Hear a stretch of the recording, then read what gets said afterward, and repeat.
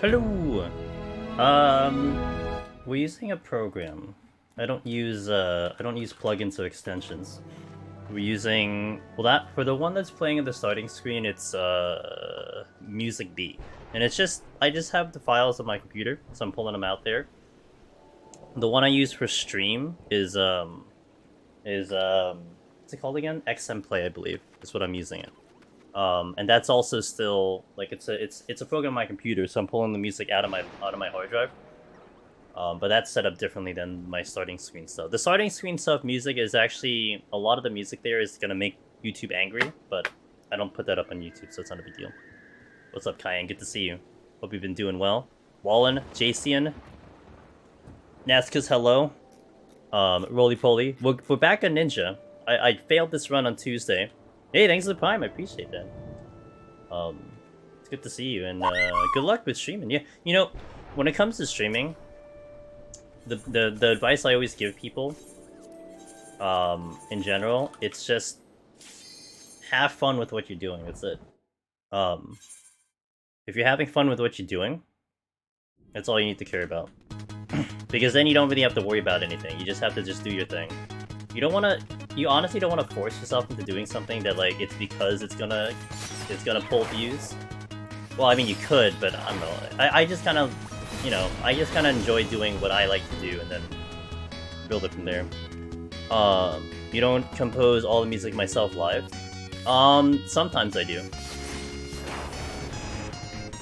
I do sometimes. Having fun with Elden! Okay, I had to beat it. Yeah, you know, I did Elden, but I didn't beat the game, and honestly, I'm not motivated to beat the game. So it's like, it was interesting because that was the first game I tried to play variety on my stream, and I didn't beat it. But I've beaten every other game I've played after that, but I just haven't beaten that game. I just don't want to. It's just, I'm not in the mood for it. You know my fun fact about the Firecrest outcome? I did. I always thought the Firecrest was from Lord of the Rings, though, right? Didn't it think? What is that? The Eye of whatever?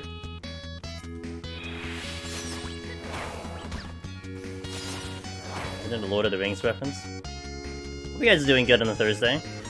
So we botched this. Well, I mean, I didn't botch the file on Tuesday. It's just it just so happens that we disconnected like right at the very end. So I was thinking of doing Machinist today. I said that on Tuesday, but then I'm like, you know what? I have some things planned for Heaven on High in the near future. Now, we just actually got some plans today. So I'm like, you know what? I'll just redo this, and then we can do the clear attempt on Sunday. So that's what we're gonna do today. So we'll just redo this file again. Yeah, so Tuesday we disconnected on 118. We actually had some internet issue. No, sorry. Rephrase that. We had some server issues on like 15. And actually a couple people got disconnected out of the game, but I got lucky. I didn't get disconnected. And then pretty much all the way up for the next 100 floors, we didn't have any issues. But then once I was about to enter 118, instant. That's it. I didn't even, it wasn't like lag or anything. It just instantly kicked me out. So that's it. End the file. Me and Finn look fun. Oh, dude, I mean, I have fun with the job, so yeah, I think I do make it look a little fun, but I do have fun in this job, so it's great. What you can do on this job is fantastic. Lord of the Rings is just a rip off the Game of Thrones. Really? Is that, wait, which book came out first? If I ever get a PC to run OBS and whatnot, I'll play... Oh, nice. The randomizers were definitely kind of cool. I mean, I've never done a randomizer, but I love the concept of a randomizer. Especially when you get into, like, crowd control and stuff. It could get a little interesting. I've always wanted crowd control into 14, or into this content, but that's like a super dream. I don't know if that's ever gonna happen. This is G-Driver using certain jobs to make you hit 30, so their shields are being dropped. Like good old dodge. Wait.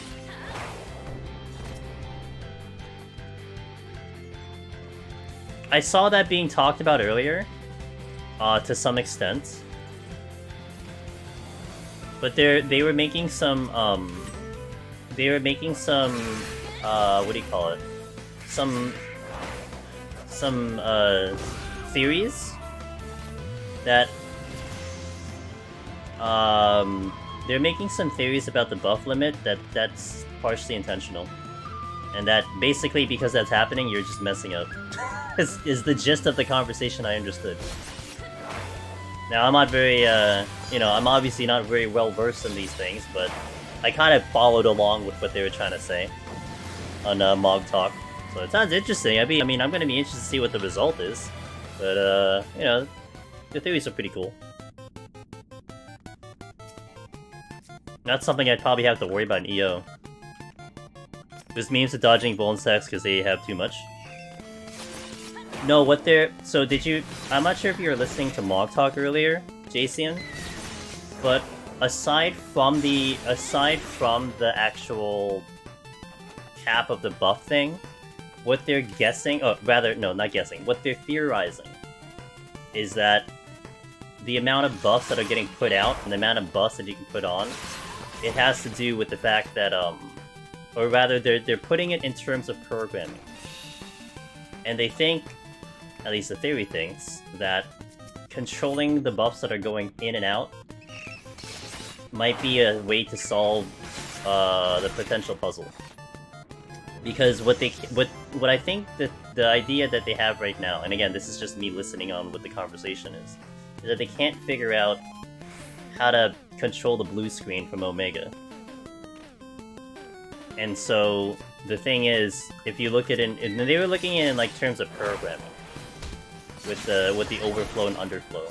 So something to that effect of like controlling, or rather implying that the buffs are the ones that control over or under, and you have to control how that happens, one way or another. And thus, that idea that the fact that buffs are, in essence, literally overflowing because there's too many is not a flaw of the design, rather it's an actual part of the puzzle. Does that make sense? Again, that's just what I heard. It sounds cool, and that would be wicked if that's actually the case once it is all said and done. But yo, high sound. Thanks for the raid, dude. What's up, man? How was the stream? Hope the stream was good. Yo, what's up, Killer Jolt? How's everything? Solid. I kind of wish I was on the higher floors today, but we disconnected on Tuesday, so we're gonna redo the file again. I almost completed the file, and then we disconnected. And it wasn't my internet; it was the servers, and the servers were going a little weird anyway. So you know, it happened. Yeah, I got to 1, so we usually go for 120. I got to 118 and disconnected. it's like I saw the finish line, and then the servers went haywire. So you know, it happens. That was fine. Oh, I'm really good. I'm gonna be playing again tomorrow, Fraggy. I might go live a little earlier tomorrow. I want to go live a little earlier tomorrow to put some extra time into Fire Emblem. Like I'm really like I want to play that game. And actually. In actually the month of February, all of a sudden, in like a span of like 48 hours, my February is now loaded with some collabs, some sponsored streams, and a whole bunch of other things. So I might have a little less time on Fire Emblem, so I might try to make it up on like other days right now. We have 2 collabs set up for February. I have 2 sponsored streams set up for February, and actually they're games that you guys might know already, but I'm getting paid to play them, so, you know, I'm all for it. And honestly, it works out because I could use a little bit of just a chill break leading into EO. You know, if I can do a little less deep dungeon for real good reasons, then I'll go hardcore once EO comes out, so it'll work out. Hollywood? How about Hollywood? Theater Rhythm. The 2 collabs I have nothing to do with Theater Rhythm.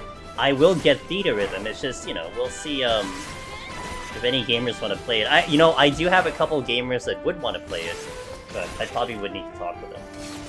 But you know, honestly, that might become something, Zevran, that's like post Eureka or something. I don't know.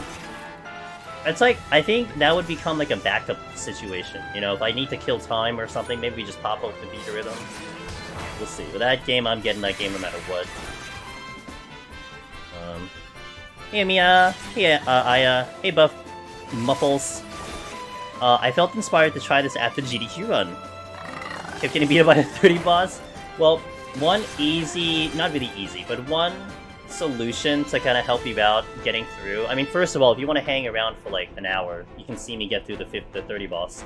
But I mean, if you have a couple sustaining potions that can help, if you want to kill a little bit more than usual, so the level 30 boss is level 49. So if you're at least 49 or above, it makes the boss a lot easier. If you're under 49, it makes it a lot harder. If you're not using Strength and Steel, that could also be a big help to that. You can also burn a Lust if you have a Lust to make it a little bit faster. There's a couple ways that you can kind of just get through that boss a little bit better. But it kind of comes down to using, you know, to make it happen. But if you hang around, you know, if you want to hang around for a little bit, we'll definitely go through the 30 boss, no problem on my end. I played Chain Echoes. Chain Echoes is really good. I kind of wish I had a little bit more time to play that, but I don't think that's going to happen right now. But, you know, they gave me a code for that. I tried it out, you know, out of respect, and it was a great game. I was actually surprised how many people knew about the game. And pretty much anyone who played it, I had all thought it was a great game. Redoing the Reaper file? Well, not the Reaper file, it's Ninja.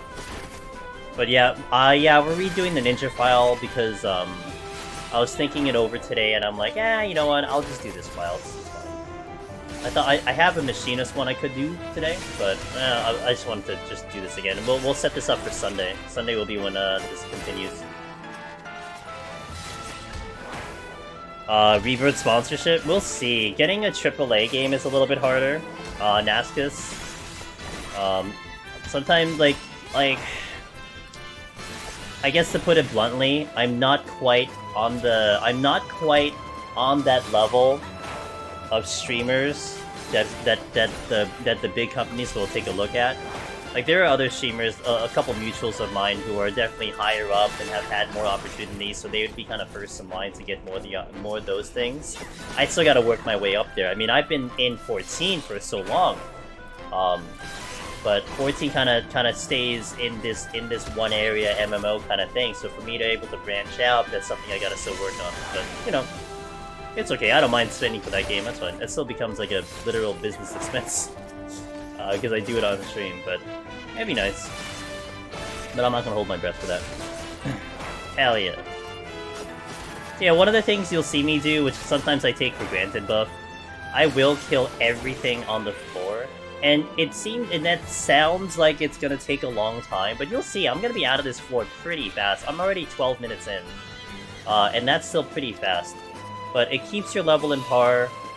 You don't wanna, especially like as a first-time runner, as you're trying to like kind of learn the game mode, it will benefit you to be stronger than the enemies as opposed to weaker and go faster. Like speedrunners will go really fast, but they know that they're in trouble because they're going to be a lower level, so they make it up in different ways. But that's not something you want to put into expectation for someone trying out for the first time. You want to kind of make it, I guess, straightforward as possible. And as straightforward as just kill everything.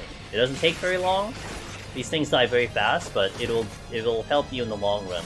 And then once you hit 60, which will happen at about 41 plus, if not a little bit before then, like 38, 39, then you can start killing a little less. You can only kill minimal. If you're just going for a clear, you know, because you don't need to go past 60. You're already at the level cap. That's generally how I do it. For me, it also keeps it nice and chill. I don't really have to put too much brain power into it. I just find an enemy, kill it, and then once we get to 60, we kind of hit the pedal to the metal, literally. Go a lot faster.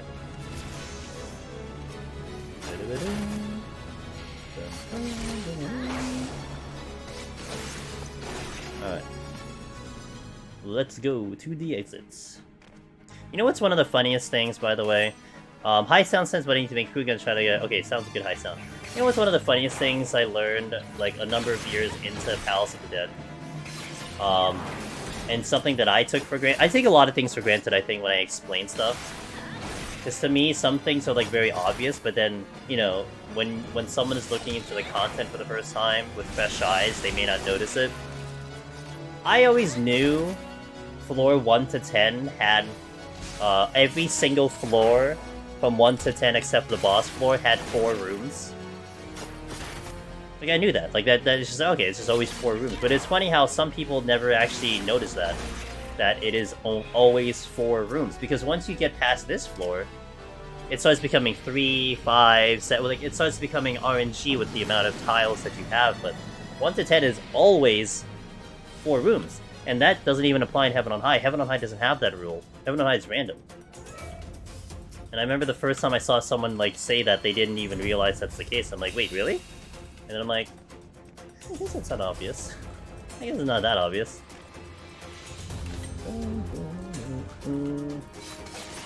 Yeah, I mean, it is just a kind of a weird... I mean, not that it's really that important. Like, it's kind of like on the borderline of useless knowledge, but, you know, I guess it helps you with expectations and stuff. Deep Dungeon, you know what's actually funny, Muffles? Something more advanced, that had just come across the community because someone just happened to point it out. This happened, I think, Sunday or Monday. Someone noticed that in 97 to 99, Heaven on High, there seems to be no reports of anyone getting no Magicite debuff. And then from 197 to 199, there seems to be no reports of anyone getting no knockback. And we have, like, probably thousands of runs to scour through. And apparently no one has ever seen those, or rather, no one ever reported those debuffs in those floors. And this was just talked about, like, 3 days ago. And it caused, like, a whole thing with, like, a bunch of the community members of, like, wait, really? Because then it adjusts your strategy of how you're going to apply your Pomanders when you're climbing to those last 3 floors, you know? Then now you have something that you don't have to kind of worry about. And it's now also something that that I personally will be investigating once we step into Eureka Orthos. Because you have no knockback, and you will have Demiclone.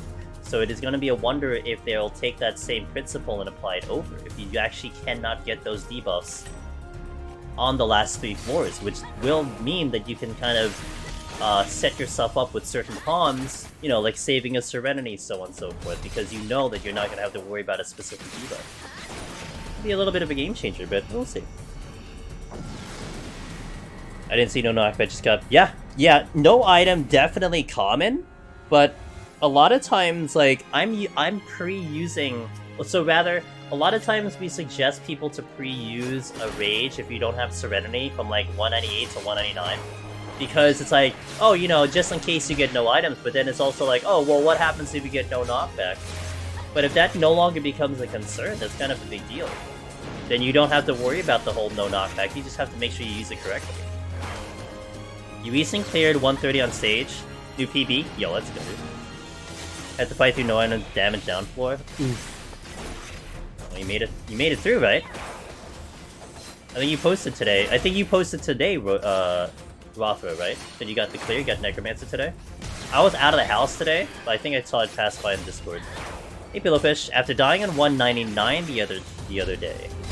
Managed to 200? Awesome. Welcome to the club, my friend. Getting a pep talk from me. I went in again and managed to die 199 again. Then went in a 3rd time and got Necromancer! Yo! Let's go, dude. Welcome to the club. Yo, Pog. You know what? That's even better, because you got the motivation to go in, had the same result, but you're like, no! One more time! Cool. Well, that's two for today. Rothro got it, and now you got it, Pillowfish, so welcome to the club. Let's go, dude. Hey, Wallet, thanks for the gift. Aww. Always sniping the new Necromancers. Hey, no problem, dude. I'm glad all the VODs helped. That's all I can ever hope for, you know? Guys, I'm gonna sneak in a 1-minute ad here, 60 seconds. So if you have no subs, you'll see the 60-second, but we'll pass through that and we'll continue. So, hey, Ririko, thanks for Prime Gaming. I appreciate that. Thank you so much. Thank you for the support, guys. All right, 1 minute. I'll be back in 1 minute. All right. But yeah, awesome. I'm so happy to hear that.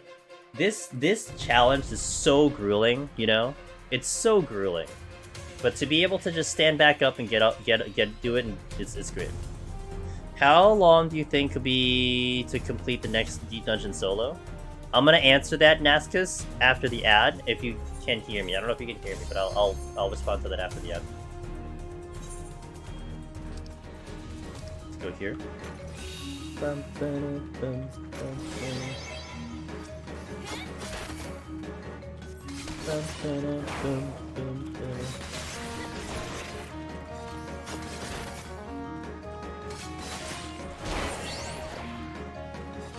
That's the ASM mode this way.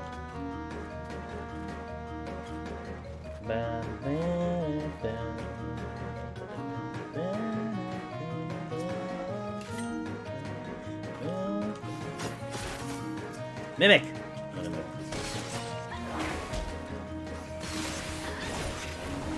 Alright, welcome back from the ad, guys. So, Nascus? No, I saw it. I saw it after the ad. I got your question. So I didn't respond to it. So Nascus asked, how long do you think it'll take to complete the next Deep Dungeon solo?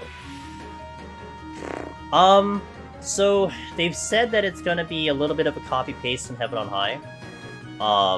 They said that the difficulty of Heaven on High was, oh, rather, from their, I don't know where they took the feedback, but from what they were saying, like they were asking people or getting some feedback or something, they said, they were satisfied with the difficulty of Heaven on High, so you're probably not expecting anything, I guess, not easier. I don't know about harder, but not easier. But, you know, it could be a debate, who knows. But already knowing that the bosses are going to be harder, you know, so that's a little bit of a twist already, that you're looking at harder bosses. Of course, I don't think you're going to see something as complicated as, like, you know, freaking Hello World 2.0. But I don't know. I would be upset if it is a day one clear. Like, if you go in one shot and clear, I'm not sure how I'm gonna feel about that. But maybe, I don't know. It's you know, it's so hard to say, Nascus, and the reason why is because you can't even use previous knowledge. I can't go and think of like, oh, how was it in Palace of the Dead? Oh, how was it in Heaven on High? That doesn't apply. Palace of the Dead took 2 years. And then Heaven on High, Heaven on High, you only had like 3 necromancers at the time of Heaven on High release, so you just didn't have people who were even capable or thought capable of soloing the content. So a lot of the knowledge still didn't exist, you know? But now we're carrying over so much knowledge from the previous Deep Dungeons. Literally 5 years of knowledge carrying into this new one. So the two questions it isn't really 2 questions, but the questions you kind of want to ask is, are they going to make Eureka Orthos in consideration of what the community knowledge has been now? From like 0 from Heaven on High to now an extraordinary amount into Eureka Orthos. And how would that kind of like balance itself, right? Like one of a decent example is how they kind of talked about DSR with the previous Ultimate. How I think they talked about that they made the fight in consideration of the player's skill level. That, oh, it's like, you know, we understand that the players have gotten better since the last Ultimate, so let's ramp this thing up to accommodate for people getting better at the game. So you don't know if maybe with Eureka Orthos, that's what they're taking into consideration. Like, what if, okay, yeah, it's like Heaven on High, but maybe it's Heaven on High when it released, back when none of us had knowledge. You know, if you're talking about that, you're talking like at least a 2-week adventure. But, you know, if they don't ramp it up like that, I don't know. I don't know. So it's really going to be a good question. But Sheila will one-shot it with 0 atypical because she picks Persuasion match fight every 4. Well, as long as she gets it on video, that's all that matters. If she gets it on video, then it'll be one of the best VODs out there. Traps all over walls. I mean, it could be possible. Only 2?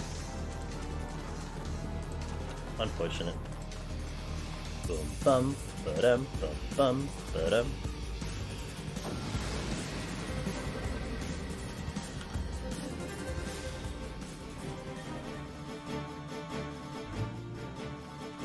I mean, we only saw landmines. It was really funny. Yoshi P. It almost seemed like Yoshi P was trying to hit traps on purpose. And part of me feels like Yoshi P was trying to step on a transformation trap, but all he found was landmines. So it's like, oh well. It happens.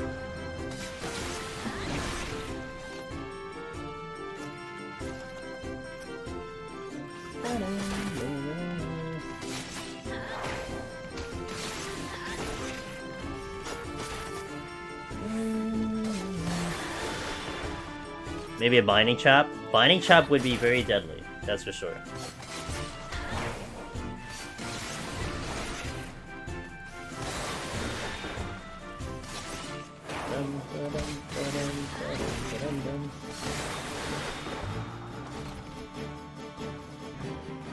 Has Yoshi P ever cleared any deep dungeon solo? I don't know. I mean, if you guys go to FanFest, maybe that's a good question to ask him. Has he cleared a deep dungeon solo? Follow-up question, will he clear a deep dungeon solo? Follow-up question, will he do it on Black Mage?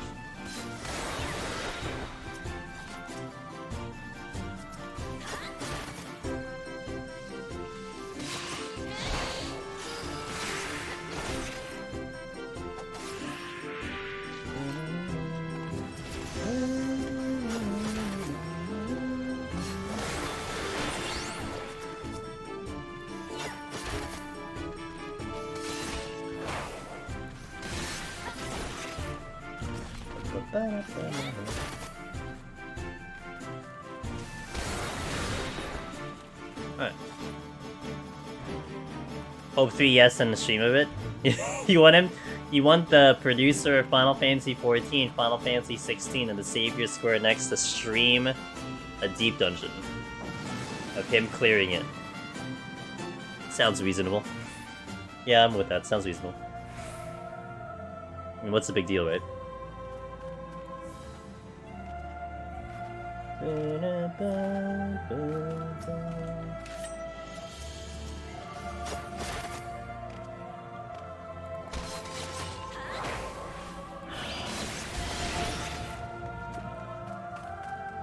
Yo, what's up, Brokey?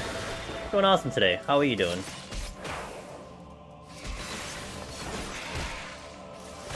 How was your Thursday today?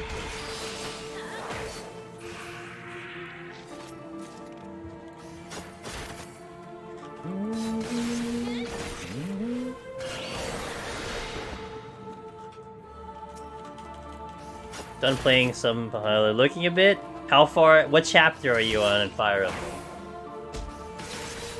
Are you ahead of me now? So, oh, okay, you're still behind. Okay, I'm thinking of playing it a little earlier tomorrow to get a little extra time on it. I really want to play that game. I've been antsy to play that game. It's a fun game.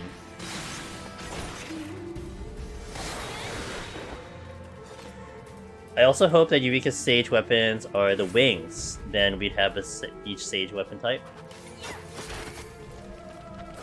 Well, it's gonna be Allegan something, so I don't know if that matters.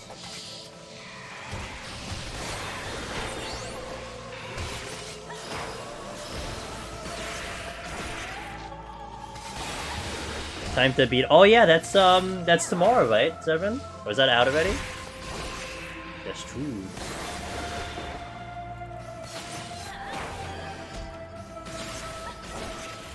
Oh, you're not dead. Oh.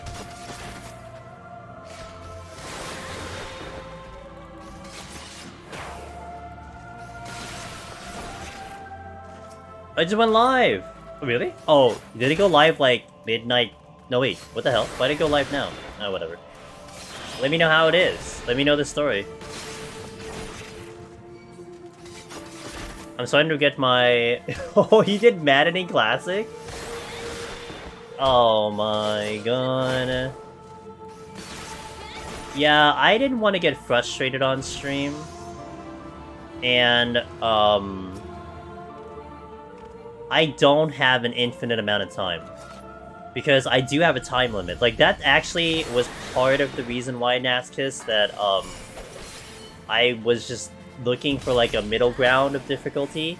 And I know what maddening is based on my Three Houses experience. And I also know that there is, like, something that you get. Jason said that there is something that you get for doing maddening on a new game. I don't know what, like, it's like a background or something. There is, like, an achievement that you can get. But if Eureka Orthos was not coming out, I might have entertained the idea. Because I remember, dude, I played Triangle Strategy on hard, and there were times when I was stuck in a battle for like 5 hours. I remember the final battle, the last battle of the storyline that I picked, took me like 5 hours. I had like 2 other battles that took me like 3 hours, you know? It was like insane. And that was fine, because I was just, you know, I didn't really have a time limit, I was just enjoying the game. But it's frustrating. Not yet. Stay tuned. It could happen anytime.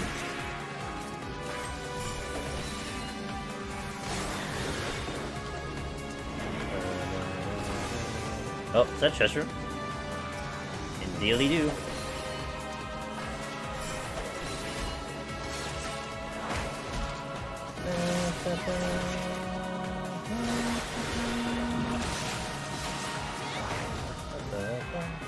Oh, you didn't aggro? What?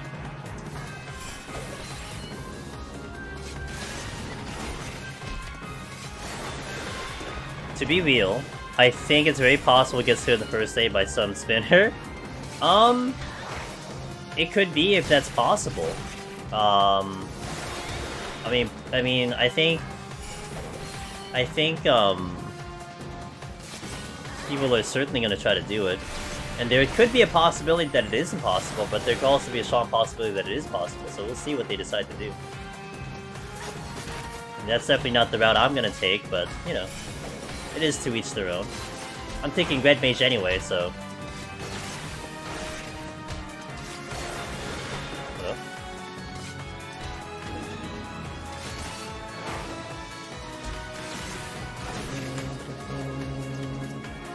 Now, the thing that's going to be interesting with the introduction of EO, Fraggy, part of me feels like they're going to take that opportunity to overhaul some of the base Deep Dungeon mechanics.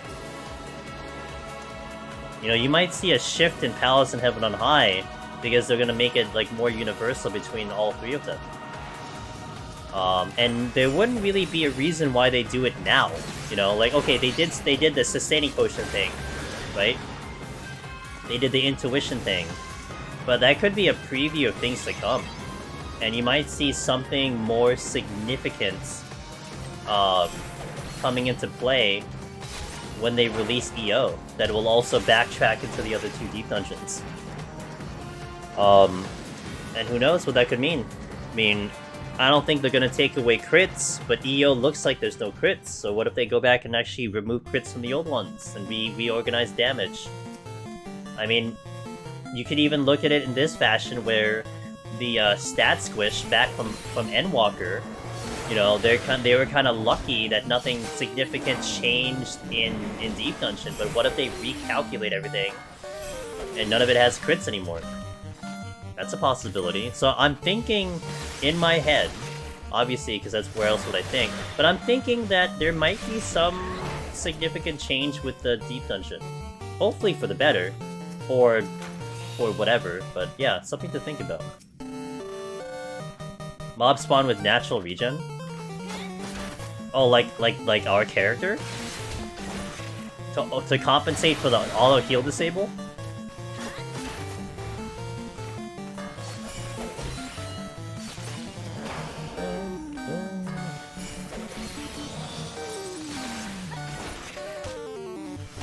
Only counters, no regen? So, like, you basically can't kill everything? Is that... You can't kill anything? Is that what you're looking for? How's that working in release? Oh, no. We're talking about enemies critting.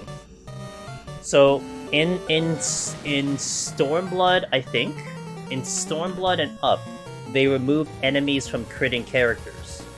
So, like, basically none of the enemies crit you. And it looked like, from the initial playthrough that Yoshi P had in Eureka Orthos, he never got crit. Now, that could just be, you know, chance, but it didn't seem like he got crit in EO, so that could indicate that they took out crit in the next deep dungeon. Because, you know, we're gonna know right away. Like, I'm gonna know right away if I'm gonna get crit or not. But do they then also apply that to the other ones? You know what I mean? So...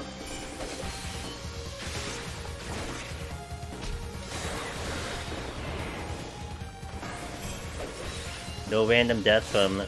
yeah, they'll just clean one-shot you. instead of it a random crit death, you just get death. a nice consolation.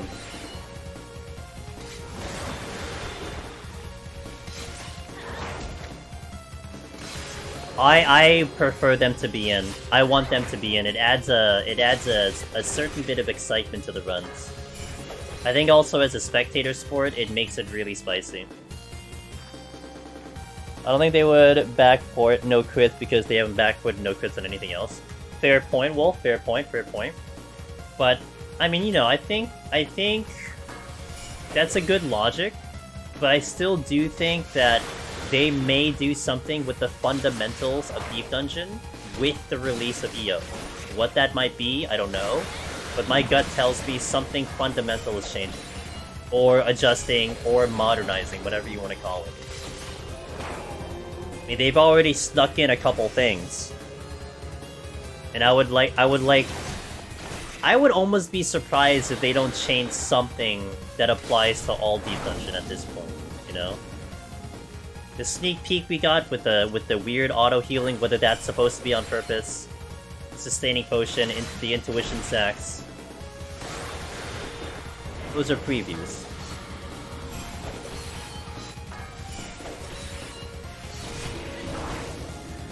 If not, the next change of Deep Dungeon will be 2026.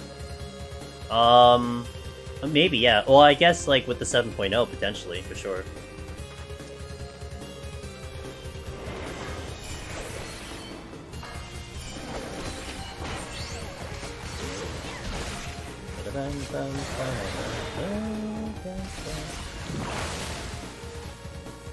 Almost 35.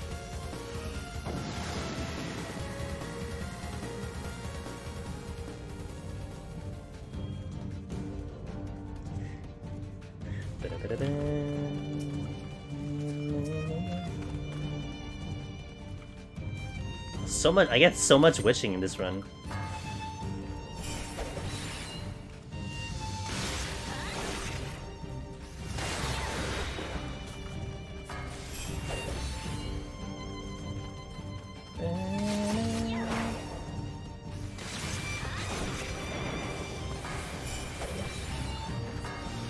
Oh, that's the exact hero back.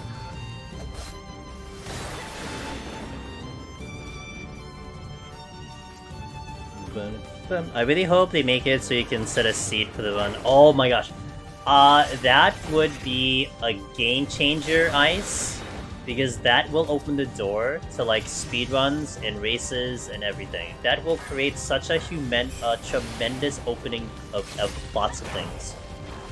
I think that is the least likely to happen, though. You know, not gonna lie. But that is something I wanted. I wanted that to happen. Because then you can have legit races. What's up, Willow?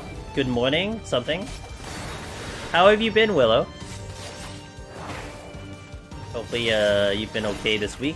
I don't know if you're an ultimate raider. I don't know if that's something that is occupying your time or whatever. But I hope you had a good week.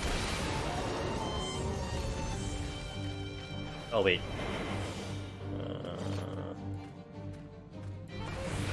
I don't have anything to kick me out of hide right now. You've been ill! Oh no! Oh, that's good though. Okay, 193. I'm sorry, I hope you're feeling better. Hope you feel better. How would you choose it? random 16-digit number. Yeah, something like that. It would just produce the same layout, essentially. So it's already been proven that the Heaven on High, the Deep Dungeon is seeded. It is in fact seeded. It's just an impossibility to actually make it practical, but it is seeded. So they just like give a way to make it so that you can have control over said seed, and like I said, like a way, you know, you don't get the achievement by seeding it, but at least you can still run it for whatever reason. You know.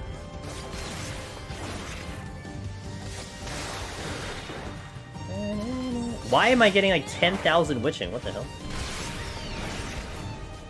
Second behemoth kill, got there with time for 2, but first tried it. 3 serenity, but got clipped by dragon breath while trying to avoid a hippogriff. And that was oh, yeah, that hurts a lot. That nearly one-shot me as a tank. So that probably obliterates a DPS. Yeah.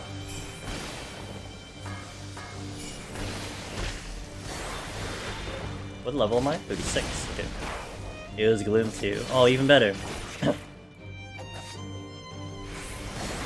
Just for extra safety on the... yeah. Just to make sure you're really dead. It happens though. It's alright, Will. I'm sure, like, you know, a lot of the nerves and pressure feel a little less now, since you already got the title. I think getting the second and third clear are probably the hardest ones after the first one. After that, it's you start to just steamroll it.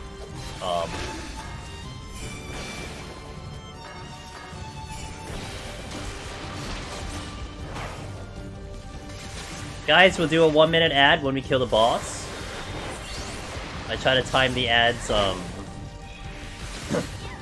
when the boss kills. Also, it seems like Twitch is implementing some better quality of life when it comes to pre-rolls and rolling ads. So we'll probably have a much better experience where we can actually kick out any pre-rolls, period. So that'd be kind of nice. But we gotta get there first.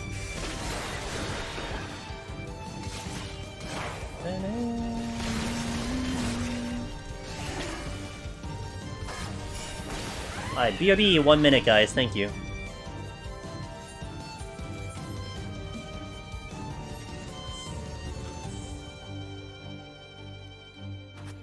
Let's continue.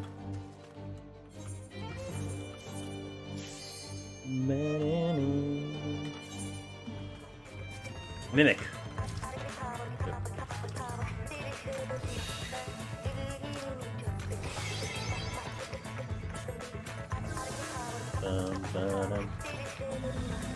Alright, we used everything. Almost.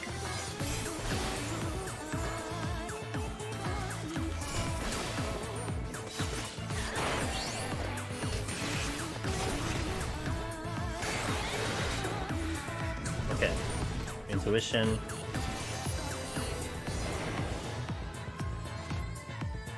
Another witching? Dude, how many witching do I need in this game? I think they got like 20 witching. What the hell? It's really nice to not have the need to clear stress for sure. It really helps. Honestly, it really helps. I think that's one of the main reasons you see people like crushing it after their first clear and just getting clear after clear after clear is because of that.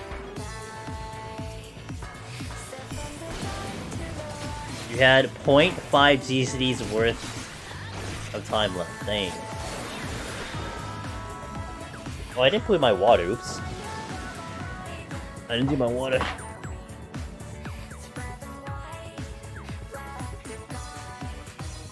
I forgot. But it was the best time push I ever did, and I think I was happy overall. You know, being happy, Willow, is a golden life, for sure.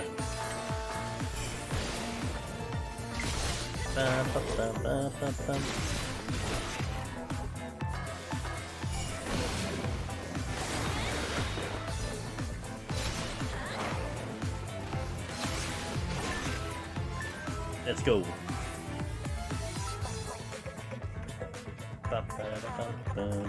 I just hope I can get this ninja one in. I really would have liked to do the high floors of ninja today, but Tuesday said no. So we got today. Nice and chill today.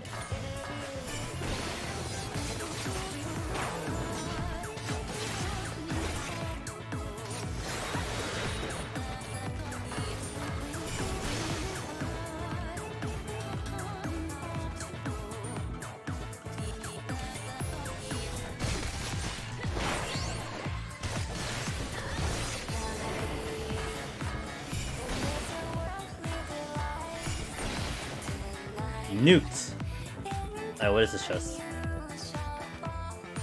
Oh, we got mimics. Yay! My favorites.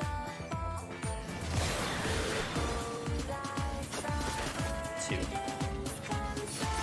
Died on 199 this week with no items, abilities. It was oh, the no item strikes again, huh? Dang. Well, sorry to hear it, but you know what? Getting to 199 is a tremendous accomplishment, Ice. You can be like earlier, and like Pillowfish, and just go right back in and do it all over again and get it the next time. You know, you went 199, or they went 199, 199, 200. Didn't give up. You got this. You got this. Mimic. Yeah, I want the Mimic. Assassinate. We have Assassinate.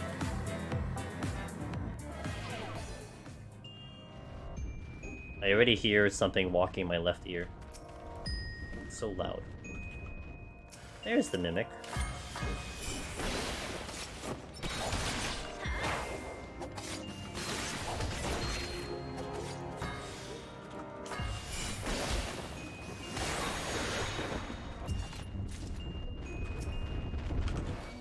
Oh, I didn't get this. Hold on. I didn't get the hide off. Oh, I have Sakuchi now. Okay, good.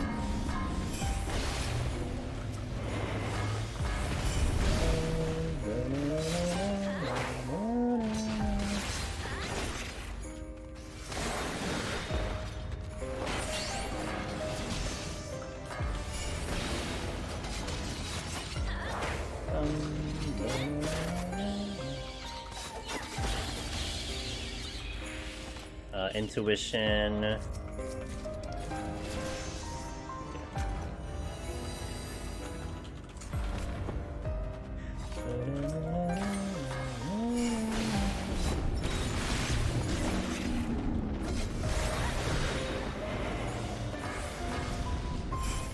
I found the exit. Since I need to go the other way.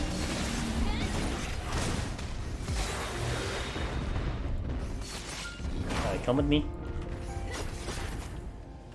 I wish I had Sakuchi reset this low, because it'll be so useful. Holy moly. Just don't die, guys. That's all you gotta do. Yeah, don't die, don't time out. It's the goal to defense. You don't do those, you get... Man, so many of you guys are getting so close. It's so awesome to see it, but you're almost there. Just don't give up. Don't give up. You know, you're not the only one who was put in that situation. You won't be the last one who gets put in that situation. But I think it's definitely a test of what kind of gamer you are when you get that close and you're like, you know what? We'll do it again. That's a big thing. That says a lot about you as a gamer and as a person, you know? It's really motivating, honestly.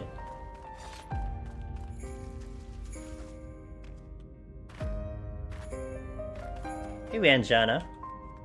Is my controller run on YouTube? My one Red Mage run is on YouTube, yes. If you need help locating it, I can go find it. Yeah. I don't have a command for it, but yeah, if you need help finding it, I can go get it.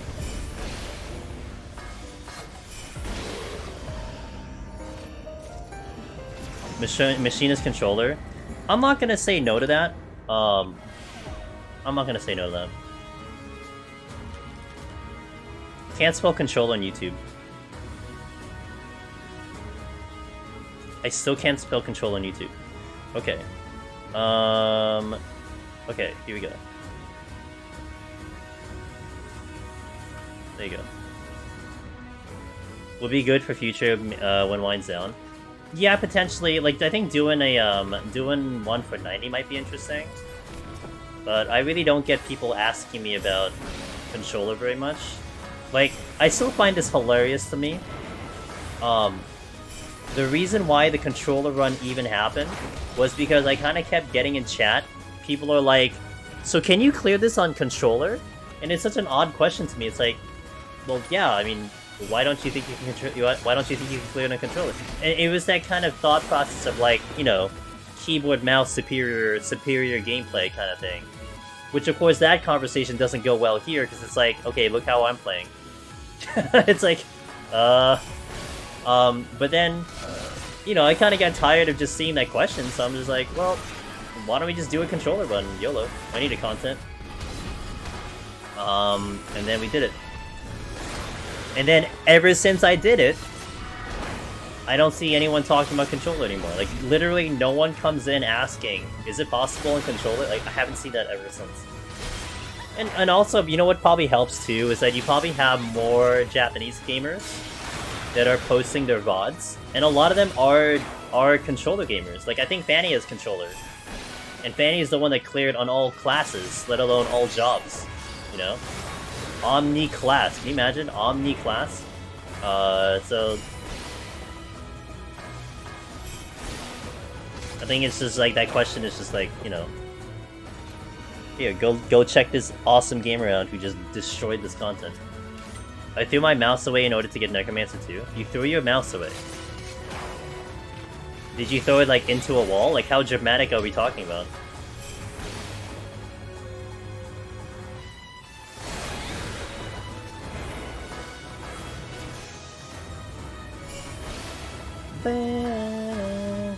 Just in the trash? Damn. Hey, you know what? You gotta do what you gotta do, man. I think that's the coolest, like, the coolest thing about the way I do it, because it's like...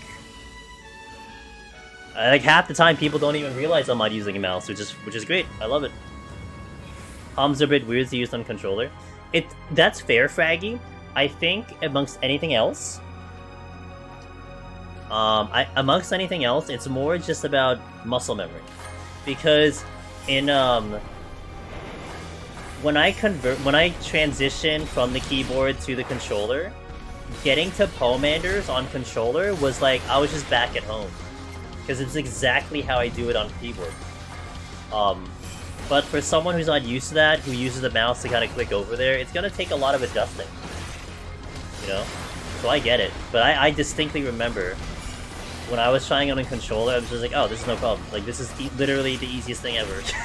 Like, but that's only for me speaking to myself, obviously. I can't speak for anyone else. NIN Palace of the Dead? I'm supposed to be on the higher floors today, but I disconnected on Tuesday at 1:18. So I thought about doing Machinist today, but instead I'm like, we'll just redo this file, it's fine. So we're back on Ninja and the lower floors. Nice and chill. Nice and chilly.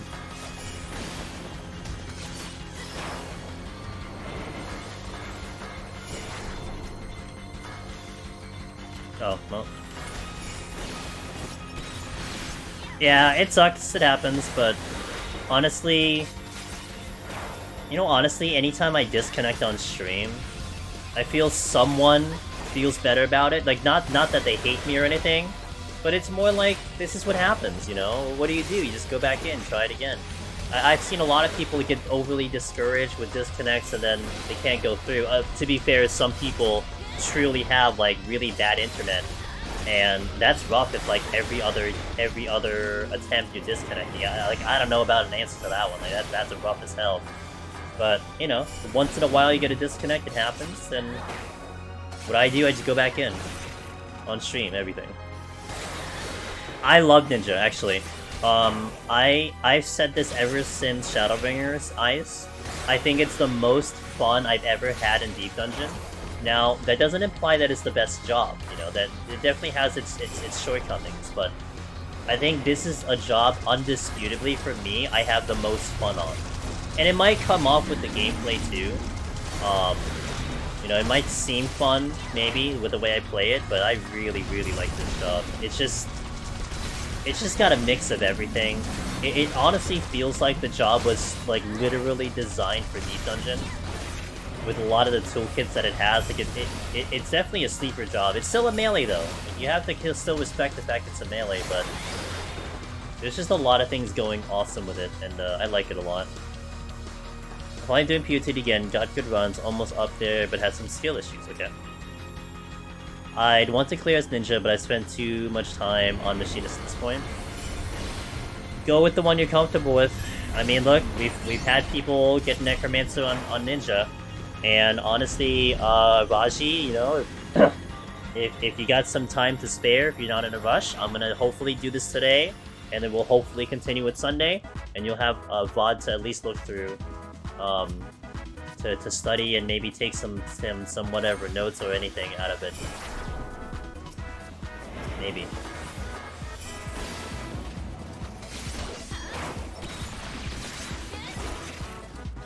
Well, good new machinist got a bunch of buffs. If you haven't played it for a while, that's true. Depends on how long. I was just talking to someone who hadn't played it since like the beginning of EW, and it's changed since then. Hey Annie, skill issues what I say when I struggle with anything, to be honest. Yeah. Is that what you say, Annie, when you struggle getting out of bed? When you have to get out of your plushy fort? You just call it a skill issue? Is that what you're telling me? Yes? Okay. I figured. Some deer chirp on me. I didn't do Palace for 9 months because of bad internet. Gotta get that bread. 9 months. Yeah, there definitely was quite a couple changes. We've actually done a couple new strategies for Machinist on Raji that kind of makes it even easier. So, something to consider. Whereas Ninja, I think, really has been the same. I mean, it's still good. But this is the first time I'm trying to go for the clear Ninja in EW, to be fair. So I'm doing it partially to investigate the job. I can say that current Machinist feels pretty nice. It feels really good. I dropped the sandwich on the floor and called it a skill issue. Damn. Damn, dude. Feels bad. But shit happens, right? I mean, you know.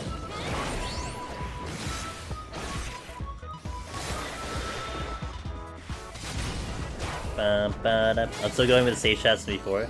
Good. Well, I'm a safe gamer, so I will always kind of pose my strategies in a way that is a little bit beneficial to the newer gamer. At least I'd like to think so. But yeah.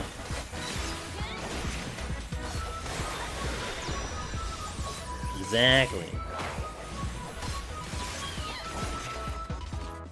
When you put peanut butter on bread and drop it, it lands peanut butter face down. See, this was my question, okay? Like, I'm sure you guys know the 5-second rule, right? This silly logic rule that if the thing hits the ground within 5 seconds, as long as you pick it up, it's good. But like, what if you do like what Killajolt said? Does the 5-second rule still count? I mean, does the dust only, like, you know, do they just stand around waiting for 5 seconds and then attack the thing? Is that what happens in IRL?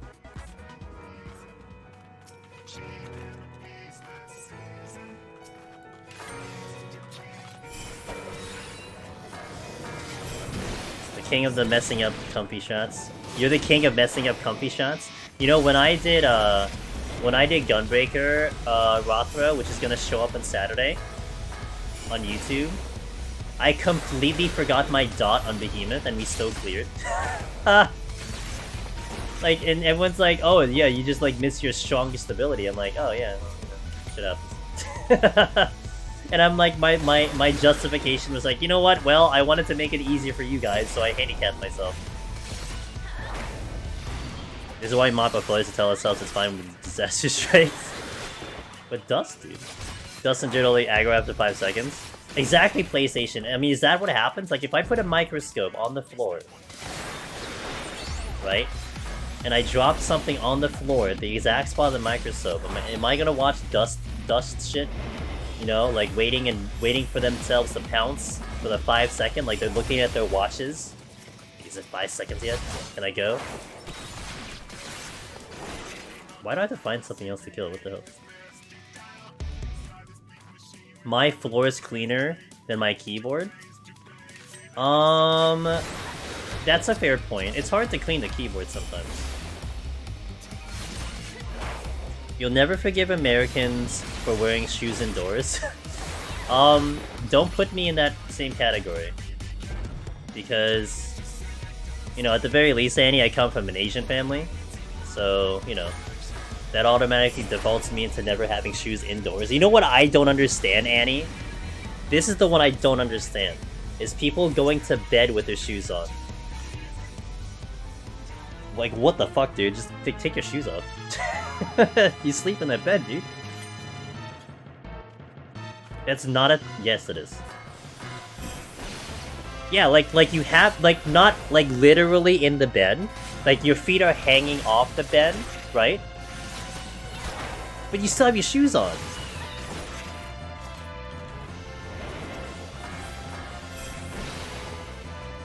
Like, even, like, the shoes getting, like, within the vicinity of the bed. It's just like, why? Just take your shoes off. Like, good lord, dude. Just take the shoes off, man. You've never heard of such a thing? I see it on TV all the time. And I know people do it, too. Like, they'll have the shoes on, right? They'll just sit at the edge of the bed with the shoes near it, or, like, they'll lay down, their feet are, like, you know, on the edge of the bed, like, hanging out there, but they have their shoes on.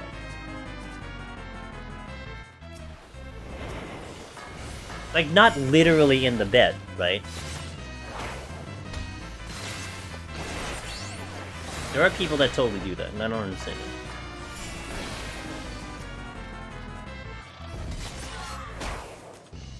Guess they stepped on one too many Legos? I mean, fair. Wait, TV? If you pass out in bed, then I can understand. I mean, still... I think you should still be conscious enough to take your shoes off before going to bed. The reason for it basically boils down to it on TV can be show feet. I mean, that's fair, but I mean, socks are... Okay, are socks acceptable? I think socks are fine. I mean, I sleep with socks on sometimes. No, I've totally had, like, IRL people, like, not care. Depends on the director. No, I mean, like, to you. As a person going to your own bed.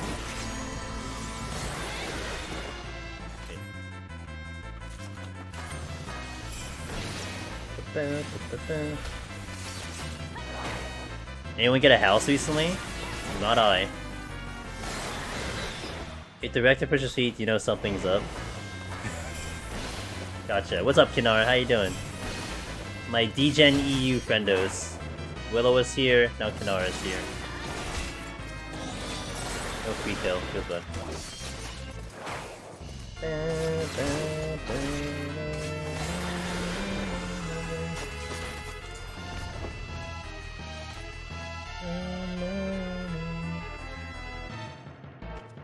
EU Degens unite? Hell yeah, dude. Keep my NA Degen, company.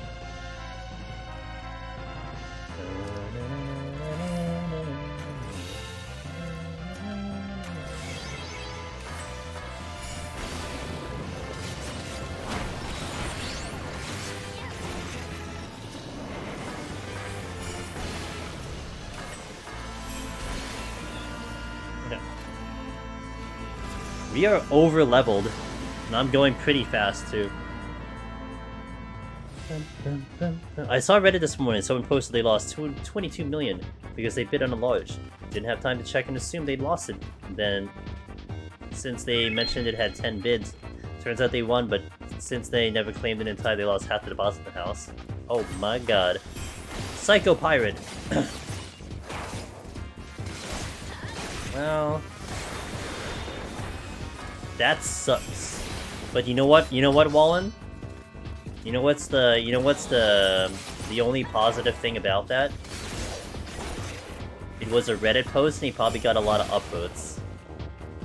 You know, getting Reddit popular, at least is nice, right? I mean, that's everyone's goal in life at the very least.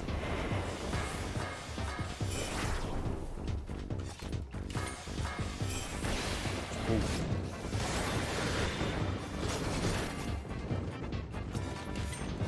My first Serenity.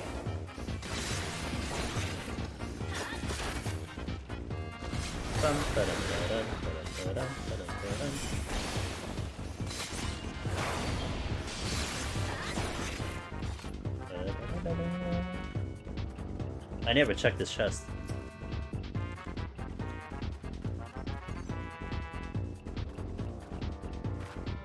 You wouldn't leave 50 million lying around? Yeah.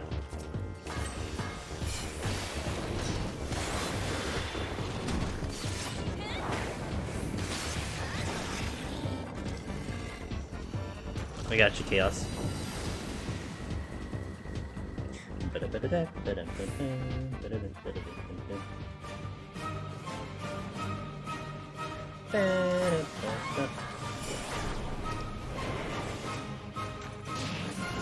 Some Ninja. The Ninja's Apex.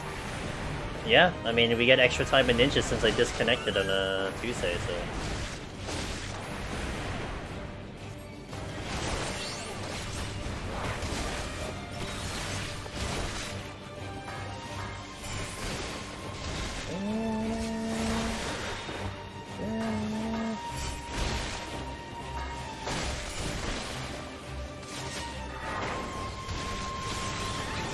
So I am one level higher than this boss. We had someone saying that they had a bit of a problem with floor 30. So I do have strength and steel on. I still have a lot of my defenses. I didn't use a I haven't used a sustaining potion yet. I'm still sitting on a regular potion and my second wind. So being higher level, having strength steel on, doing Lost kind of helps. So this was a very easy fight here. But that kind of lends to that, you know. Hit2Jin, thank you for the follow. We're gonna be doing a 1-minute ad when we kill this boss, guys. A 1-minute ad. So BRB in 1 minute. Thank you for the support. I'll catch you in that time. So BRB. You're coming way under leveled. And look, we finished pretty fast, Buff Muffles. I mean, we finished in about, I think, 24 minutes or something like that. So it was still fast. I mean, you know, killing can get a little slow. Honestly, 21 to 30 can be a little slow in general, like even if you're killing everything. But that's the ideal way of doing it, in my opinion. It keeps it safe. It's a lot better to take the little bit of extra time to go experience and get some levels, as opposed to going back to floor 1 and doing it all over again, right? So, yeah. And I didn't skip out on killing anything. Malfo, thanks for the follow. Okay, 1 minute ad. I'll be back in 60 seconds. All right, guys. BRB.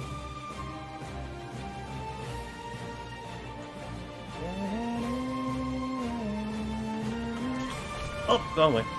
Okay, let's go.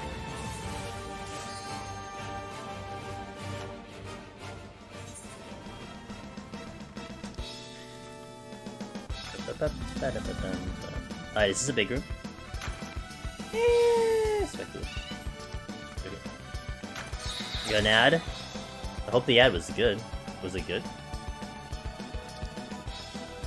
I'll rage. For the XP. Also saves me a strength steal a little bit.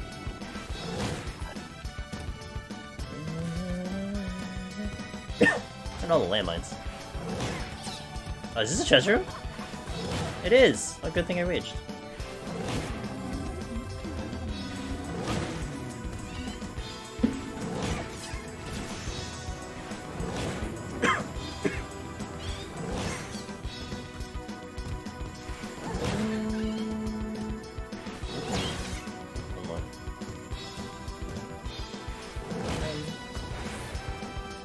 Never seemed to work out this way past. You know. That's because we are in 31, that's why. Mimic? Mimic? Oh, Mimic's some silver, I think.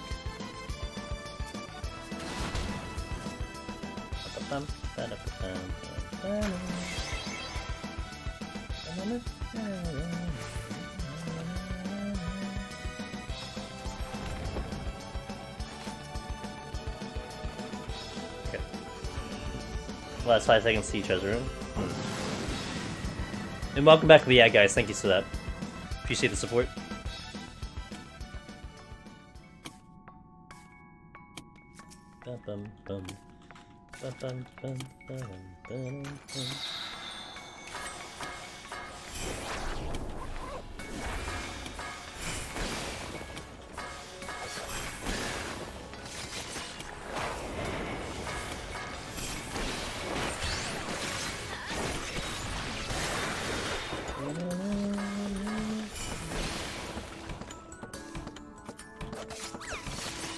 Oh, that's not the one. That would not be a safety.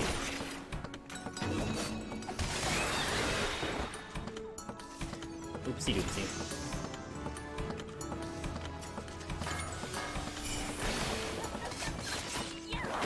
Oh, we got mimics again.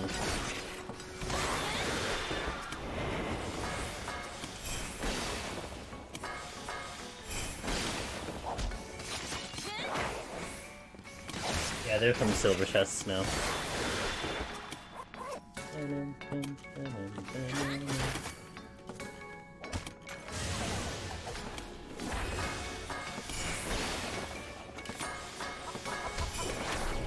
Bum, bum, bum.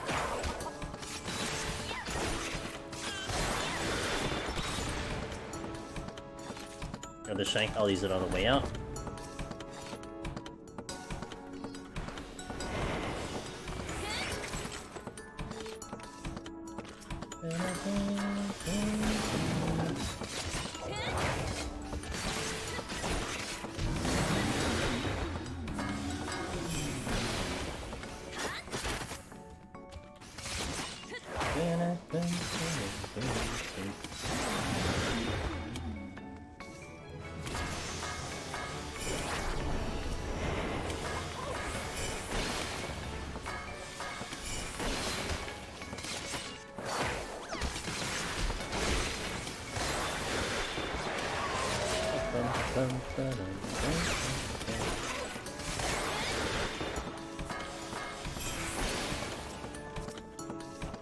Lost. Oh, wrong button.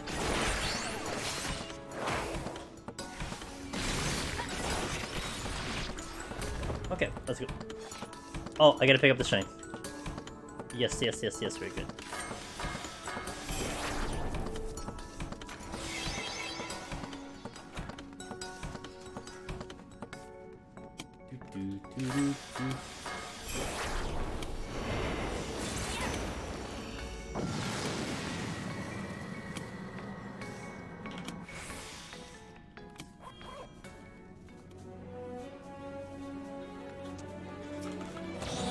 Alright, we got lots of ways to go.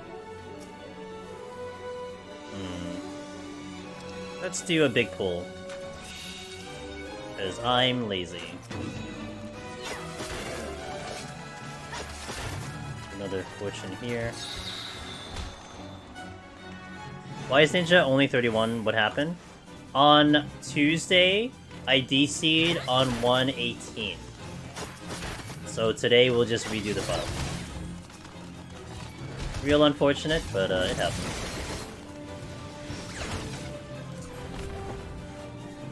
Yeah, and Soul Chart, that was when we were having issues, right? On the Tuesday, so it was a little, it was you know, kind of sucked, but it is what it is.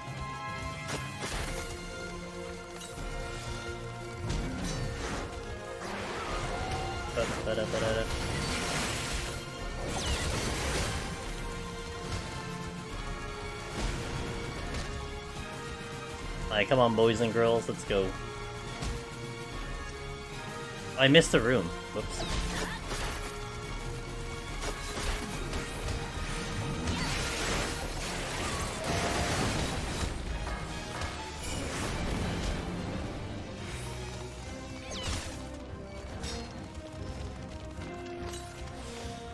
I almost got all 10 speedruns to Reaper with full clears, but Godfather died right At 30-minute... Oh. Yeah, Godmother. That'd be Godmother.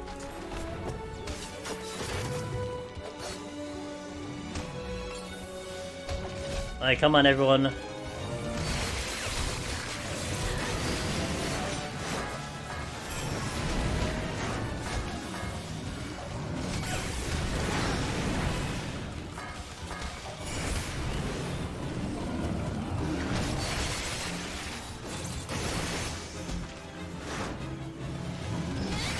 I didn't even need witching.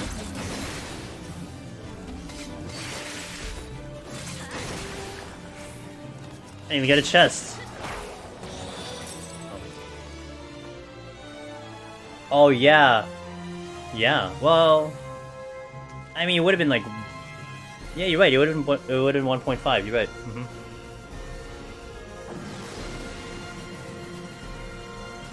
Yeah. That's okay. You know, lessons learned.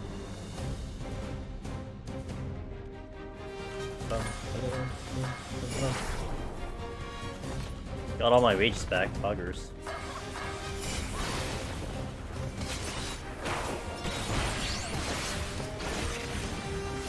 But Ninja's super strong in Palace. Did I pull with Raiton? I do pull with Raiton. I don't always pull with Raiton, or mostly I pull with Raiton, but yeah, I do pull with Raiton. It is very strong. The mobile damage is insane. Got all my rages back.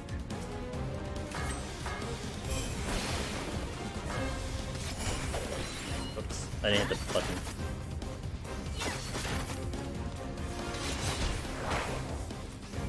I did a Dom on 178 last night on my warrior. Pulled a cat. And used the exploding chest on it.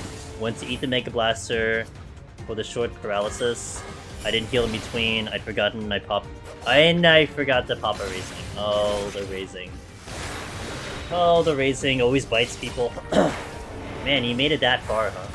That's why sometimes I do a really quick check on my character info to see if like I'm gonna make a really crazy play that I have raising on. Like that's actually something I've conditioned myself to do now. And honestly, it saved me a couple times.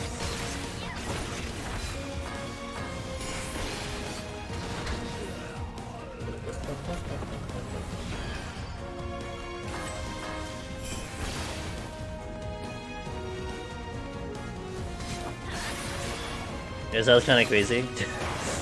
It happens, man. I mean, I've forgotten raising enough times that I've gotten myself conditioned to make sure I try to prevent it. It still happens though. In all honesty, it's a little bit of the benefit of streaming. Because people will probably be like, raising? Did you quit raising? Don't forget raising. Like, they'll actually say it, and that saves you sometimes. And I have been saved by chat because of that a few times, so...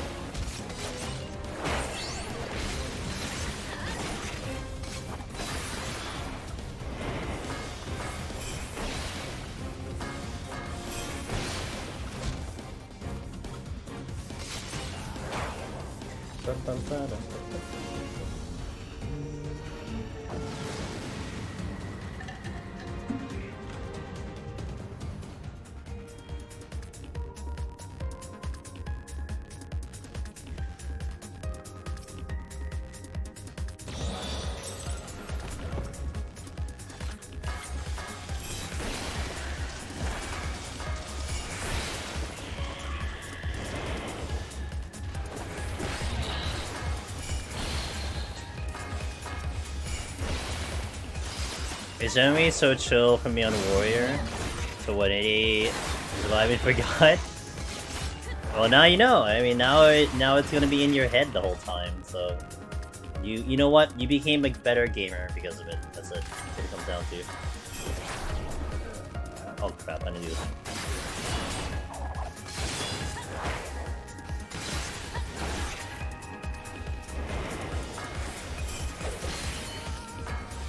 Oh, I keep missing. I keep mishitting the button. That's on me. Something just spawned. This way.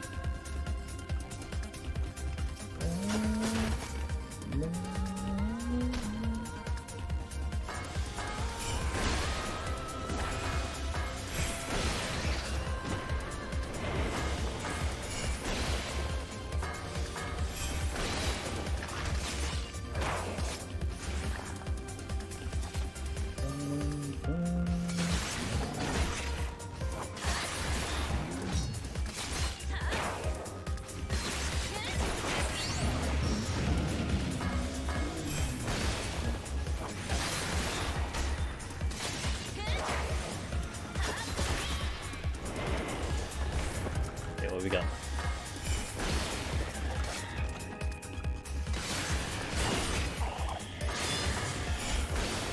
Faith of a Fortune. Okay. Let's go to the... I know there's something else, like one other thing alive, so we'll go over there.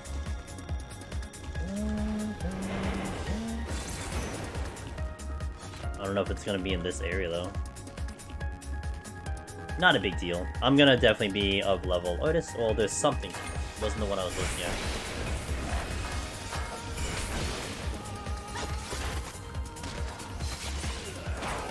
Alright. I think I'll probably use the Rage. Just so we can just go a little faster. I'm kind of doing this like a speed run almost, but Ninja kind of adapts to speed. It is a fast job, and we could do things with it, so... A 3-wormer? How could you?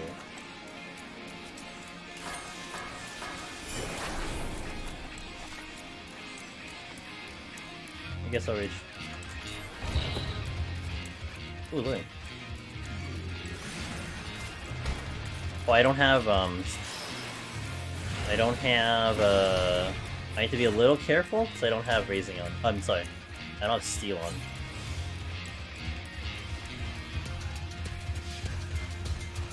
That's a luring trap.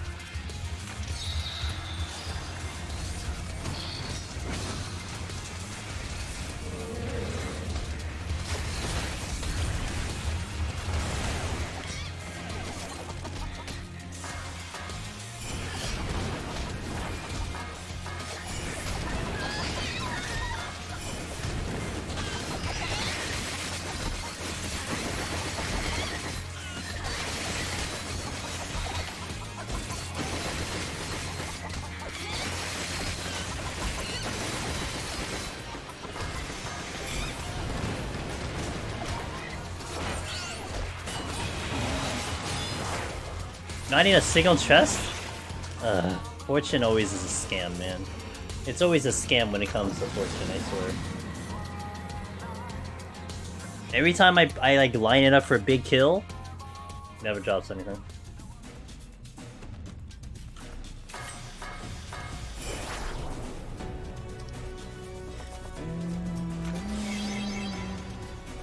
Let's do one more site. Oh, this is a tremendous floor, okay. I can probably level from here. Let me check this last chest first.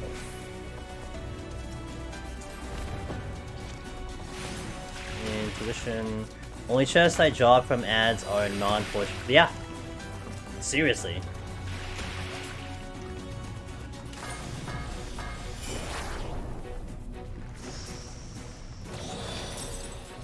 Oh, that's not the button I want. Well, that's awkward.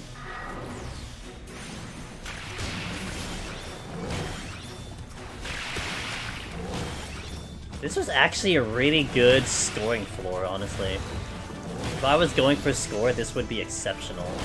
But, alas, I'm not!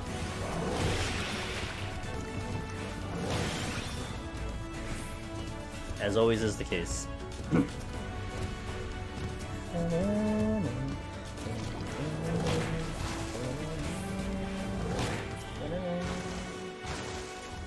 Once I hit 60, we're gonna go real fast.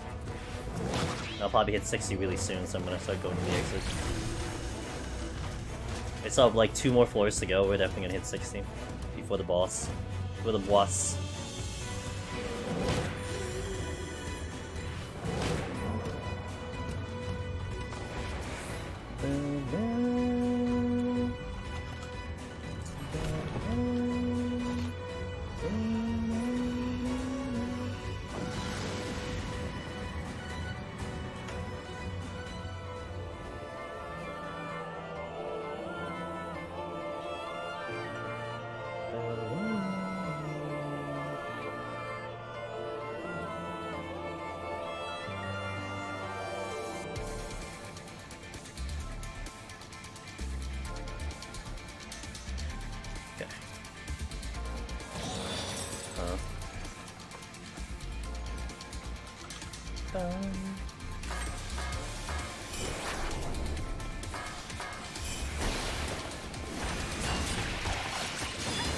Alright, we should level, like, now. Alright, now it's time for the speedrun. Are you guys ready? I'm ready to speedrun. Because we clearly haven't done it yet.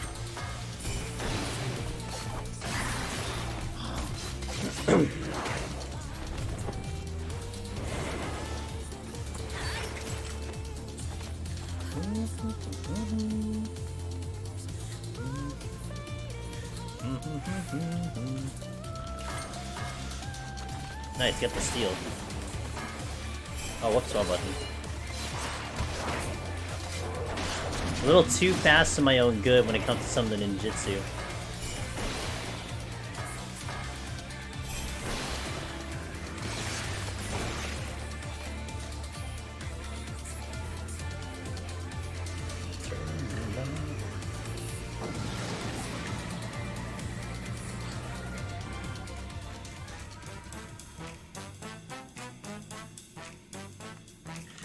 Okay.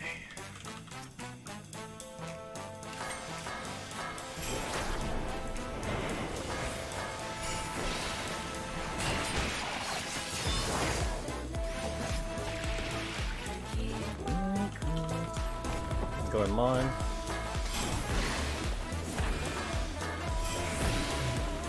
Found the exit.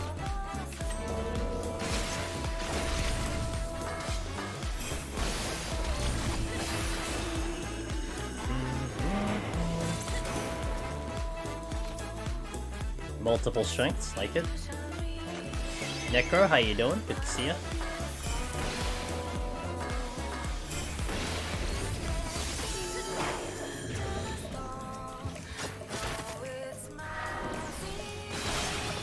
Happy Thursday.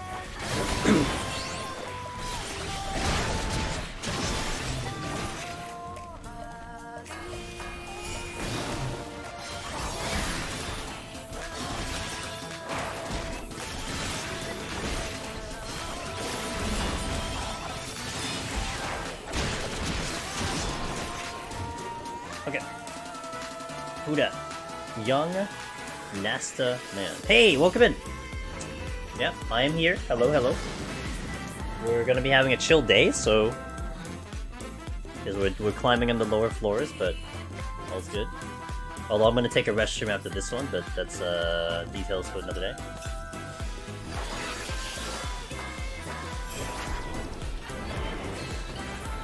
Been meaning to thank you for your... Hey! I appreciate that. I'm glad they are helpful to you. Tell me what's up. What's your prog? What are you doing? How's things going?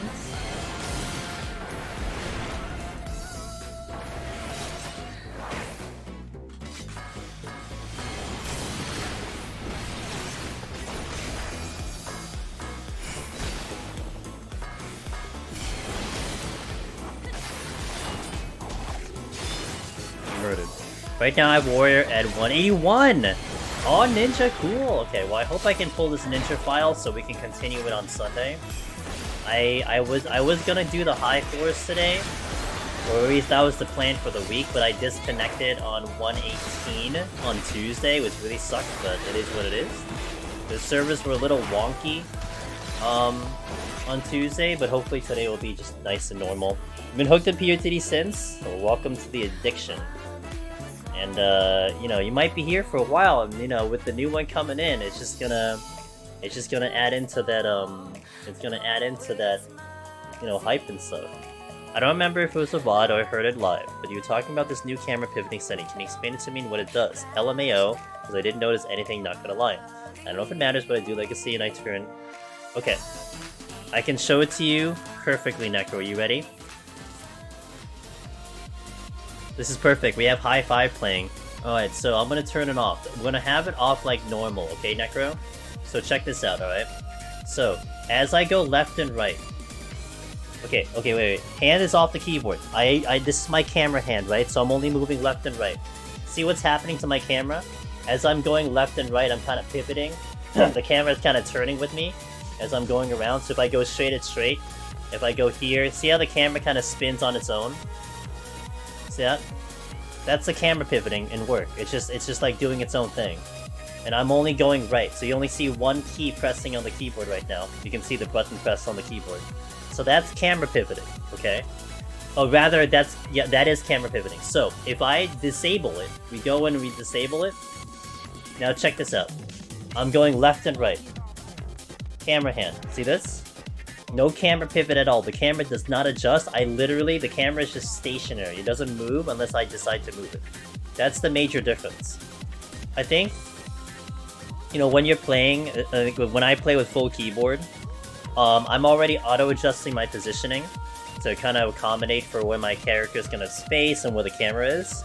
But with this disabled, it allows me to kind of ease up on my camera control. Like, I have to do less work on the camera. Does that make sense? So that's the main difference of it in terms of a visual aspect. And I think also, like, when you guys are watching, it might help a little bit, visually too. It might be a little bit of a better watch because it's not as much camera movement, so... Should I bring Hyper Potions? You can bring Hyper Potions if they're not expensive. Once Eureka Orthos comes out, we will be able to get a lot of them because they will drop from there. But Hyper Potions are, I believe, mathematically speaking, they are just flat out superior to Super Potions. But the difference you're getting is not significant. Like, it's not a game changer. Like, you're talking about hundreds of HP. You're not talking like another 1,000 or something like that. It's more beneficial in tank, because you said you're doing warrior, so you'll feel it a little bit more in warrior, but it's still not going to be that big of a deal. But if you're just talking, is it better? It's better. Like, yeah, it is better. I know when I was doing Paladin, I got a 3700 with food on, with the Hyper Potion, and a Super Potion caps at 3600. So it's like minimal, but in any way possible, because I think comparatively they're like the same thing, except Hyper Potion has a higher cap. Hyper Potion is just superior. Kona is sleepy. Thanks to Prime Gaming. I appreciate that. Welcome, and thank you for supporting the stream. Hey Jedi Man, because I disabled Moon Turn, I only use strafe left and right. It's very similar to strafing, Necro, but I don't have strafe on. I disabled strafe. I literally deleted it out of my keybind. So it's very similar to strafing, right, with the movement. But yeah, it's just without the camera. 311k for a stack of Hyper Potions? Bink! That's a lot though. But isn't that like 999 Hyper Potions? That's a lot of Hyper Potions. Okay, I'm gonna hit the restroom. I'm gonna do a restroom break here. So BRB. And I'll catch you in about, let's do a 2-minute ad. So BRB in 2 minutes, alright guys? So BRB.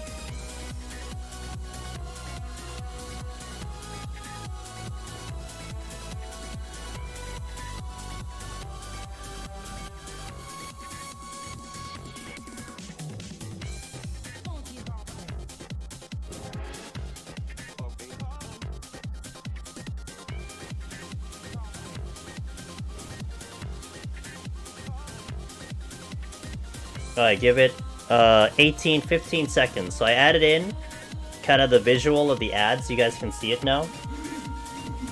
Oops. You guys can see the ad thing now, so... But give me a second. I'm actually gonna turn on my, my keyboard camera here.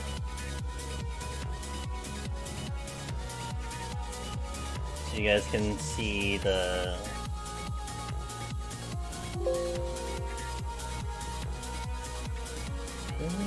I gotta look at an ad. I gotta watch an ad now, so rip me. I need to see an ad now. But I love when people undercut me by 1 gil, because we do it back and forth, and both get time at the top of the list and don't lose much money. But dude, I hate the 1 gil. I hate the 1 gil dancing. It actually irritates me. I will just undercut by like 20%, because I'm an asshole. I just hate undercutting.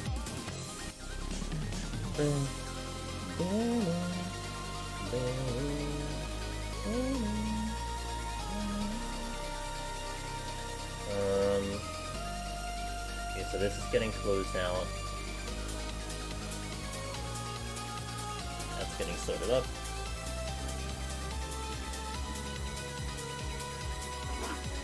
I hate when people nosedive items. Well, you'd hate me, because I nosedive items. I'll just undercut by just exorbitant prices. Alright, let me turn on the thing. Alright, so hopefully you'll see the hand cam and my mouse in the middle. Oh, entry points here. Alright, let's do it. Wait, did I update the title? Nope. So I have to use the mouse again. We won't use the mouse inside, but I have to use the mouse here. 10%, yeah, dude.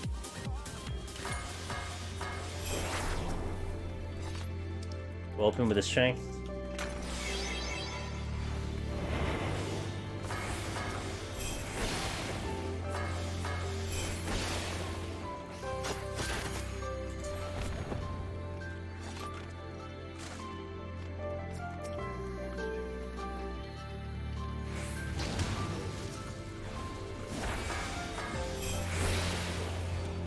I had someone keep nosediving over and over, so I bought them all on, sold them high. Yeah, that's when it gets, like, funny. When that actually happens. Apple.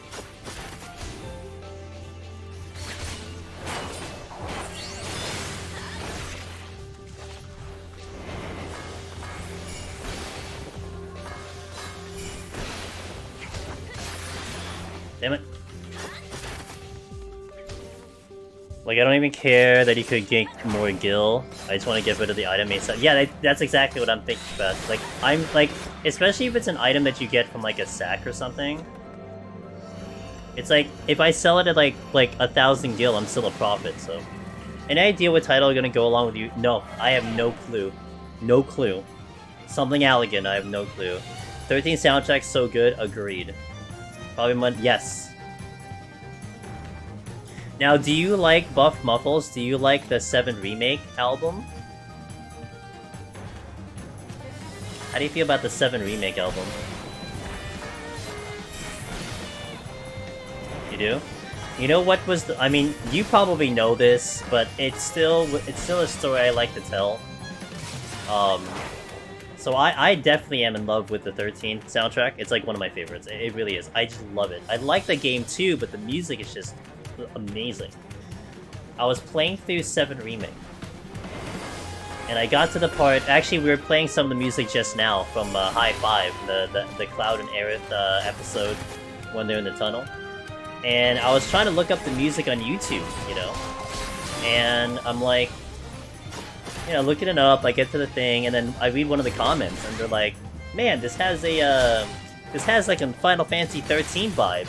And then I think it over, I'm like, you're right, it kind of does have a Final Fantasy 13 vibe. And then when I look at who the composer is, it's like, oh, because it's the same goddamn composer. That's why it has a 13 vibe. Like, this is why I like the soundtrack, because it's the same person. And it made me appreciate it more, because now I really remember the the composer, I'm not gonna forget the composer. And anytime I see the composer, I'm gonna like the music now. So, so now 7 Remake is like way up there for me in terms of like my favorite Final Fantasy tracks. Desecrator could be a neat title, but it needs to be like solo oriented. That's the thing. Yeah. So it's Hama Uzu. Hama Uzu's 13, and he was the same one who did some of the rearrangements on 7 Remake. I mean, it's still based off the original, but they kind of, you know, modernized it, remade it, whatever you want to call it, with the music, and they did a fantastic job. Am I considering tipping my toes into New Ultimate? Yeah, I watched the stream earlier. I dipped my toes into it. No, not at all. I have no interest in it.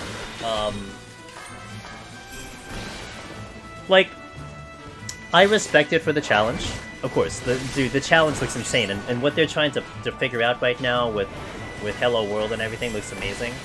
But there's just a lot of logistics that just don't jive with me, and it's one reason why I like Deep Dungeon solo a lot, because I don't have to worry about logistics.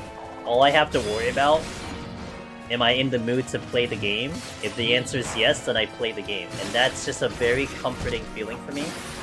And not to mention, this challenge is very respectable, it's very tough, but it's more my style, you know what I mean? So, if I could possibly ever, in some world iteration, that I can just, like, you know, wake up one day and be like, you know what, I want to do Ultimate today, and we just go right in and get some progress and then come on out, that'd be great. But that's not really possible, not really viable.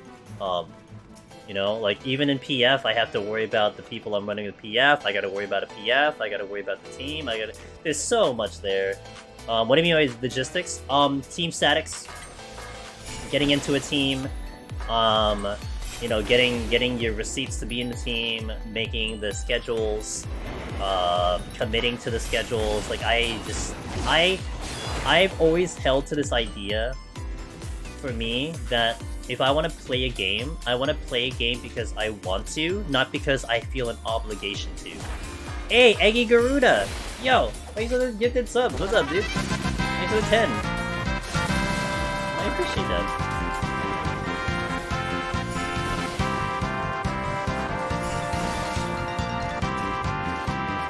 Thank you so much to all the friendos that got it. Sova, Zofir, Alcor, 87, Calcified, Vielich, Zeal gets one, Jess Saywin, not exactly, and Feyra gets one. Thank you for the 10. This is why I love PoTD of myself doing a good job. Yeah. Just got my first palace clear! Welcome to the club! You are number 3 today. 3rd person today to say that they got it. Welcome to the club. Let's go. Wow, thanks for celebrating in chat. I appreciate that. Thank you. And I'm happy and I'm proud of you. Let's go. Yeah, PlayStation. So that's pretty much my thought on it. Even in the past, I played FF11 in the past. I could never do like the endgame stuff because I never had the schedule for it. You know? Like, oh, it's gonna be every Monday, Wednesday. Well, I don't know what I'm doing every Monday, Wednesday. Like, sometimes I'm available, sometimes I'm not. And I don't like committing to something and then not being able to be there, right? If I'm gonna commit to something, I'm there. And that's part of maybe why I dislike it.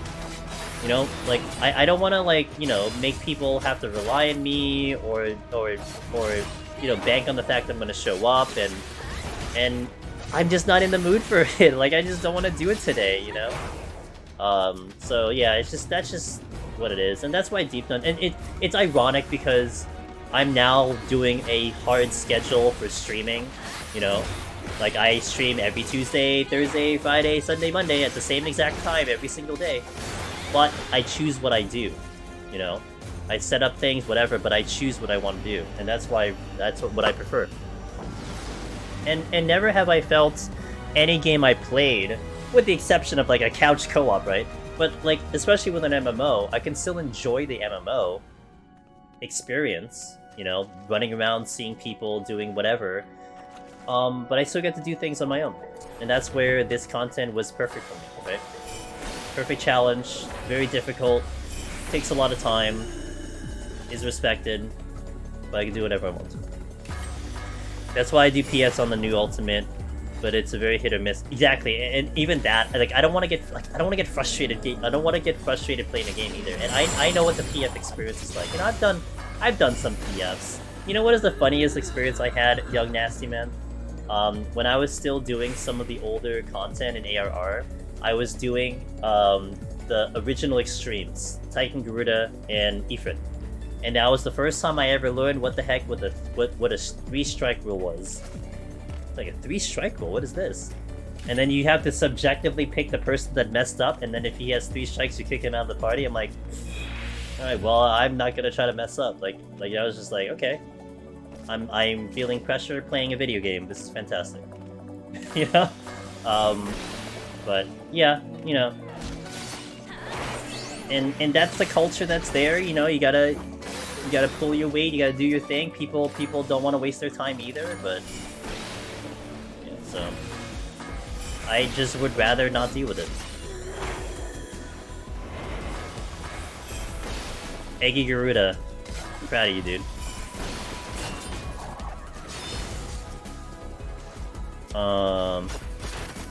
Totally agree. I also hate being the reason my group wipes. Like Deep Dungeon because everything's on me if I fuck up. Exactly. Exactly. And that's one of the things that I feel like is very satisfying about this content, right? It goes two ways. Yes, okay, you die in here, it's all on you. You only have yourself to blame. But it also means that, you know, when you get the victory, you only have yourself to thank, right? You didn't feel this like I got carried by my team. You know, I had like a really crappy day, but my friendos were like the ones that are doing awesome and stuff like that. Like that doesn't exist because you're the one who hit all the buttons and you're the one who succeeded. And I think that's why so many people,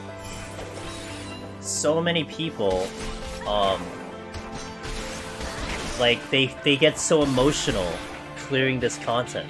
Because I think they, at the end of the day, they understand that, you know, that this really was just on you. So, well, I mean, look, the video guides and all the information, I mean, we put it out there, but in reality, you still have to consume it. Like, think of it this way, right? In a raid party, in a Savage or something.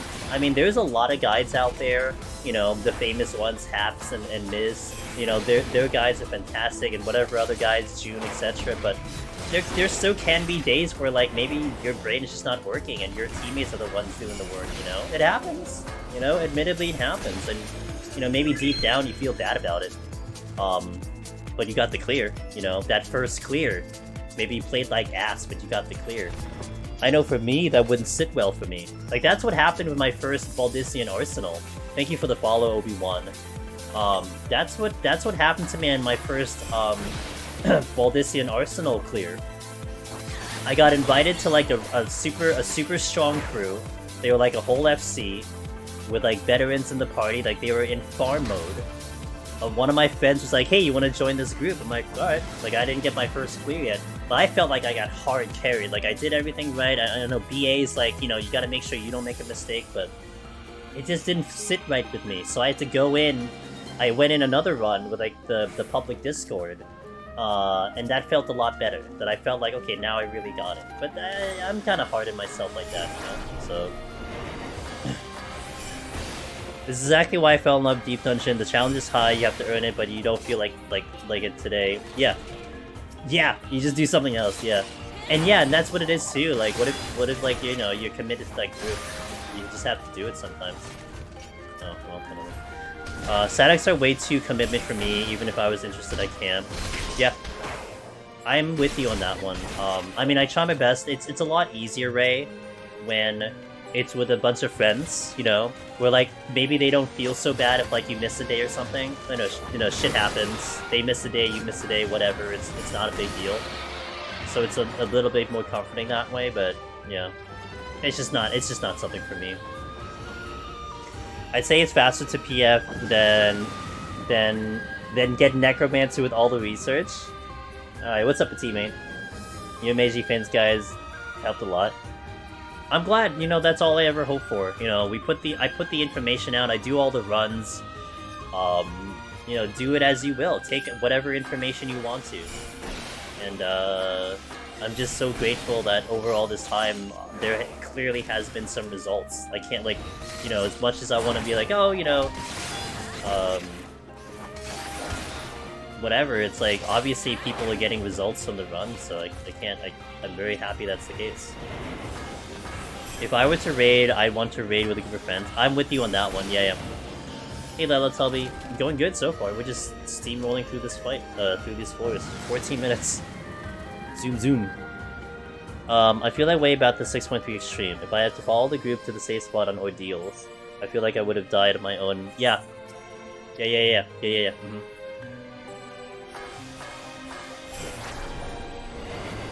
Yeah, and honestly, like, sometimes it feels bad too. Like, you know you're doing it, Buff Muffles, but it's like, you want to clear the content. And then sometimes it's like, well, am I really doing this more than, like, 3 times? Like, I've been doing some of the Alliance raid, the new one, and I'm pretty proud about myself that I do know, like, basically all the mechanics. I understand everything. Not that it's overly hard, but at least I feel pretty accomplished that, like, you know, I don't have to rely on other people moving, I just know where to go. It feels good.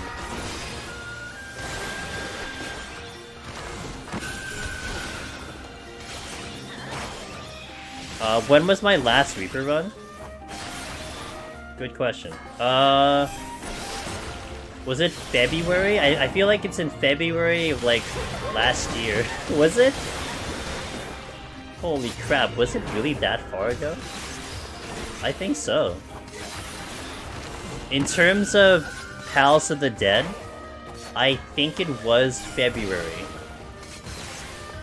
And the reason why is because I distinctly remember that's when Elden Ring came out. Elden Ring came out in, like, February, like, end of February. And I had set up a Reaper file to do the last 30 floors and then hop into Elden Ring. So, yeah, about a year ago. Are you watching the World Raid? I am keeping up with it, a teammate. I am keeping up with it. So the last thing I was listening to was the analysis about Hello World, which was very interesting to listen to. I don't know what's happening now. I have it on the TV, but I don't know what's happening right now. But yeah, I'm keeping up with it. I usually do, because I kind of want to stay informed with what's going on. So, you know, when you guys come in, you talk about it, maybe you celebrate, like, oh, I got it to, like, phase 5. I'm like, oh, that's, you know, that's really good, you know? That kind of thing. I just want to stay informed. So. How do you do when the new Deep Dungeon drops? Will I play a group? I will answer that PlayStation after I finish up a chat. It looks insane. It looks awesome. So far I'm loving Ninja Run more than my Warrior. I love how you have burst enemy fast and Misechi much as yes. That's one thing I really love about this job. It's really good. What do you think about the dedicated Moonlight challenge track? I think it's better than In the Balance. I do like In the Balance a lot, but I do think it's better than In the Balance. I like it a lot. How far is the leading team? I mean, if you go by percentages, they're 40% ahead of the second place. So Neverland right now, it looks like they're at 87% phase 5. And then Otternuts is at phase 4, 23%. So that's kind of the ranking right now. Okay, so what's my preparation for New Deep Dungeon? My current plan, PlayStation. I'm going to be running with Sheila, Pin, and Loken. We're going to be going together at the very beginning. We're going to be going up to the repeatable floors as fast as we can. And then I'm going to get to about 60, 70 arm and armor, and then I will solo from there on. I will not see anything past 30, unless it's solo. So that's my plan. I will already put the disclaimer there that I don't think that's the best plan. I don't think if you want world first, that should be your game plan. But that is what I'm running with, and that's what I'm happy with. In reality, there is no game plan for getting world first. You're just basically going what you think is the best option. You know, some people are definitely gonna believe that seeing it in a party will be helpful. You know, so whatever it is, you know, run with it. Don't feel discouraged. If you got a plan, you got a plan. Because Heaven on High, a lot of us were just YOLOing solo.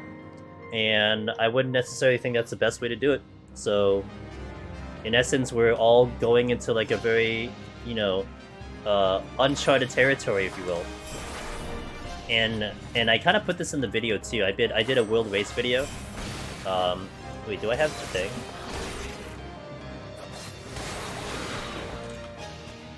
Oh, I did.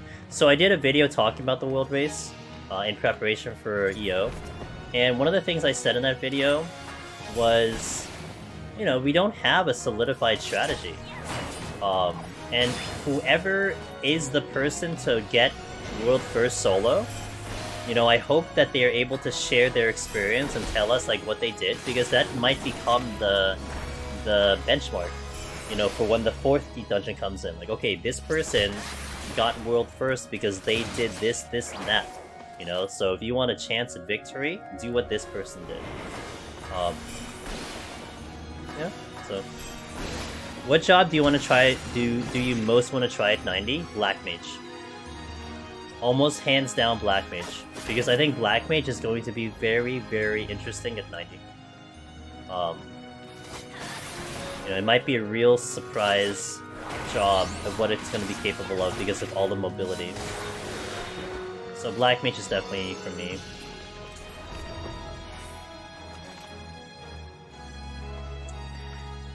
I wasn't able to catch your stream because of work. How did the Gunbreaker gun?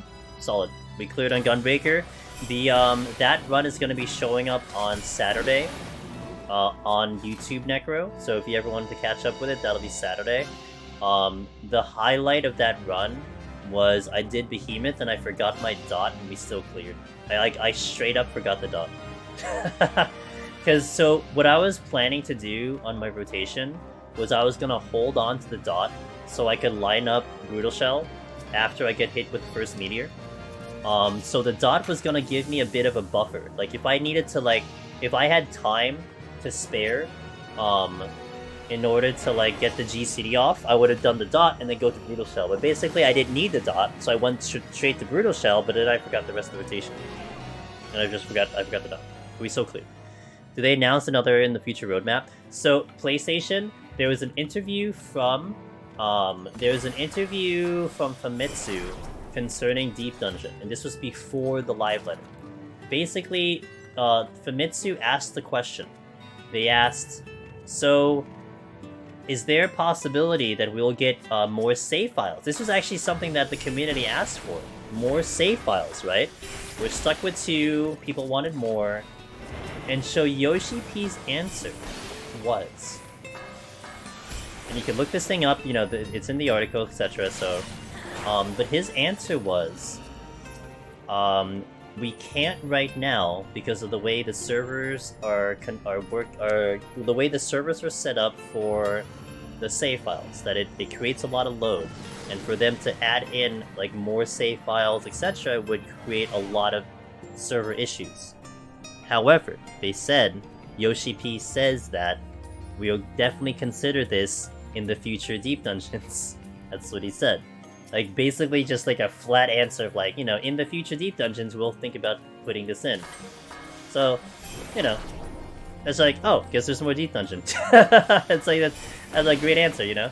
So, classic me. Yeah, I like how that's becoming a thing now. That I'll just forget some key button and still clear it.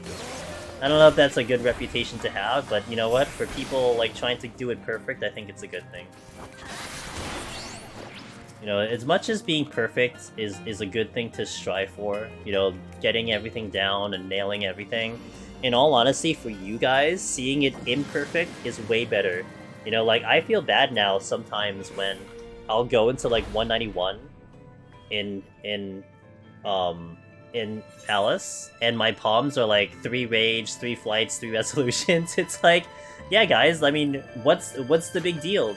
If you want to get Necromancer, just walk in with 3 rages. Oh yeah, pick up 2 more along the way. It's that doesn't help you. It's fun to watch, I guess, but if you're trying to pull information to get through your runs, that's not helping you. But I'm also someone who doesn't like to... I don't like to manipulate my run and handicap it, you know, just to make a point. I will play the run as natural as possible. So if we get a really tough run, then we got a tough run. If we got an easy run, well, here I'm gonna showcase to you an easy run. But yeah, so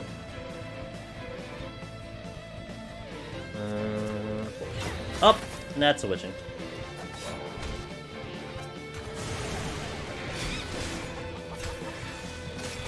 Are you serious? This is gonna get a little complicated.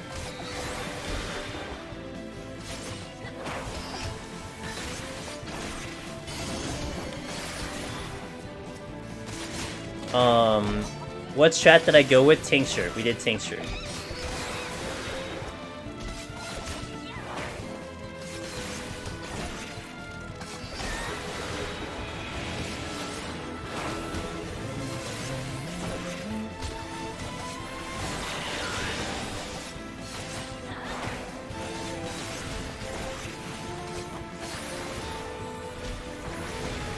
I forgot to cancel my Thrill of Battle buff on my clear tonight. And it was still fine, just a bit spicier. Holy moly, you know, I almost messed up my attempt, Iggy. Because I didn't take out Thrill, and I forgot about it. And my HP was out of whack because of it. That's impressive that you were able to do without it. Let's go. Some runs are destined to fail. You know, that's the thing that's interesting in Teammate. I mean, Heaven on High, I definitely believe that, but Palace of the Dead, I don't believe it as much in Palace of the Dead. I still thoroughly believe in Palace. Like, the only way I lose in Palace is because I did something wrong. That's the only way I lose. And that's almost been like 2 years straight now. My clear today had no Lust for Godfather, 1 Serenity for 191 to 199, and only 1 Steel and Strength coming out of Behemoth. Damn. It was scary without good palms, but doable? Hell yeah. Just gotta believe.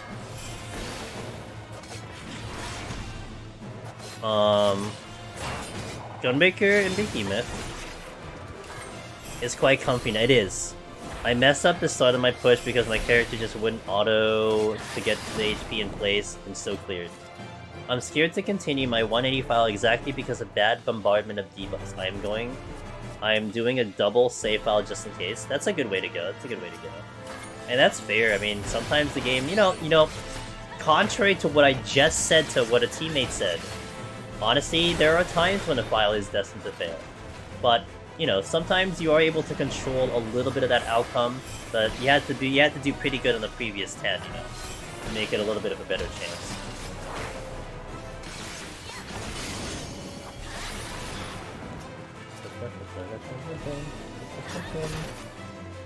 And fail to push the bomb boss so I ate the explosion.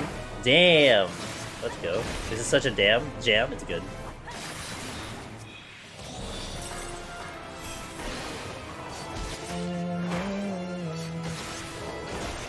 Not out of here yet.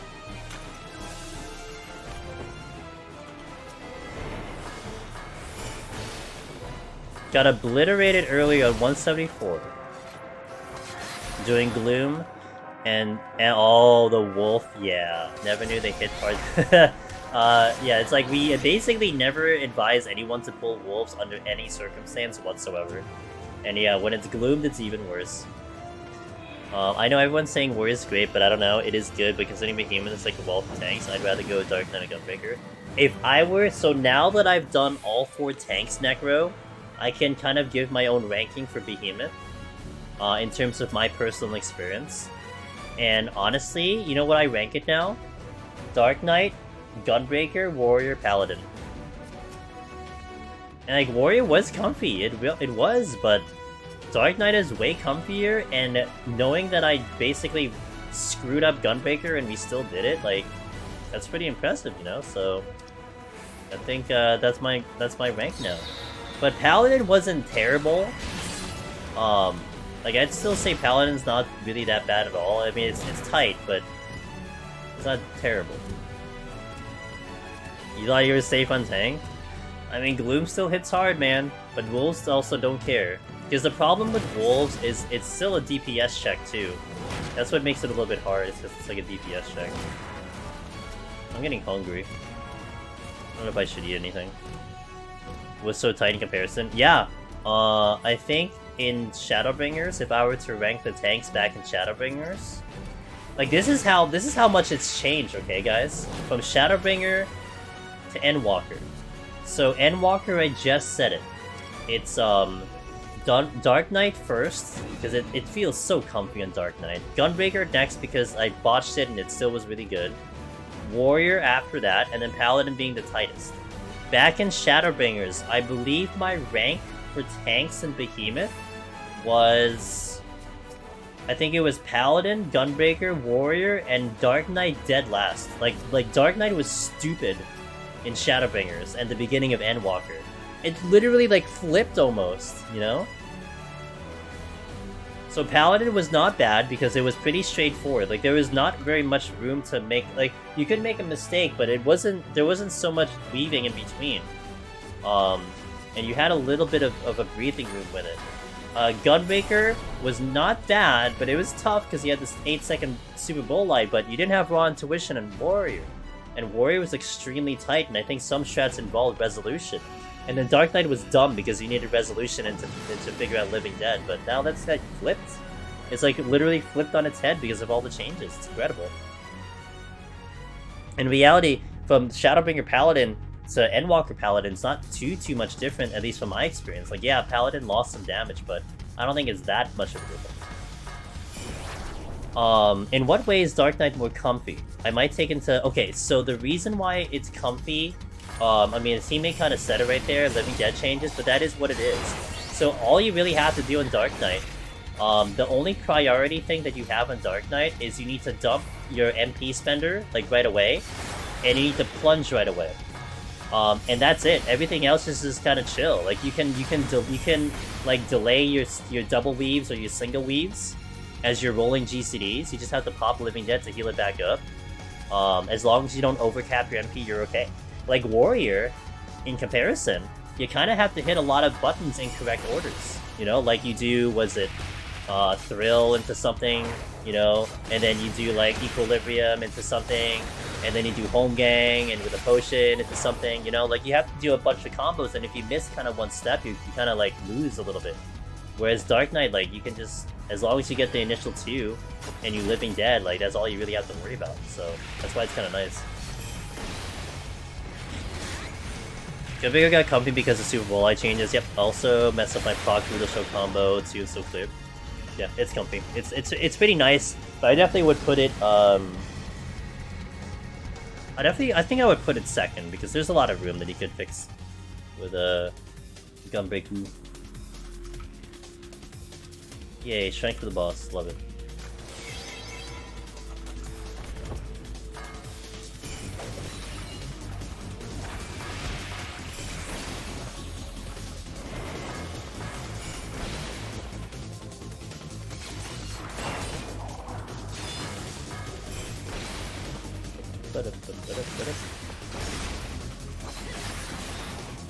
I was really hoping I'd get out in 3.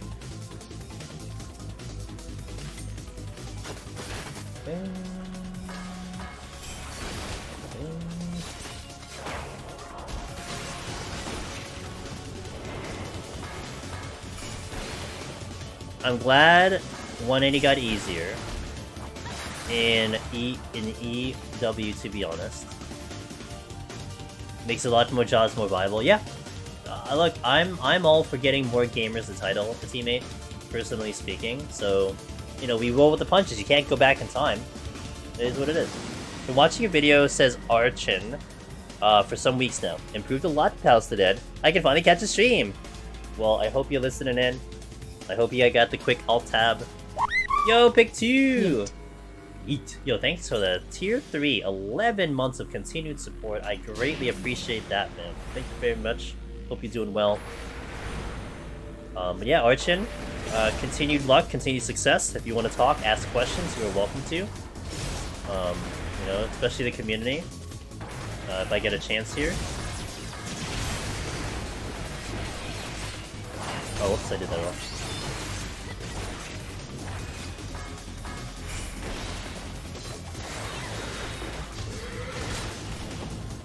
I had to watch out. I was gonna teleport into the AoE.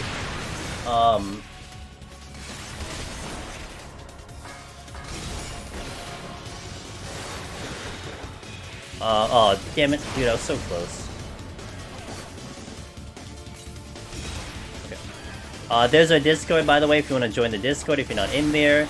Really great way to catch the catch us offline if you have questions and stuff, and a lot of just questions in general. People are very quick to answer them. So, Bob Dole asks, "What's the worst PoTD class overall?" Astro, hands down. If I was to give it like difficulty, what's the hardest, etc. Yeah, Astro just feels disgusting. What you need to do on Astro is just really, really hard. Now it is fun because the challenge is fun. You know, that I'm not gonna deny. But that is a rough job to play in Palace. I mean, even like really the other 3 healers are in so much better shape than Astro is. And then after that, I mean, again, you don't want to say it worst in a way, because this is a good example, right? All the physical range DPS are really good. Like, all of them. Like yeah, Bard and Dancer are going to be weaker than Machinist, but they're still pretty good with their overall damage. However, when it comes to Behemoth, a lot of the community will agree with me on this one, that Bard is actually the hardest on Behemoth. Hardest. Like, of the 19 jobs, Bard is the hardest on Behemoth. It doesn't make it a bad class, right? It just makes it a very difficult class. Now, Astro, for instance, for example, that's the one that's it feels really tough. Like I said, that's a rough job to play. What you gotta do on Astro is just crazy. But what I will say though is that if you get down Astro, man, a lot of the other jobs feel a lot easier. Like, man, like Astro would just make everything feel like a trip, like a vacation, because you're learning and trying to figure out Astro. So, yeah. But Dancer's tight, but Bard's difficult. Bard's tough. It's tough. This is Sailing Pot Change the Godsend's pretty good. Have you ever done these no job challenges? I haven't done yet.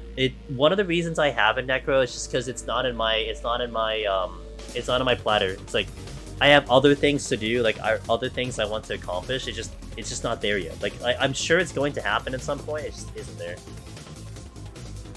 Watching Asher go through 15, I do wonder how that is as a viewer. Like for me, it's just like, okay, well, I mean, you just have to heal through it. All I'm worried about is the clock. Like, you know, am I gonna time out? But taking like 15 meteors, it's just whatever. Like, you know. But anyway, let me do a quick 1-minute ad. So for those that are not sub, you'll see a quick 60 seconds. So I'll be right back. Thank you for watching, guys. BRB on that one. We'll continue the run. In the meantime, let me update my title. 61 plus. Well, thank you, Femka. There we go. Updates. Alright. I've been thinking of getting back into Reaper runs, giving tanker breaks, scared of one. Yeah, melee 190 is a challenge. But I gotta say, man, that's probably one of the most satisfying challenges in all of Final Fantasy XIV. Like, really, to make it through Godfather, you feel like a real gamer, because what you gotta do is on the fly, you know? Like, the rotation might be fixed, but you gotta make quick decisions on that fight, you know? Do you stay in? Do you go out? How's the damage? How's your heals? Like, it's just a crazy, crazy nutty fight. Now, I can't wait to do it again on Ninja. We're gonna get there.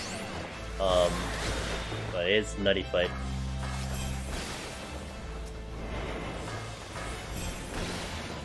Like, Bard 180 is tough, but I think, like, Melee 190 is probably right there with it. Or, like, right next to it, if you will. I gotta eat something. I'm hungry. I don't know what the hell I'm gonna eat, though. I'll probably eat something after stream, because I'm gonna finish this run pretty fast. And then, I'll probably call it a little bit of an early night, but we'll see how I feel.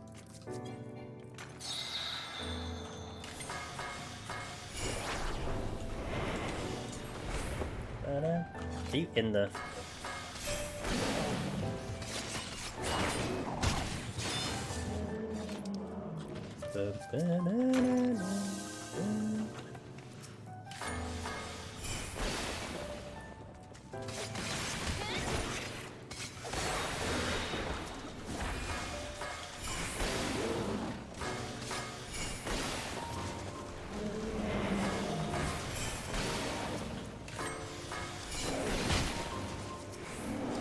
Look at just that burst damage on Ninja, dude. It's crazy. That's why I like this job a lot.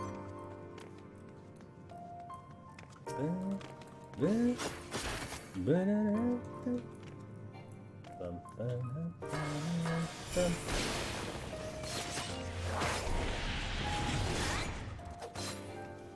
go.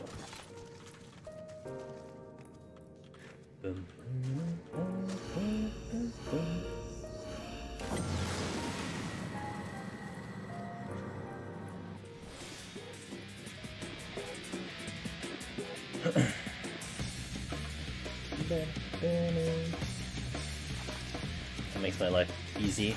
Ninja's invincibility is really helpful too. Just a lot going for Ninja, man. So much going positive for Ninja, you know?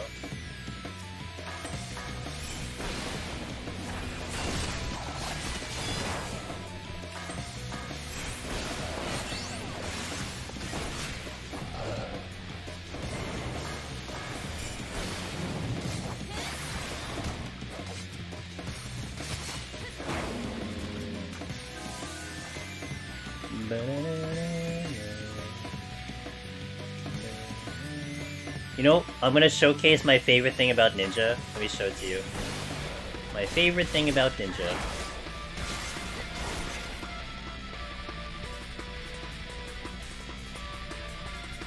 Not this.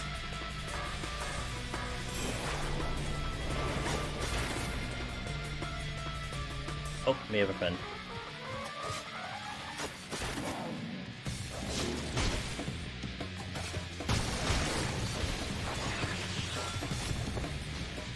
My favorite part about Ninja, man. Only Black Mage could do that too. Well, like, cleanly. But you can't do it until you're at Heaven on High. Will it be fine if I don't do that at all? Oh yeah, you're fine, you don't do it. It's a nice tech. I mean, you're DPS, you don't have to do it. But you know what's really good though? Here's one thing I can tell you. Young Nasta man. In the character settings, this was added in for Endwalker.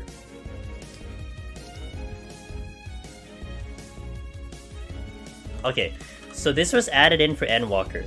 Limit ring movement to targeting range. So what that means is that when I do my ground targeting in the game, we'll do it in about 9 seconds, I'll show it. Let me just kill something. Let's kill this. So when I do my ground targeting here, no matter how far I go, it's gonna always go at max distance. So I can't overshoot it, right? So this is like manipulated by camera.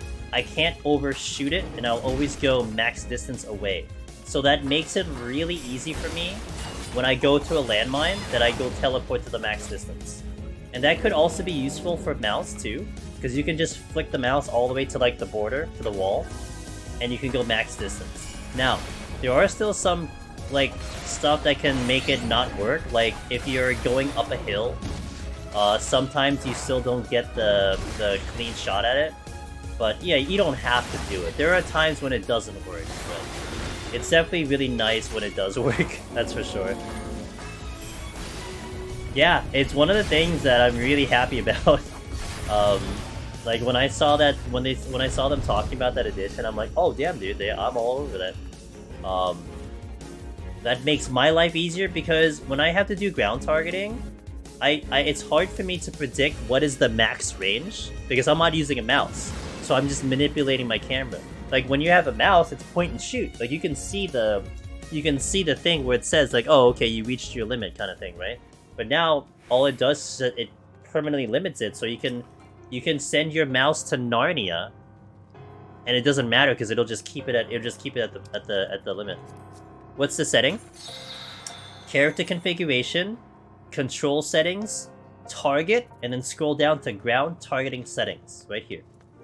This is where you adjust your ground targeting. There's also press action twice to execute, which is also new in Endwalker, which means instead of having to confirm or instead of having to click, you can just hit your hotkey and then it'll do the thing for you.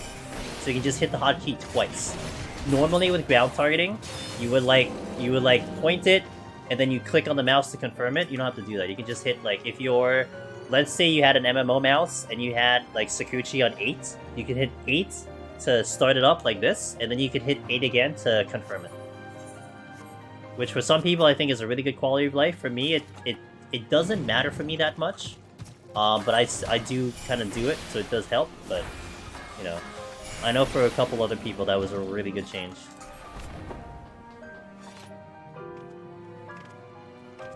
Is ninja rotation difficult to learn? I know that. So if you're talking about a raid format PlayStation, from what I have heard, I heard it's very busy. You know, like you're trying to stuff in a lot of things in like your buff windows. I don't know if that indicates difficulty though, so I just know it's a lot of button presses. But you know what I do here for Deep Dungeon is definitely different than a raid format, so I can't really talk to that. Honestly, come back to me when Eureka Orthos comes out, because I'm gonna have to figure out some type of opener for Eureka Orthos, and I can tell you that. But yeah, really, I'm gonna have to witch in here.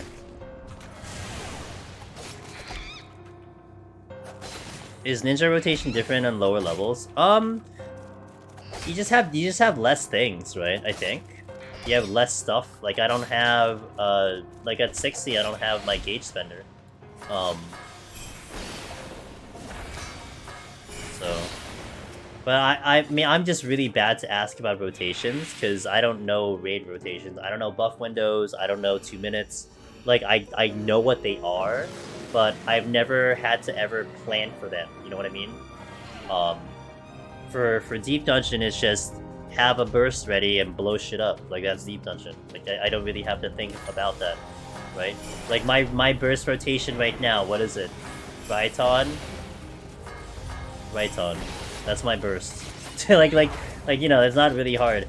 I mean even on an enemy it's like trick into mug into blah blah blah. Like that you just get as much as you can in. But I guess it's just like a straight opener. Yeah. Ninja's fun in Deep Dungeon for me personally. I'm sure it's fun in PvE content, but man, do I love it in Deep Dungeon.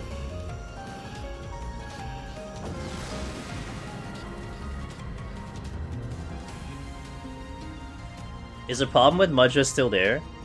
You know, Lelatubby, I had almost decided to not take Ninja until they addressed it. They didn't do anything with it, and then I was watching the World Race, and guys were doing Ninja, no problem. I'm like, alright, dude, if these god tier gamers are just pushing through it, then whatever. What I gotta tell you from my personal experience, and Deep Dungeon could be different than a raid instance. You know, that's not a foreign concept.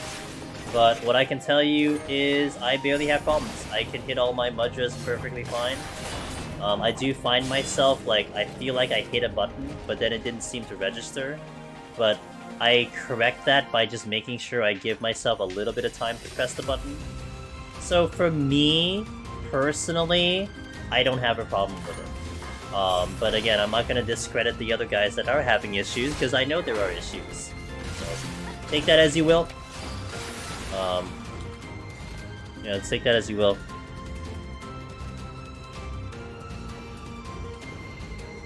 Feels like spamming job all over it. Does Ninja have the strongest melee burst in PoTD? I might be tough against Reaper. Reaper is strong as hell, so I'm not sure. Like, Reaper full gauge versus Ninja full ninjutsu, I'm not sure. There is something about melees. Somehow seem funnier to me in this kind of content in PvP. But yeah, it's definitely an interesting one. I mean, I guess when you think of it of how it's supposed to work in a raid environment, you know, trying to make it work for solo definitely is interesting. But how would you compare Ninja Behemoth to Machinist? Oh, Ninja Behemoth is way easier. That's not even a question. That's like not even a debate. When we do Ninja on for Behemoth, you're gonna see I'm just gonna obliterate Behemoth. It's just so easy. I don't even think about it. You need to be level 80 to enter Eureka Orthos. 81. You need to be past Endwalker. You need to finish the Endwalker main story. Palace of the Dead level 50, and you do have to be minimal 81. It's actually a DPS check in blue screen. Do they confirm that, or are they still trying to like see if there's some type of puzzle? Like there are people still trying to like wonder if there's like a puzzle associated with JCN? Or was it just basically confirmed or something? Just confirmed, not a puzzle? What led to that? What led to the confirmation? Like, I think one of the things you were trying to do was a tank LB, right? Like when blue screen came out to see if a tank LB would block it. So did they do that and then it's just like, oh, you just die? Is that basically it? God damn it, dude, it's so annoying. Wait, hold on. Well, no, I know, but like, what was the thing that happened that now it's just like, yep, that's the answer? Like, was there anything that happened, or... Salem Blackwood, thanks to the follow. How do you normally handle 87 to 89? So what I usually do for that set in generalize is I will take my... Well, I don't want to say take your time, I mean, you're still going at a rapid pace. But going from like 181 to 185, I try to keep my palm usage to a minimal, and I don't use that much. And then I'd usually use a lot of my stronger palms later. So like 87, 88, I'll do like a double dip rage or a flight or something to that effect. That's usually my typical strategy for those floors. What a couple other people do that's been successful for them is they'll use alterations for that, you know, to kind of change the harder enemies into easier enemies, if you will. And they'll go heavy on that or go heavy on flights or something, but that's my go-to strategy. I'll double dip rage, etc. Why do I keep stepping in this stupid trap? Gonna have to wait again. I'm gonna do a steal. I think it's like a chest.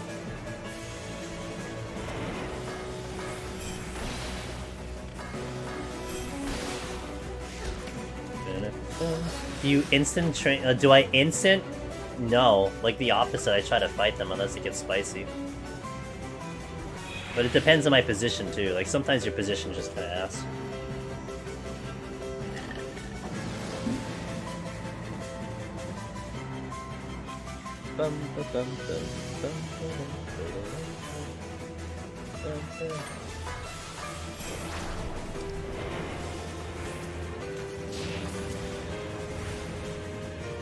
And freaked out? I can't look at it. Can you send it to me via DM?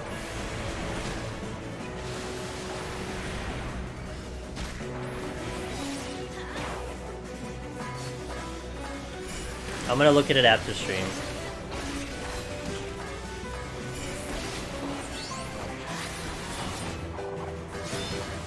Thanks, because I might miss it. I mess up that rotation. I should have mugged initially, but whatever. He's fine. He's okay.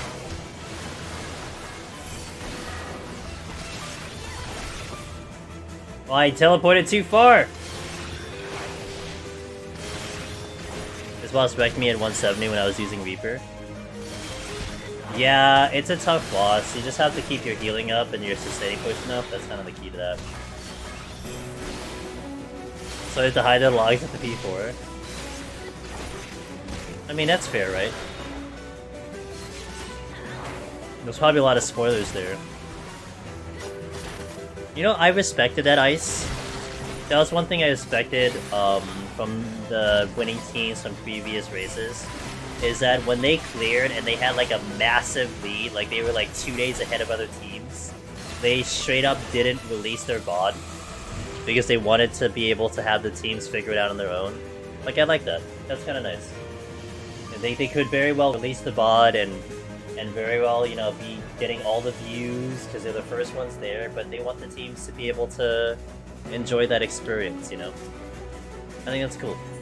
My opinion.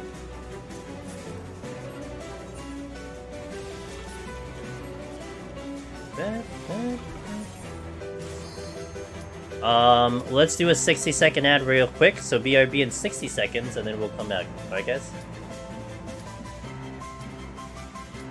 Get the title.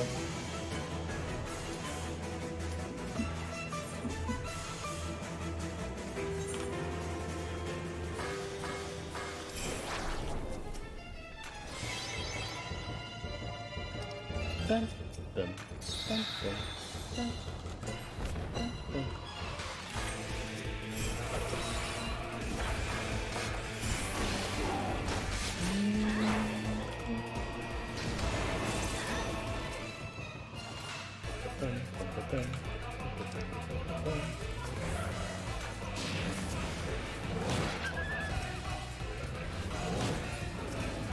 Anzu.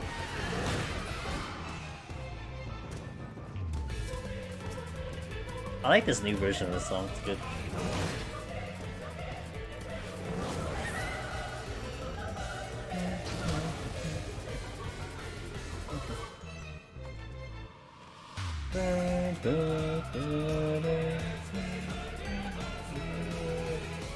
Thanks for watching that ad, guys, I appreciate it.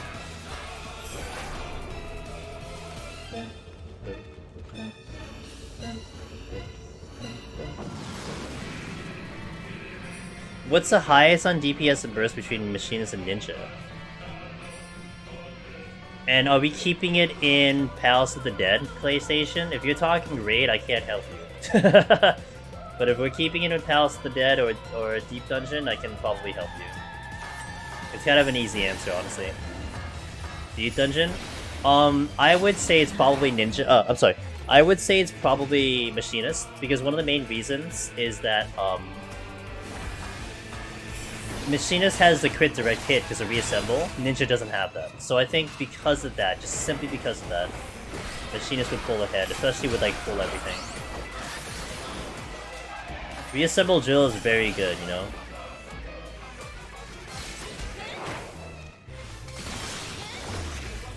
The P5 got put up 5 minutes ago, that's pretty bonkers. Nice, I want to see it. I definitely want to catch it, I want to catch it. Jason sent me the clips, I'll take a look at it after stream, I want to catch it. Really? Really?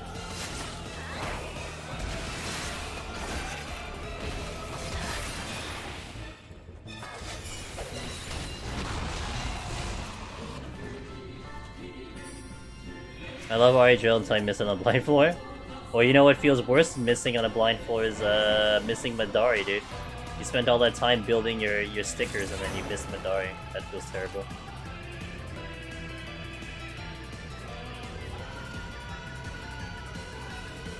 Big oof. Big oof indeed.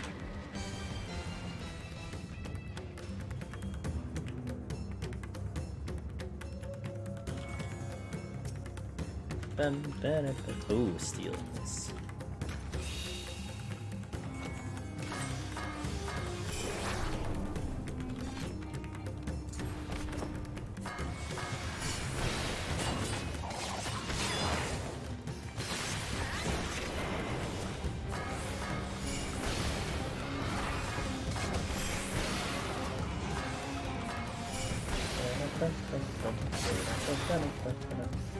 That's not the exit. We're going this way. I'll just. Oh, there's the. I found it. I've located the exit. One button.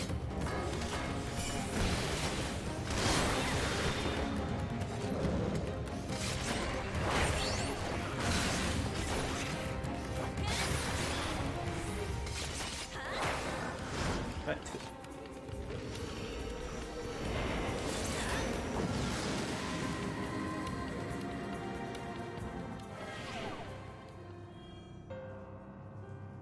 Boom, boom. Angry piano.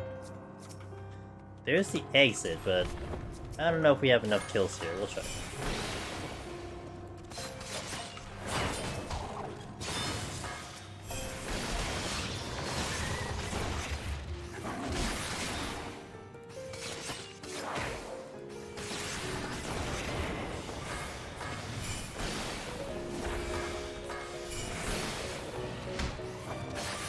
Oh, we did. Steal. I'll check this one. Strength. Good check. Flying through these floors.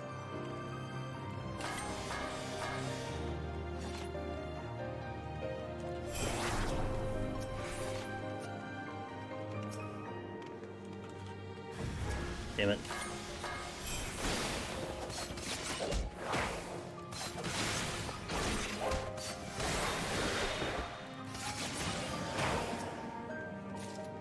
Okay. No, Mr. Solomon, it's just big damage to 18% before the mage finishes and he does less damage. Oh, I see. Okay, interesting. Is that you? Who that?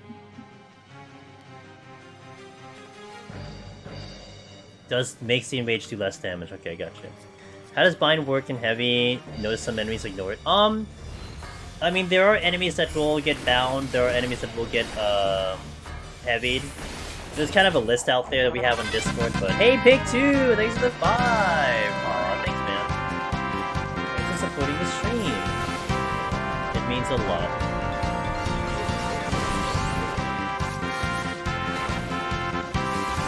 Thanks for gifting subs to Van Damage V2, Cloak Schemer, Volp's Suicide, and Hey, our new Necromancer, Eggy Garuda, and Stinky. Thanks for gifting those subs. I appreciate it, Pig2. Very supportive of the stream. It really means a lot, so thank you so much. Yeah, Eggy Garuda came in gifting subs, and now they have a sub of their own, so big appreciation. Guys, we're gonna get busy in here, man. We got a month and a half, or maybe even just a month, and then things are gonna go haywire and crazy and bonkers. Eggy just got Necromancer, it's right. Got it today. Fresh gamer. New title. The plastic is still on the title. It hasn't even taken out the plastic, you know?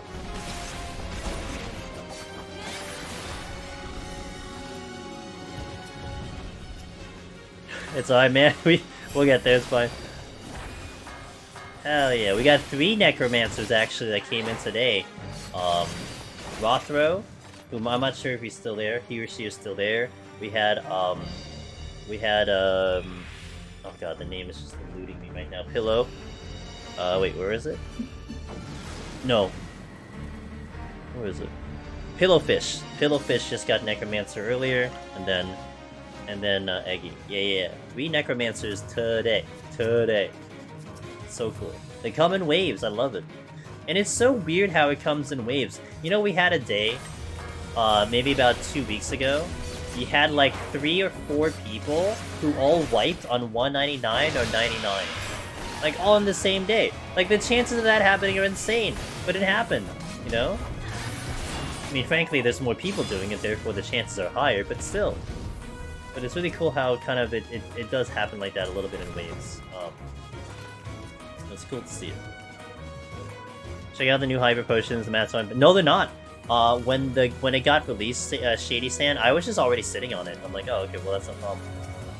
Get back in the grind. About a month and a half, man. About a month and a half to the new one. You know, if you got business to take care of, you want to accomplish some goals, you're getting low on time, but it's for a good reason, man.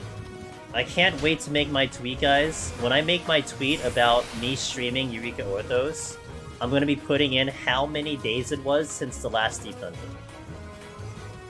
It's got to be something like 1,600, maybe more than that. So... You know, I thought it was so funny. You know, at the time of the beginning of Endwalker, or rather, right before Endwalker got released, you saw a lot of the raiders being like, you know, it's been so long since an ultimate. You know, how like they bring it out already, man. We've been waiting forever for this ultimate. And I'm sitting over here. I'm like, oh, you've been waiting forever, have you? That's nice. How's that going for you? You know? And that was before we had an announcement of the new Deep Dungeon. Like, we still didn't even know that there was going to be a new Deep Dungeon. At least they had an ultimate announcement, they had delays and whatever, but at least it was coming. We didn't know the Deep Dungeon was coming. It's become a habit to check on the accomplishments channel, and yeah, I love it. Even, you know, honestly, even the Deep Dungeon fail channel, Lelatubby, because it's just humbling, right? It's a humbling channel for everyone to check out. If you're having like problems on your run, you know, you feel like you're stuck, take a look at that channel and see some of the stories that people put in there, right? I think the one I'm gonna remember the most right now that recently happened was Tridab, who did get the clear eventually, but Tridab was like 5 steps away from the Fire Crest and times out. Literally right in front of him. He could have reached his arm out and gotten it, but he times out. But he got on the next run. But that just shows you, man. The screenshot I think should be sitting there in the Discord. So, oh dude, I don't think I've ever seen it that close. I don't think I've ever seen it that close. I've seen down the ramp, you know, like right at the lip of the ramp and stuff. I've never seen like that close. That spike in mimic difficulty between Sturgatron. Yeah, you gotta watch out. You gotta watch out. It ramps up from there, and it just gets higher and higher each time. Yeah, I mean it's fortunate. TriDev already has Necromancer. If someone was like getting their title for the first time, oh my god. You know? Like, it was really funny. I had a timeout at 200 myself when I was doing Summoner, but I was already, like, a couple clears deep. So, I almost felt like chat, like, felt more pain than I did. Like, it was so weird, you know? Like, I get it from that perspective. Like, if you don't have the title, like, it feels horrible. But, like, me, I'm like, oh, I guess I'll just do it next time, whatever. You know, it's definitely a much different thought process there when you're hunting down the title. We're going for speed. Godfather crit me to death early from Floyd. Oh my god. Velvet, no! That happened to me on Black Mage. Basically, 15 seconds into the fight, I get obliterated by Godfather on Black Mage. Woo! On Red Mage? Yikes, dude. Yeah, like, that's a tough one, you know? Especially when he gets the auto hit into the Tank Buster. Crit. Oof. It happens. You know, that's one of the reasons why I've learned how to really, like, optimize my healings to such a crazy extent, where it's like, I'm literally getting a heal off the moment damage comes out to prevent that from happening. But you know what? It's a lesson learned. You learned a lesson. He was at 80% when I died. Oh, man, you had it. Oh, that feels so bad. And that channel book properly. You know what? You probably will now, you know? That's probably what that is. It's gonna stick with you, and you're probably gonna tighten up those procures now. And you know what? You're better for it. That's how you look at it. You just got better. A hard way to get better, but you got better. Hey, Pick2, thanks for passing by, dude. Have a wonderful night. Appreciate it. I hope I don't disconnect like I did last time. Catch you next time. We're good.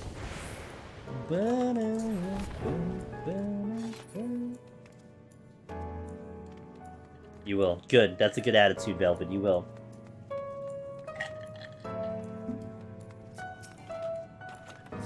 What's the rage? Okie dokie. This is Behemoth, baby Behemoth. I have a fresh strength. Good.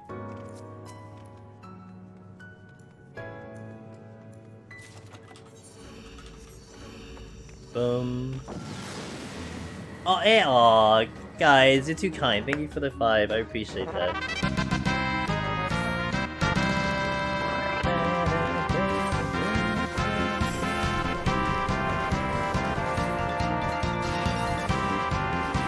Thanks so much to all the gifted subs, guys. It really means a lot. Thank you so much. Thanks for gifting us up to Sour D, to Syntech, to Vivid, to Blue Fox, and to Seb. Thank you so much. Really appreciate this gift subs, guys. It means a lot, so thank you so much.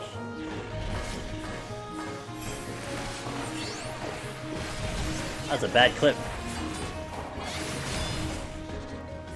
I really come to appreciate failing while doing Palace of Dead.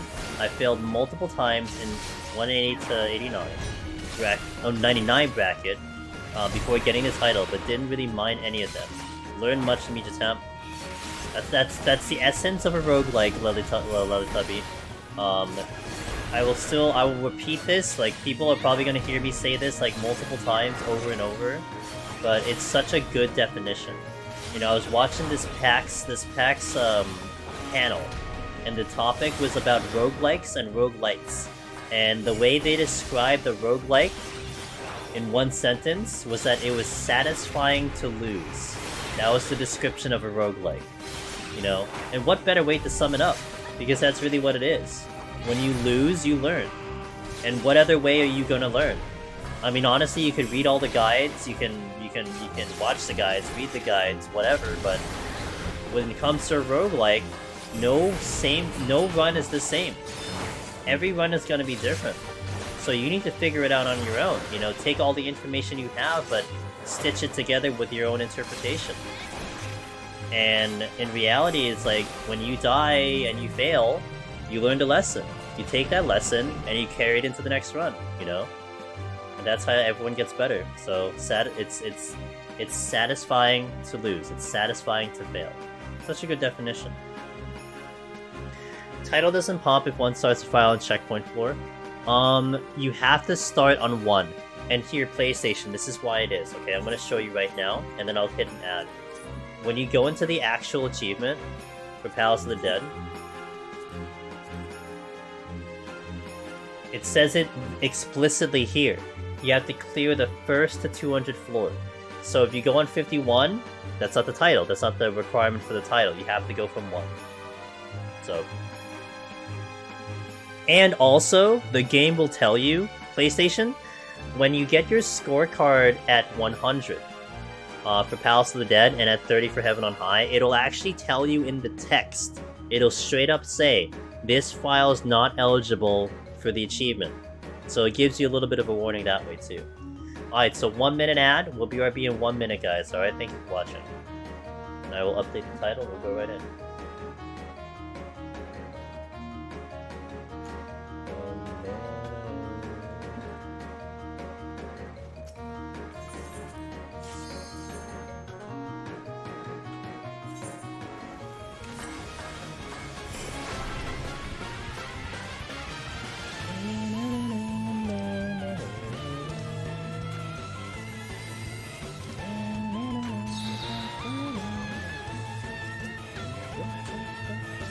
Strength already good. No problem.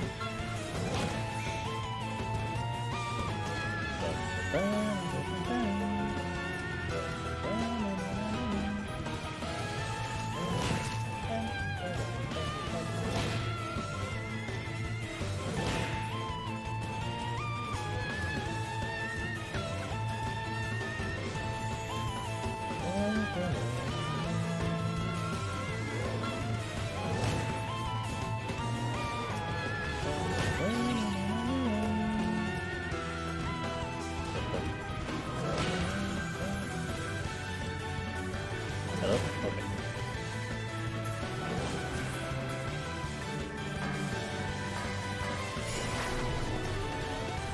Got the rage back already, cool. So I'll have to go back. Hey, what's up, Vivid? Hell yeah. Welcome back from the ad, guys. Appreciate it. Hello.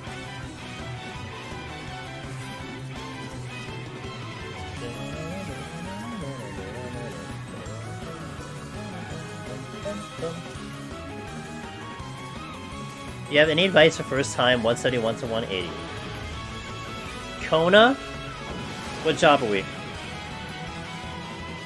What's our job? Summoner! Ooh, nice choice. Look, I would recommend checking out some videos if you haven't. Check out some POVs. Definitely look up some Behemoth. Behemoth is gonna be the toughest part. Really it is. Especially as a first timer. There's a lot of nerves that kick in. So I think trying to see as much of it as possible, trying to make that as little of a mystery as possible. Study the Lust setup, study the burst setup, you know, the general burst setup. See a couple other videos, you know, I have mine, I think Aurora probably put his up, Vin has his. Check out a couple POVs, get as much information as possible. Highly, and this seems like common sense, but don't forget your raising. Already had a couple gamers forget the raising, don't forget the raising, because that really hurts the soul. If you didn't put one up. So don't forget the raising.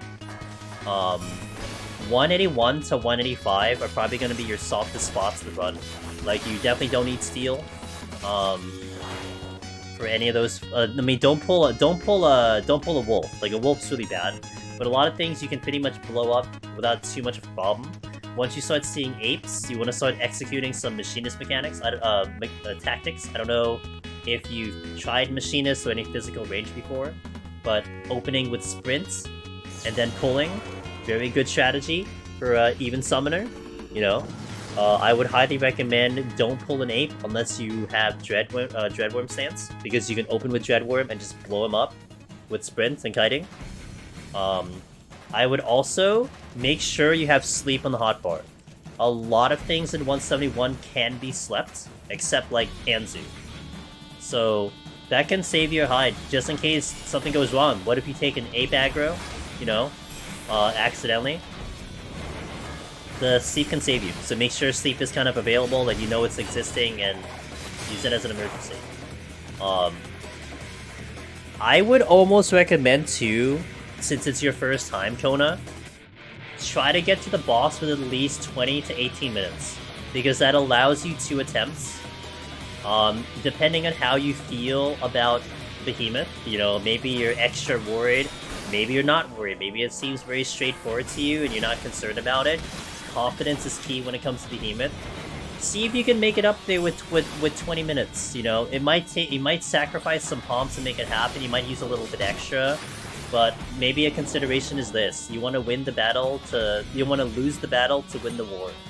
So if you know, sacrifice palms to see more Behemoth, you get 2 attempts. It gives you a little bit comfy. You might not be able to pass, you might not be able to continue the run much past 181, but you know what? You got Behemoth down. So that's one thing to consider as well. So they're all ideas, you know, not any of them are like, okay, you better do this, better do that. They're just ideas that you can take, but see which one works for you and run with it. So hopefully it's a decent starting kit for first time 171. I'm a tiny bit more concerned about the floors up to the boss. That's fair. So yeah, 181 to 184 are gonna be definitely soft spots.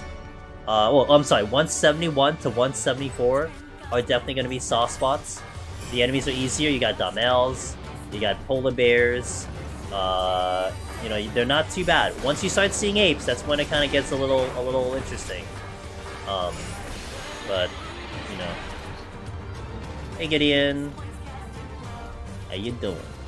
Definitely don't be afraid. Yeah, don't be afraid. And again, do not forget raising. Put a post-it note, Kona. You know, because you know what's common. Here's what's a common thing, Kona. And again, it might sound like some common sense. You know, you might sound like you're dumb if you forget it. But think of it this way. I've experienced this. I've seen this happen. Someone goes in, right, with a game plan. It's like, okay, I'm gonna get to Behemoth. First, we need to do this. We need to do that. We need to get ready and kill these enemies. You know, we need to make sure that we don't waste time. We're gonna go right in. We're gonna go pull. You know, make the most out of our time. But then they've missed the very simplistic thing of just popping or raising, because you have so many things running through your head, so many things on the floor to worry about, but you just forget the simple fact of raising. And if you don't do it at the beginning, you're not gonna do it later. So just try to not forget it, and you will not regret it. I had to run 3 Lusts on Behemoth to kill on the post racing camp with 6 minutes left. Woo! Yo, let's go, dude. You do what you do to survive, but you know. Your Pragan top, how's it going? How far is your team? I've been keeping more or less pretty well versed on the content, so I kind of know ish you know, what the phases are and all that stuff. So hope it's going well for you. Hope you're having a good experience. Hope your team's having a good time and gaming hard.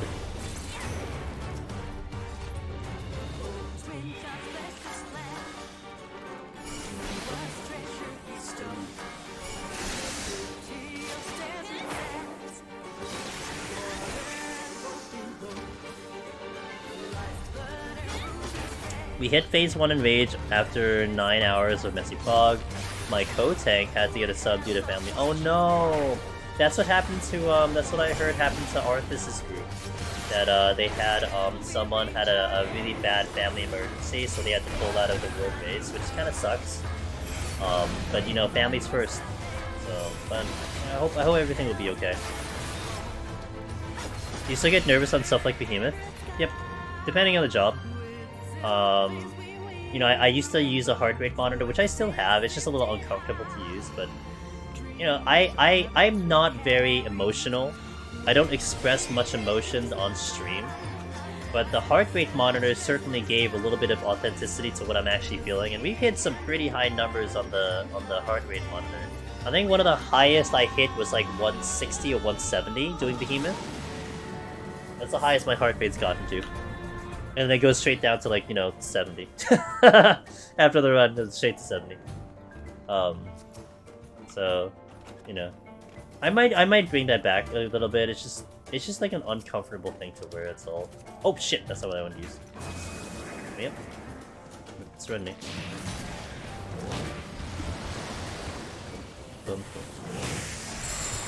It's also not even just ecliptic. It's more the setup too. Once the setup starts happening, the heart starts moving.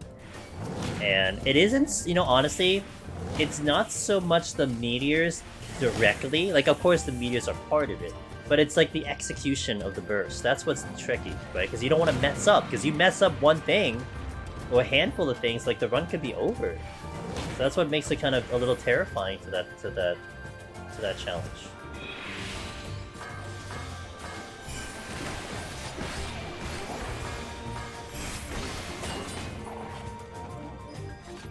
Drop a chest.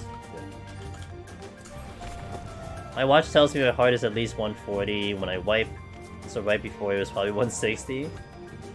I wish, you know, I kind of wish I had like the heart rate monitor on my wrist, but I don't have like a fancy Apple Watch and stuff, so that would totally be a better one. Because so the program I use suggested a chest strap, so I have it around my chest, and that's why it's a little annoying. To have it on for a long duration, because I had to keep readjusting it and stuff. So, you know, might find a better solution. But it was a really good and accurate heart rate monitor. Like, that, I'm not gonna deny that. Like, it did the job. I think if I did more workouts with it, you know, I got more used to it being on, it would be a little bit better. But basically doing it for, like, you know, 5 hours, like, once a week, it's just not the best. I let my heart start racing until I got to 91 heaven high. Heart is pounding going through the last couple floors, but I need to fight before going, yeah. Am I being comfortable sitting? Probably not so bad running. Yeah, exactly. Probably, yeah. So I might look into, you know, maybe I'll invest in like a smartwatch or something, but I've never really had a need for it per se. I don't really wear watches to begin with. Like, I used to wear a lot of watches back in grade school and a little bit in high school. I don't know if anyone knows the brand Swatch. My brother got me into Swatches, and they were so cool. Their designs were so unique. And I like that. I like having like these like really cool looking watches, and that's why I enjoyed it. But then, you know, after a while, I just kind of get bored of them. And I don't really like having like things on me. Oh, you know what was a bigger factor? Was when the smartphones came out. Yes, I am from an era where smartphones didn't exist. So once the smartphones came out, I just use my phone for a clock, you know? That's what I do all the time now. I just look at my phone for my clock, so it's like, why am I gonna have a watch on if I have my phone? It's like, it's just not practical. So, that's pretty much the gist of it, why I kind of stopped wearing watches. I have no desire to. I'm just so used to popping out my phone. Like, I'm looking at my phone most of the time anyway. So, yeah, it just makes it easier. Oops. Yep. Wow, you blew up. Holy moly.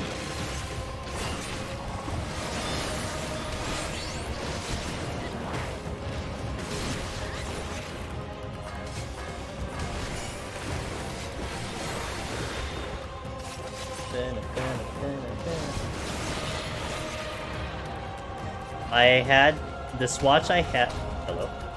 This watch I had this outer ring you could turn, but I can't remember anymore what it was for. Wasn't it like a pseudo stopwatch kind of thing? Like you can set it for a certain time and then you can see like, you know, on the second things or something like that? I think like a lot of sports watch, like old OG sports watches had that. You can turn the thing, you could like set like a timer instead of it being digital. I think that's what it was for. I think I know exactly what you're talking about. I never, when I was a kid, I didn't know what that was for, but I think that was what it was for. I'm gonna skip the song. We already heard the song.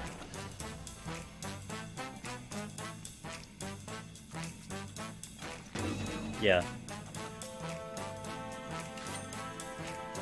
Dun, dun, dun.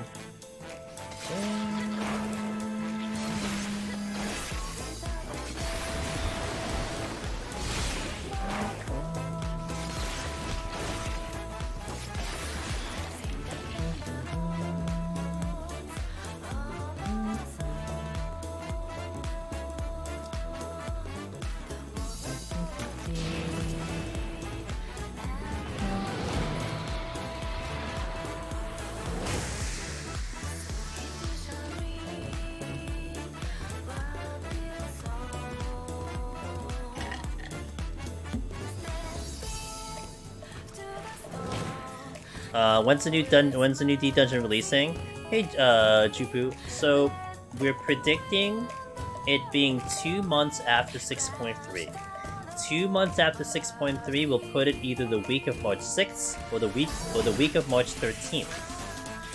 We don't have confirmation yet.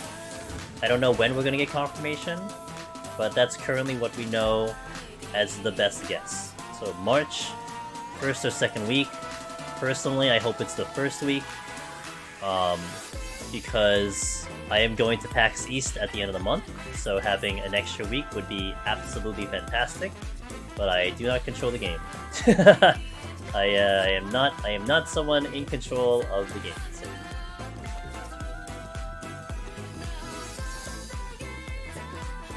Yeah, no problem, Ju.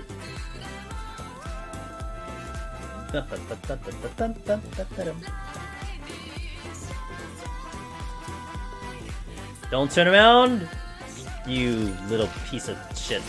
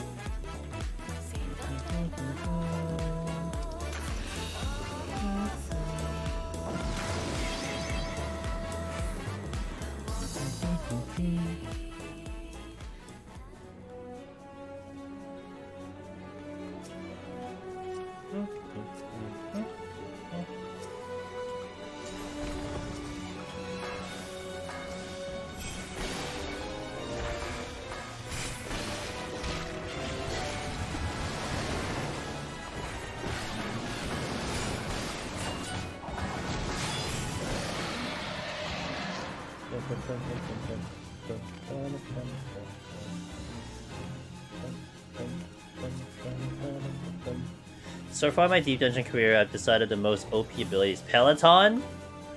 It's really good.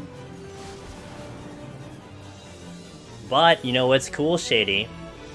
I mean, that's why Ninja's pretty badass, because Ninja has innate movement speed by default. Of course, Peloton is full time, kind of. At least Ninja has it like, oh, what did I just do? Ninja does have it full time, so.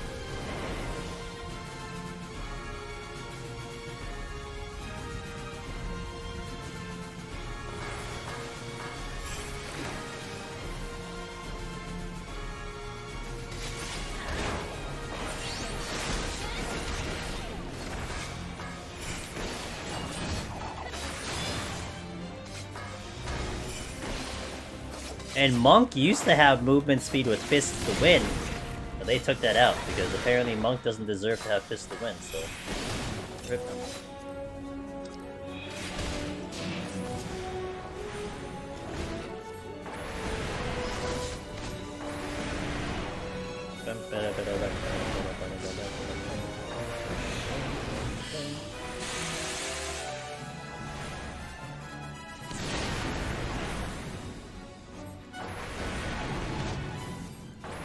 I need to interrupt Crutch.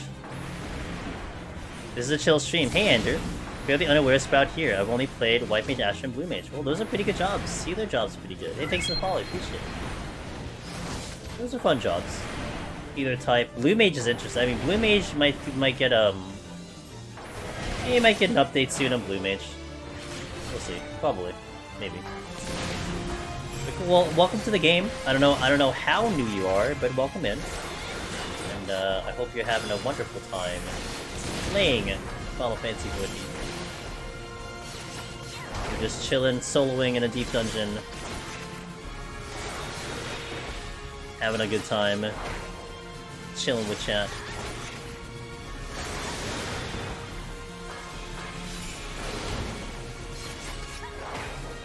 The Godmother with the jiggle mechanics. Got a lot of jiggle. A lot of jiggling. A little unnatural, but it's still there.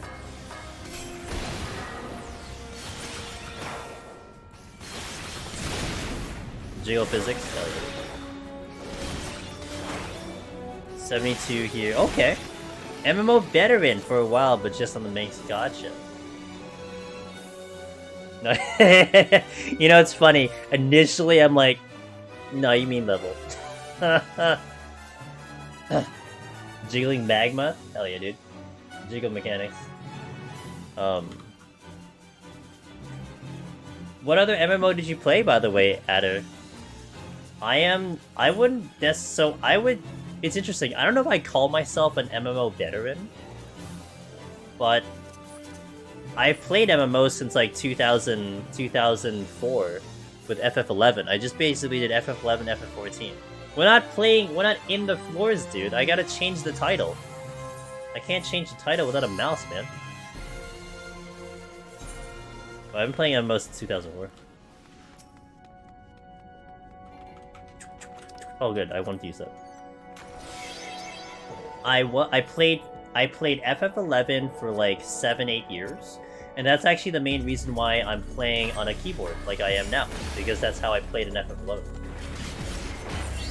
Like, honestly, if it wasn't for FF11, I don't think you'd be seeing me playing on a keyboard.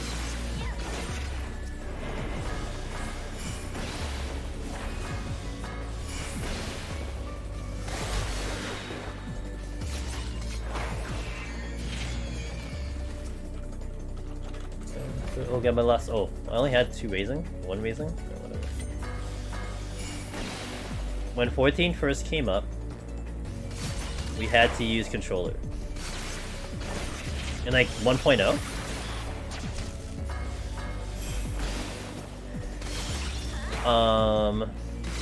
I've been an MMO player half my life at this starting point. Right now, started right before Burning Crusade launched when I was 16 and turned 32 a half month ago. Half your life, wow. So I've been playing since 2004, so that puts me at 18 years. Yeah, I would also say I've been playing MMOs for half my life. Shit. When you put it that way, same. I've only played a few of these, but top hours I've had a Guild Wars, WoW, and Guild Wars 2, okay. But how many have I spent time with? About a dozen or so? I need to count. How many have I spent time with? About, oh gotcha. Yeah, I guess like it's interesting because there are lots of MMOs, right? I mean, not just the main ones. There are other ones that are out there that people can try. Like one of my best friends, told me about a couple like free-to-play MMOs that they played that I never heard of before, but they're legit MMOs, you know? So... Oh man, I gotta go all the way back to find something. Who's that? That was a little awkward where the music kind of cut out the moment I did a teleport. The reason I got into Guild Wars first was because my friends moved to WoW and dial-up. At the time, wouldn't hang. Oh man, good old dial-up. First time playing EverQuest, I was hooked. I would technically say the first MMO I technically tried was like Ultima Online, but I didn't understand subscriptions and all that stuff, so I don't think I even touched that game at all. FF11 was the first time I really pushed into like an MMO. Like, I had an opportunity to play Phantasy Star Online, and I remember this distinctly. It was like a free trial demo that came with like the Dreamcast, and I played the free trial. I'm like, wow, this game's so cool. I love Phantasy Star. It's like a new spin on Phantasy Star. You play like the first level, and they're like, enjoy the thrills of this game only at like a small fee of like X amount of money. I'm like, And this was when I was a lot younger. And I'm like, in my head, I'm like, oh my god, my parents are never gonna let me pay a subscription to play a game. Like, there's no way that's happening. So I never got to play Phantasy Star online. But then when Final Fantasy XI came out, I had been... my first Final Fantasy was 7. Hey Denjay! My first Final Fantasy was FF7. And since then, I had been playing every Final Fantasy that got released thereafter. So I played 8, I played 9, I played Tactics, I played 10, I played 10-2. So naturally, 11 was next. And I looked into it, I'm like, oh, this is online, but I'm like, I gotta keep playing the Final Fantasy, so I was able to figure it out, and I got the subscription, and then boom, I got into it. That was my first MMO experience. No, and by the way, when I did FF11, I knew it was online, but I did not understand what an MMO was. I had no concept of what MMO meant and what it was. All I knew was that FF11 was online, and you played with people. And I remember distinctly my first couple days in, I met up with this new person. They got me into a link shell, and that's kind of how it started me getting into like groups and stuff. So it was just quite the experience, really. But yeah, that was, man, that really brings back some really good memories too. Aw, Danjay, thanks to 18 months. My day is going amazing. How's your day going? My Thursdays are the best days of the week, so that did not disappoint today. So I was the beta tester at 1.0. You know what's funny is I bought the collector's edition for 1.0, but there was no way in hell I was able to play it because I was a laptop gamer in like 2004 until 2020. I did not have a PC strong enough for 1.0, but I had the collector's edition. Hey Biftech, how you doing, man? I wanted 11 on PS2 so bad, but that dial-up wouldn't cut it. I like keyboard control style you use though. It looks comfy for this time grind. Hey, I like it. I like this way. It's very rare. You don't see this very often, but it is the way of my preferred style. And you know, for sure, if ever that interests you, if you wanna try to play with a full keyboard, you know, I'll definitely show you what I have. Show you all my keybinds. There's definitely a lot of other players out there that at least try it out. It's been fun to kind of discover that. But you bought the collector's edition? As a beta player of 1.0, I also was shocked at the lack of meaningful change in the game from beta to 1.0. Damn. Dang. We all gave feedback and it was disregarded. I'm sure they looked at it, Biftech. They just, you know, they just didn't implement it, that's all. The end of Endwalker is where my first MMO started. Hey. You know, better late than never. This game is a great game to hop on right now. I remember my Lala Lancer was so awesome, but I'm literally minute-long lag to hit. I also have zero clue on how that old crap, I don't know. You know, when I played, so I never got to really touch 1.0 at all. Again, I didn't have a system strong enough, so what is the point? But when I stepped into beta 2.0 for this game, the crafting, you know, ironically, was what drew me in. I tried crafting, I'm like, oh my god, this is so much fun. I love crafting. And that pulled me into this game. I was gonna play it anyway, but it was nice to have like that thing to fall back on, you know, that I really enjoyed. So. You put materials in a box, and if it has a recipe, it lets you attempt to craft assuming you met requirements, then you could just craft without blowing up. That sounds a lot like FF11, right? Like, that's basically FF11 crafting, is it not? Where you just have a crystal, you shove it into a crystal, hope for the best. Make sure you face the correct direction. You know, make sure if you have a wind crystal, make sure you're facing west. Otherwise, you have a lower success rate, right? Is that not the same thing? 2 messages up what I read. What did I read? Oh, similar to the... Okay, you did say it. Okay, yeah. There you go. If that's like, bro, I already said that, dude. Yeah, there you go. Good crafting is such an underrated aspect of many MMOs, either dilute or kill off. You know, for the longest time, Adder, I was wondering why I had such a fascination with Final Fantasy XIV crafting, and then one day it clicked to me.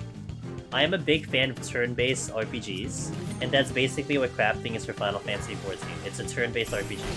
You know? That's it. It's a turn-based RPG. I'm like, oh, this is why I love this thing. Huh, makes sense. You know, I was really trying not to aggro. Basically saying we're on the same page. Yeah. Yeah. I missed that message, feels bad.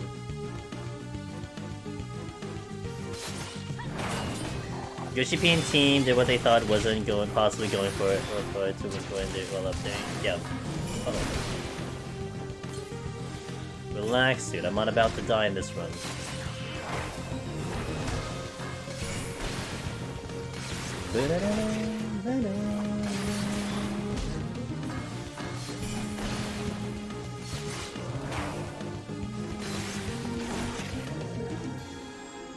Oh, you're gonna aggro. Right.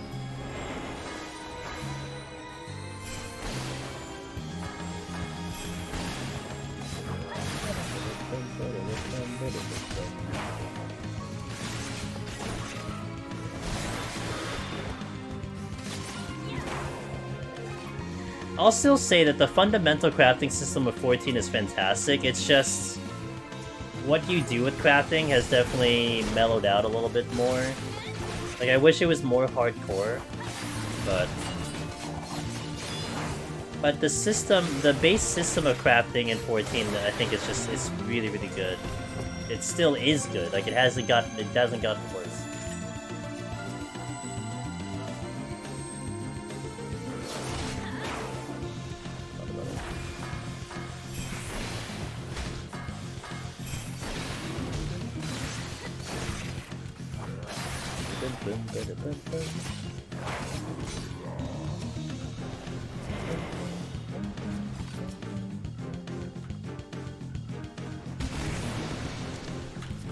I forgot I was hidden, so I could have just walked at full speed.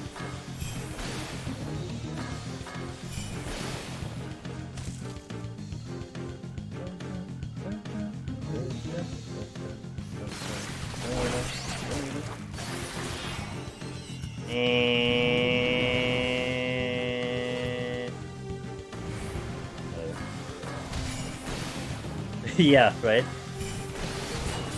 Basically, mood. My butt!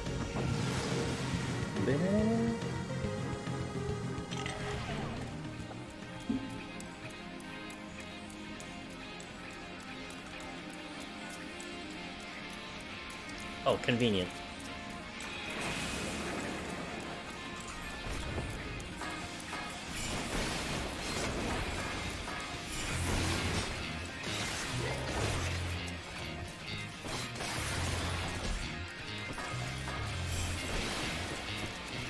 Safety.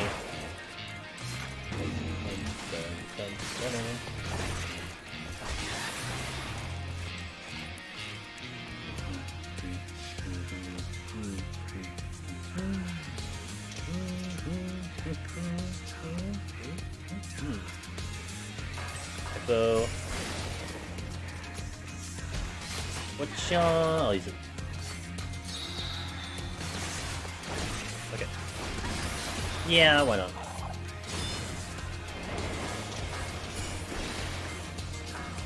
Ah! I didn't hit the button.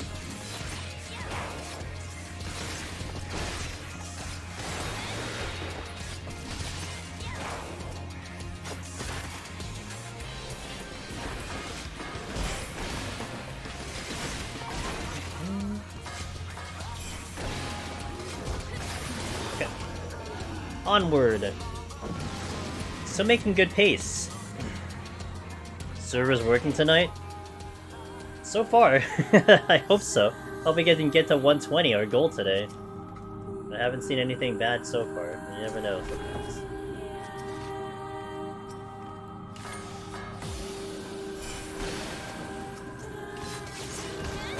Use that later.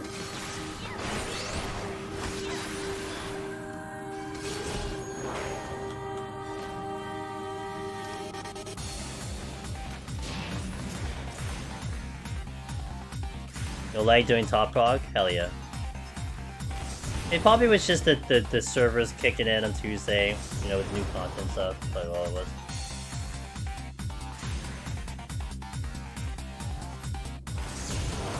Did they acknowledge it? Like, they actually did a post about it?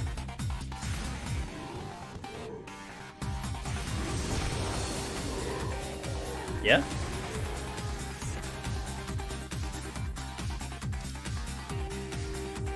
I didn't see it.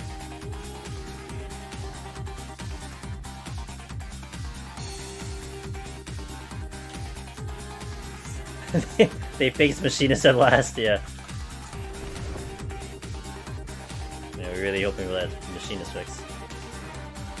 Hi, Dadder. Hey, it's nice to meet you. I hope you have a wonderful time through the main story. Enjoy that story.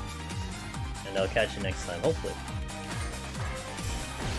Ninja doesn't seem weird to me, although... you know, I'm not gonna discredit Push Tape, anyone else saying that Ninja feels weird, you know? Not at all. But I will say, on my end, it seems alright.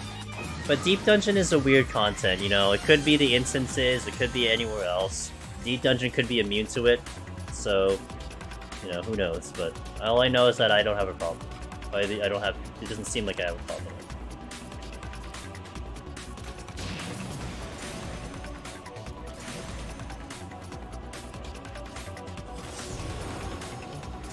The hypercharge change in PoTD is so nice, you can... Yeah, that's right.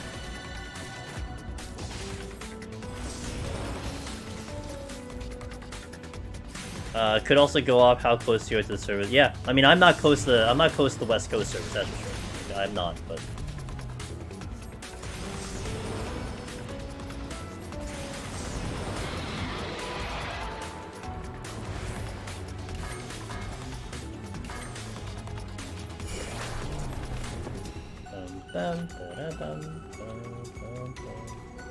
Not too much long into EO. You ready, Bivtech?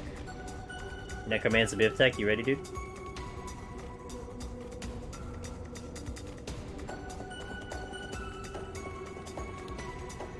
It might be just with my normal lag, is what I'm thinking, so people with 20 ping feels bad. Gotcha. 100% ready? Nice, dude. Let's go.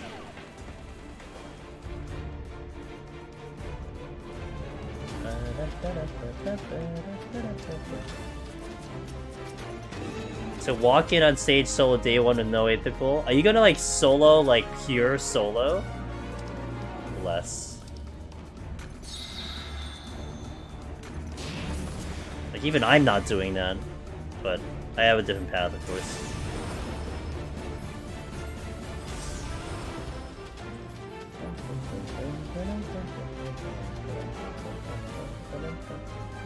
Owl Party fans will definitely want to go. Okay, gotcha. Yeah, no Aether Pool is gonna be a really big, definitely something interesting. I don't know the last time I was no Aether Pool, except like maybe EU or something, but it's been a while. It's been a minute. Hell yeah, dude. You know, I'm sure, Bivtech, there's gonna be a number of gamers that are gonna try to form parties right before. So maybe you'll get some opportunity that way if that interests you in the Discord. Actually, someone did request a looking for party channel for the Discord. We might implement it.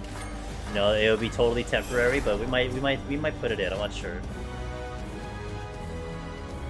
I don't know if, like, I don't think we have the current tools for it, but we can totally try to do something for it. At least for the first month or something, it'll probably be very busy. People are gonna want to join up, you know, level the Aether Pool, maybe get the glamour. You know, that's gonna be a thing too, to get the glamour if the glamour looks nice. You're going to 99 armor again in EO, it's gonna be a journey.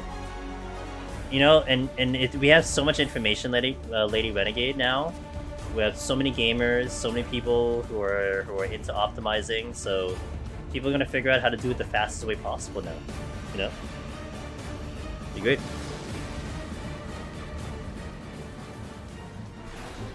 It's gonna be a lot of fun. It's gonna be quite the experience. It's gonna be a lot of fun. I cannot wait. Cannot wait. I'm gonna try to be as much of a... I'm gonna try to stream as much as I can, you know, try my best. No promises. At least that first couple of days might be tough for me. Because, like I've mentioned this before, I am really bad when it comes to sleep. Prior to a patch. I'm too hyped up, I'm too excited, I'm thinking about what I want to do, you know? I'm gonna wake up at 5 AM, hop in, that's all I'm thinking about. So it's a little tough.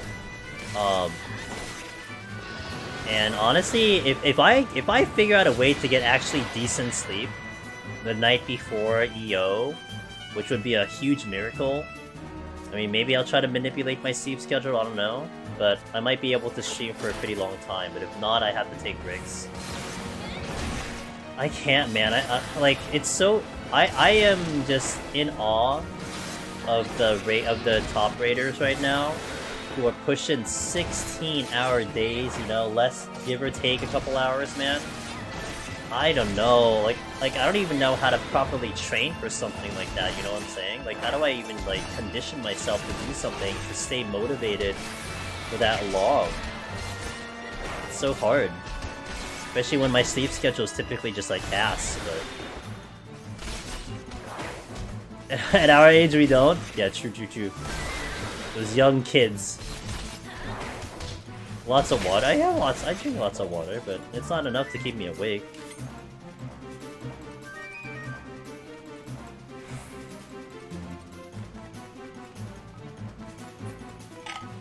Like when Early Access EW came out, I had a whole meal prep and everything, and that was great. Actually, I had some really good food that I was eating. I pretty much set up like almost like Korean short ribs that I was able, like my local supermarket had some pre-marinated short ribs, so I just got like a whole bunch of that, cooked that in, and then just like reheated it with like eggs and stuff. So good. I'll probably do that again, but just the whole thing of like keeping the energy high is just tough. I'm not much of a coffee drinker, and my body's pretty immune to caffeine, so I do tea, but caffeine definitely is like not helping me. Like, it just don't keep me awake. I mean, motivation is enough. I think for me, I just gotta, like, if I eat food, it'll probably keep me awake, you know? But that's the whole thing. It's like, part of me wants to, like, consider the idea of conditioning for it, but how do you condition for it, you know? How do I condition hype? You know? Like, one could argue that hype in itself is what drains my energy. So how do you condition hype? For 16 hours. It's crazy. You piece of crap, really?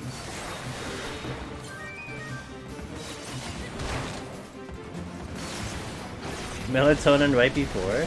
Again, I don't know. Like, I don't know if that's gonna... what that's gonna do to my body.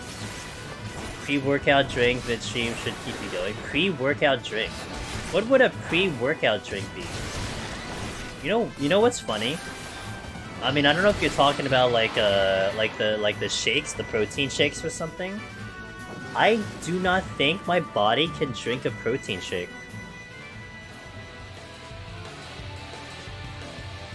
Because I literally have an allergic reaction.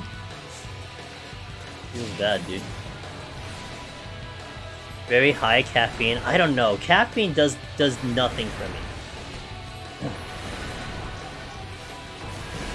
Caffeine just does absolutely nothing for me. What's absurd? I did it wrong again! No one look at my rotation.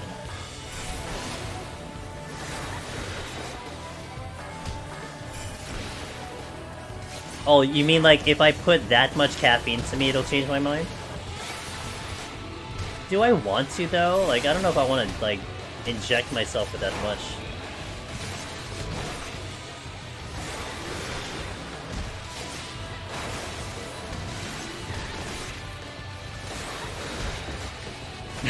Yeah, I wouldn't recommend it either. Like, I can't even drink energy drinks. Like, energy drinks are like, I can't, dude. There's one time my friend bought it,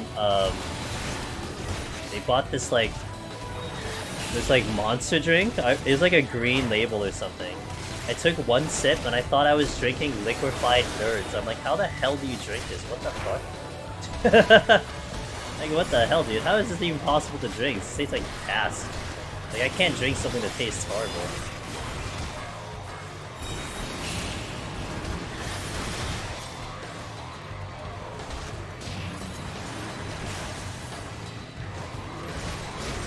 I think the most you get in any of those energy drinks is like 240. Usually not even that much. Yeah, I can't do the caffeine route. Like, I drink coffee almost daily right now. Not intentionally, it just so happens, and it puts me to sleep.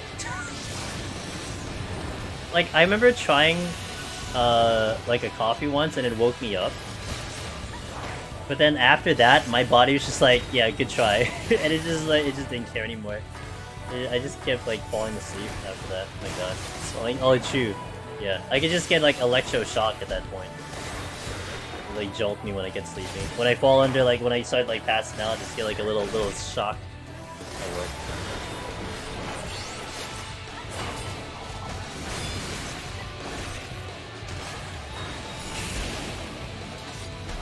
I'm a jumping potato.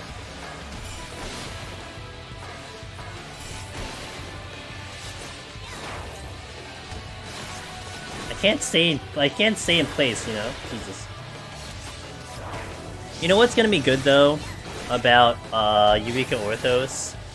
At least I've conditioned for like literally 3 years doing 1 to 100 Heaven on High.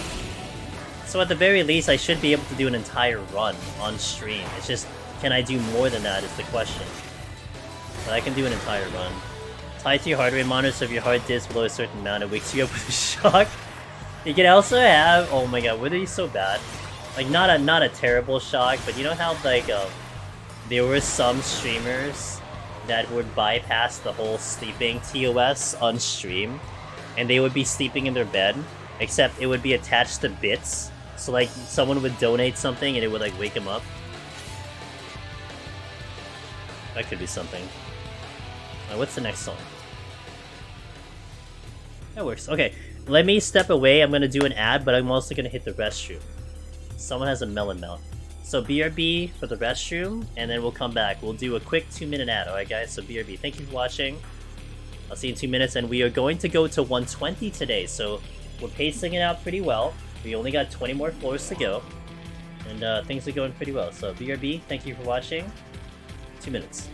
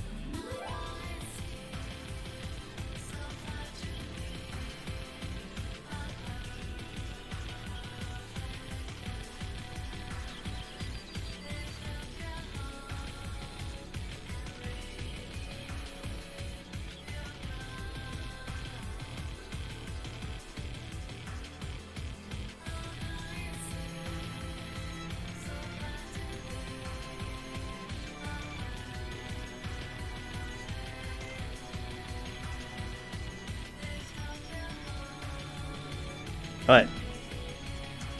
I took a clip of Mr. Happy stream once when he was waiting for his raid members to get on comms.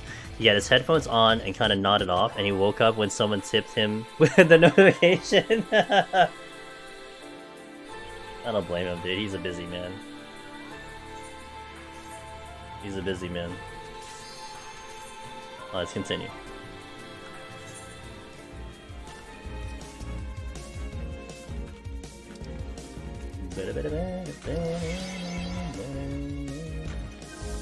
I'm seriously looking to like try to find something to eat after stream. Like I'm really hungry.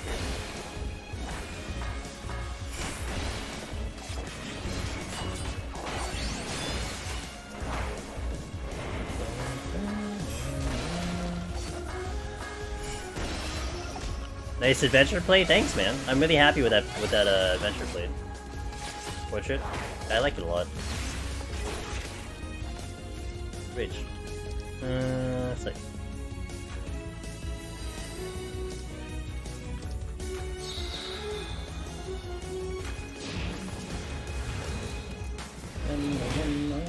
Yeah, I'm really happy with my ninja one. It came out really nice. I am making an effort. I do make the effort since I know the the portrait shows up in Deep Dungeon, so I make a good one, or at least I try to make a good one. Hey, you know what? It's your first impression. Also, it could be the reason why you get a comm in a duty. You know, like actually, I'm not gonna lie. When I've been doing the alliance, when I do give a player commendation, I actually do quickly pick the one that looked the coolest. No joke. Like if everyone did like a pretty good job, I was just like, oh, you know what? I like that portrait. I'm gonna go with this one. Yeah, it is janky. I know, but you know what? It's still a pretty cool feature. Thankfully, you no longer need. Yeah, but what about the next person, Biff Tech? Oh, you don't need to care about. Oh, but you're implying that you don't need to care about your portrait because you don't need comms. I get it. Okay. Stop. Play this. Stop scaring me. Jesus.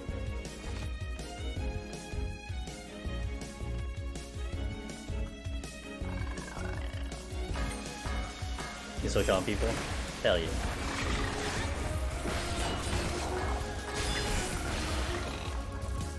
Are you kidding me? I don't even have my Sakuchi.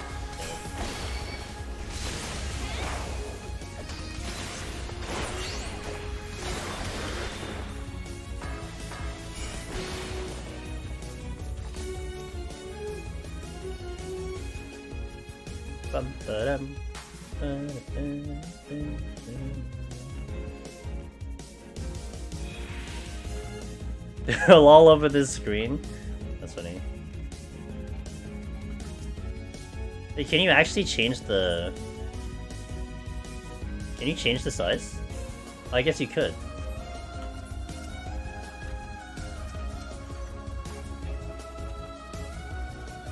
Let me make sure I don't leave by accident. Okay.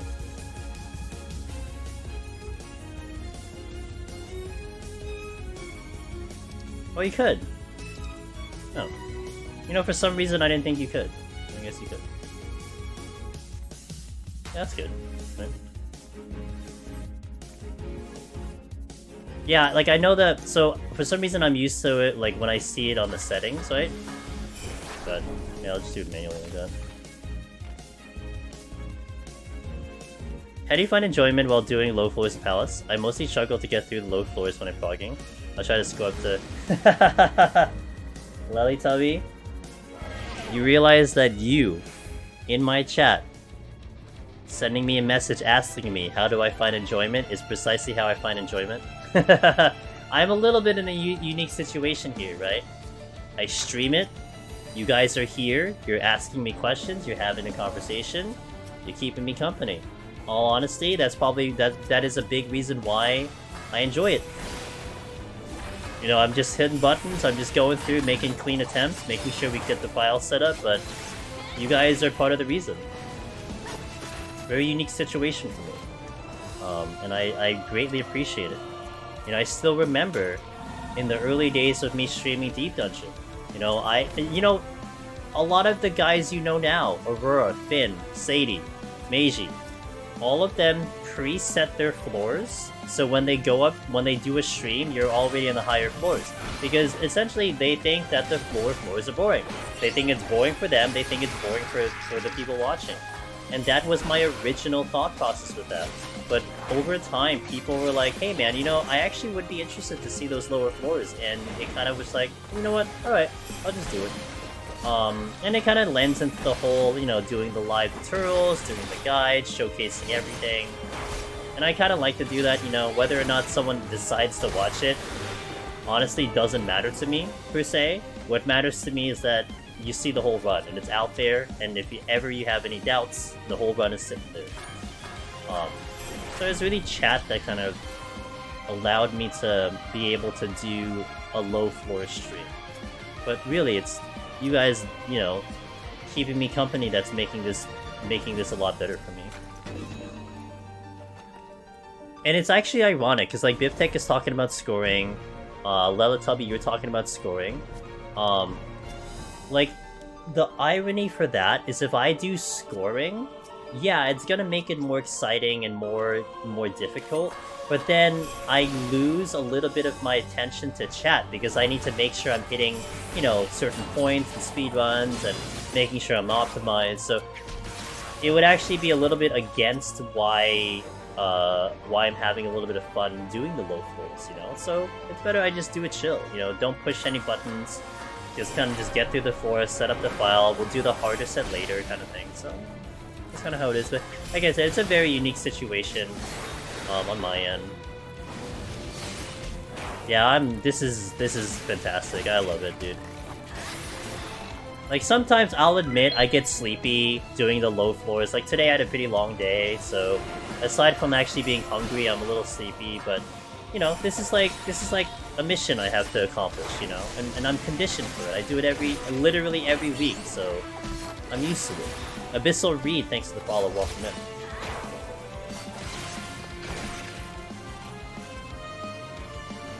At low score sets too, I find the bite more engaging. Yeah, doing scoring on the lower ones definitely will help, because it changes your mind on things, right? It really changes your approach and everything, so it's a big help, it's a big asset.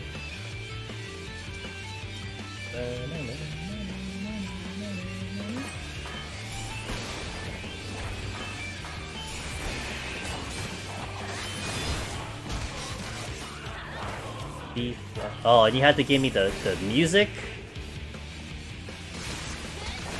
Food? I had regrets. I could have gotten actually something for dinner when I had lunch, but I had a dinner. It was a great dinner, but I needed a little bit more. So now I'm suffering the consequences. I thought I had enough to eat, but oh well. It's okay. It's on me.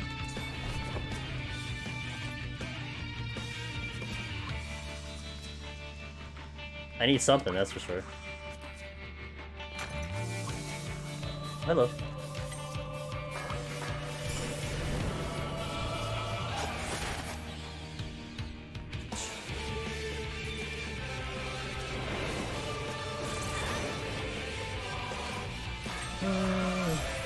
I wish I never heard about this taco meme. You know, almost every misheard lyric, Vivid, is always food, almost. Like, the Twinning song. Chicken tenders, right? That's what people know the song for, chicken tenders. They don't even know the real lyrics, they just know it as chicken tenders.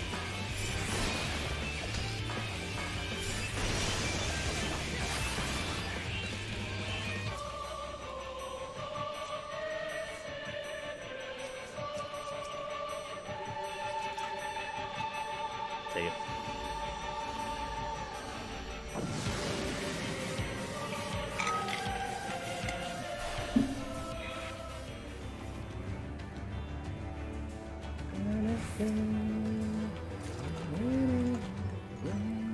Oh, no abilities? How could you, game? Am I lazy? I think I'm pretty lazy. I don't have any plus right now. I'm like pretty lazy. I need some bombs anyway.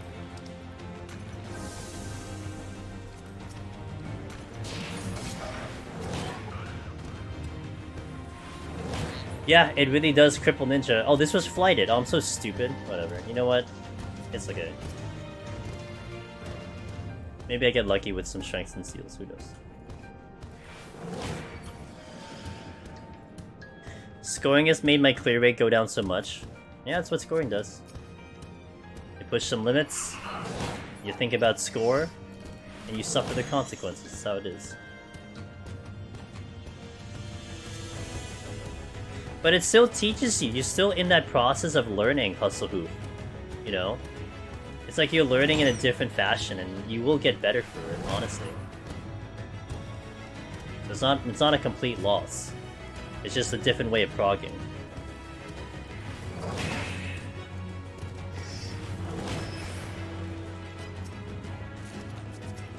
Butchered!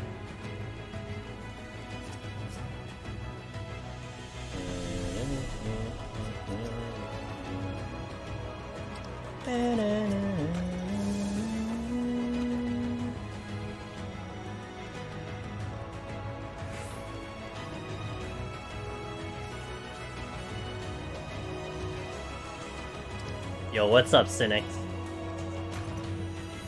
Ninja Gaming. Makeup from Tuesday, because we disconnected on 1/18 on Tuesday.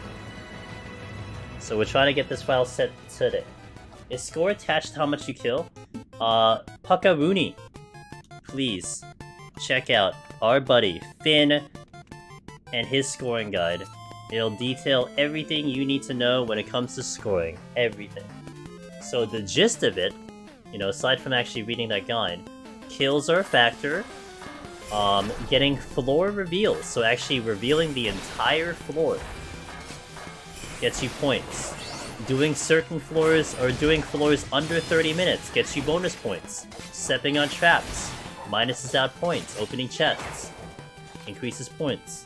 There's a lot, it's a rather complex system, and optimizing it is even more complex. So, no problem. No problem.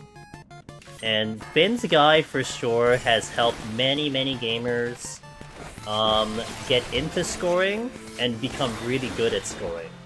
So I highly recommend you check his stuff out. He's a good man, and he's ranked 1 in almost everything in Aether. You know, so he has the receipts to back it up. That's the coolest thing too. Like, he put out a scoring guide, and then he holds like rank 1 for almost all the scores. So it's like, okay, well, credibility through the roof, you know?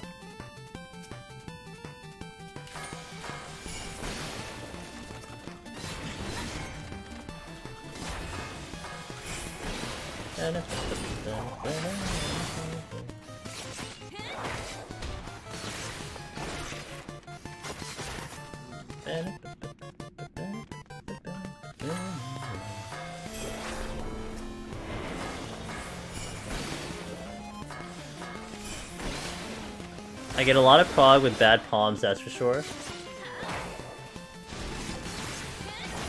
Yeah, experience. I I was definitely thankful for my experience of scoring when I did it for a little bit, Hustle Hoof. I definitely felt like I'd become a better player because of it. I think my speed of going through the floors, like, you know, getting the quick kills, moving from exit to exit, I think that was benefited off of my experience in scoring, hands down. Hands down. Based on the amount of people. It's based on data center. So it is split for jobs, and it's also split for data centers. So if you check out that page, you'll see all the icons for each individual job. Top 25 for each individual job. And then you could filter it by your data center. It's a pretty neat ranking system, and you're gonna expect that for Eureka Orthos. And honestly, that is one portion of Deep Dungeon that got me hooked into Deep Dungeon. Not just the challenge, not just the content in itself, you know, not just the title, but it's competitive as well. There's a competitive part about it. And at the very least, I may not be going for scoring very much, but I do make it a point to make sure that my name is on the leaderboard for all the jobs. Like, that is something I will push for. You know, for me, having the screenshot of me clearing, it's not enough. I need to be on the leaderboard. So if anyone pushes me off the leaderboard, then I have to go back in on the job and re-clear. That is what it is. And I have been pushed off the leaderboard today. No resets. No resets. Never, ever has it ever been reset, so no resets. It is an interesting concept, though. If you were to actually think about doing, like, a seasonal deep dungeon scoring, like, I think that actually can become viable. That was one, like, really interesting thought I had, like, a long time ago. Like, man, can you imagine if the leaderboards reset every patch cycle or something and made it, like, a literal, like, competitive thing? But at the time when I was talking about that, you didn't even have 25 people there. But now you have so many people, man. Miss Sheila! Raid night over.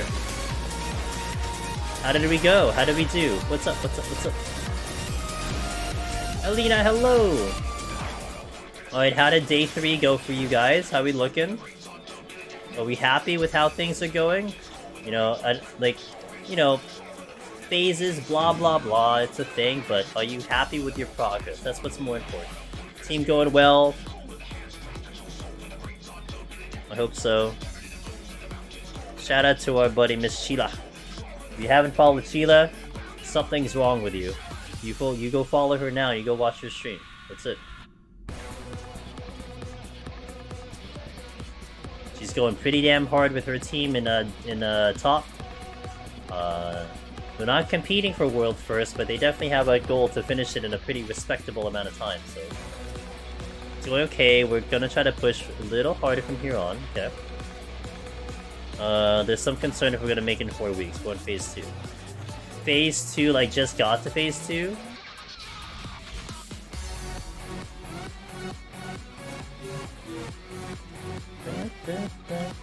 I'm not killing this.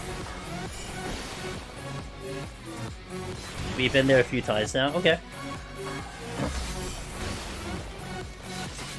Phase 2 is male, female, and all that party stuff, so gotcha.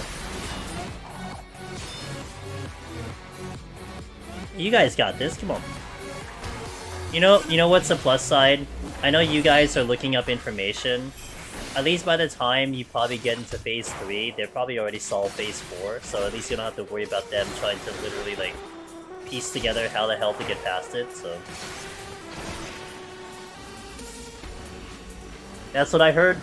That's the news that's going around. I mean, I guess it's not really solved, it's just, you know, do better damage. It's like, just do damage. Congratulations. So. Yeah, basically get good. I don't know if it's confirmed. Is it confirmed that it's final phase?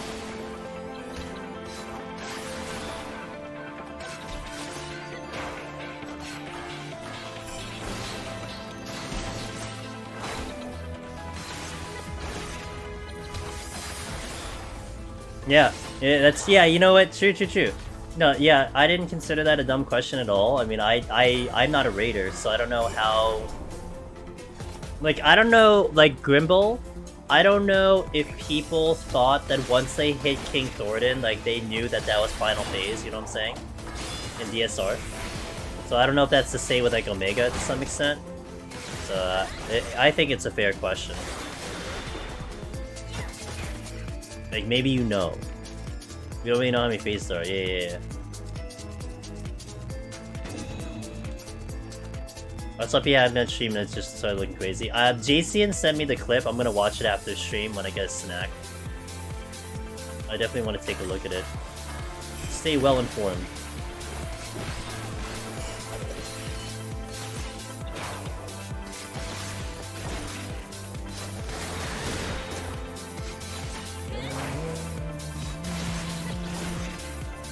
There could be 8 phases. There could even be 9.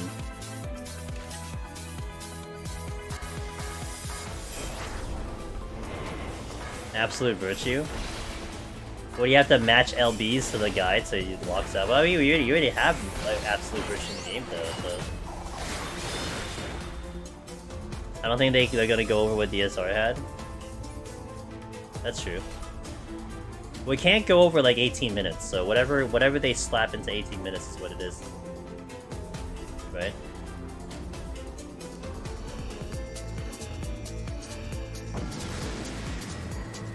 Yo, what's up, Alex? How you doing, man? Didn't they say they felt like they made DSR too hard?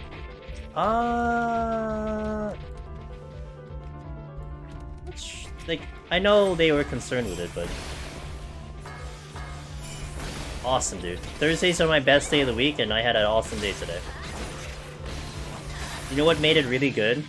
Alex, don't tell her, okay? But I didn't have to wake up early. A certain someone didn't have to wake me up early, so it was nice.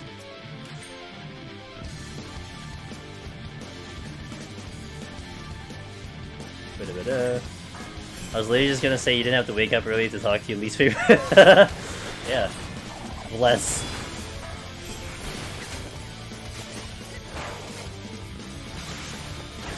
No, it's all good. No, yeah, no, I usually have a really good Thursday, so...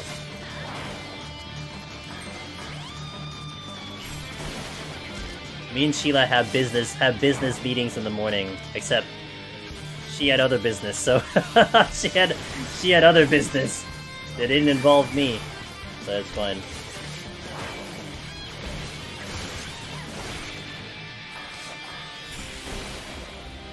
Yeah, so yeah, it's all good.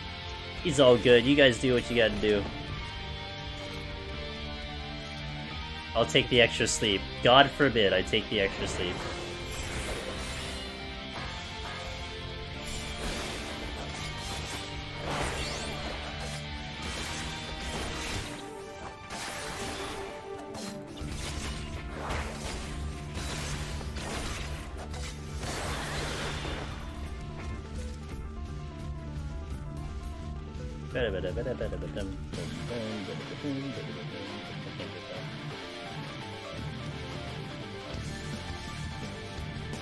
It actually felt weird for me because I had it in my calendar, so notifications went off, but I was kind of sad.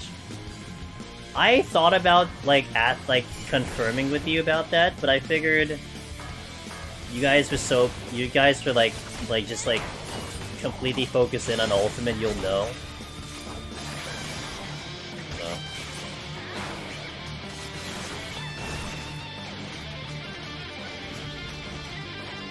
So. Long days sprinkled in.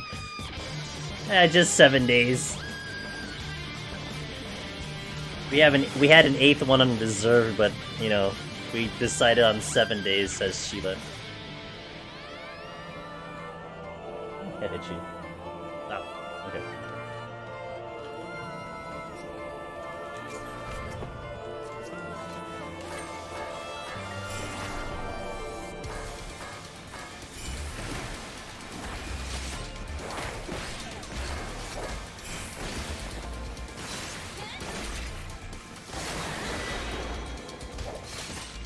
Hey, Jonks.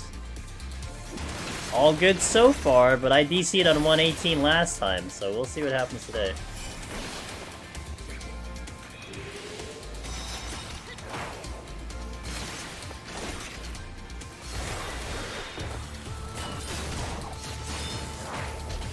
Yeah, filthy casual, dude.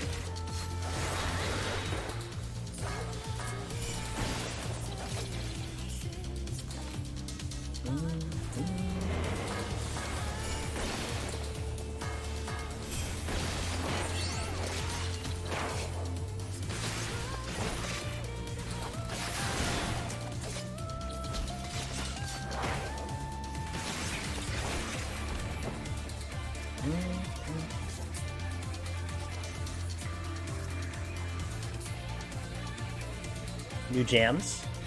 No, this is old Shiva. Actually, this is the second time it played today. Are birds of Palace possible, no steal? Absolutely.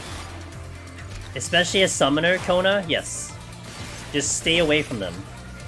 I would definitely recommend opening with a shield, because they will do a little bit of burst damage. Like, they'll kind of do like a double attack twice, but after that, they get into their kind of spammy phase, and that's when they're really easy. If you have HP down, I would be a little careful. You probably want to make sure you have a super potion handy, just in case you take additional damage. But yeah, that's the gist of that one. You son of a bitch. I shank him.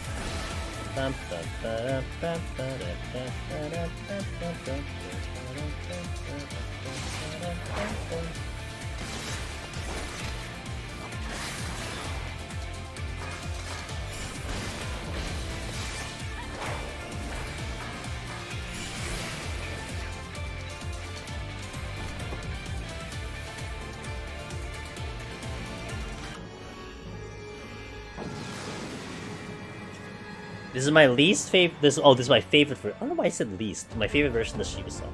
How's Fire Emblem going? Awesome. We're gonna be playing it tomorrow. I might go a little earlier tomorrow.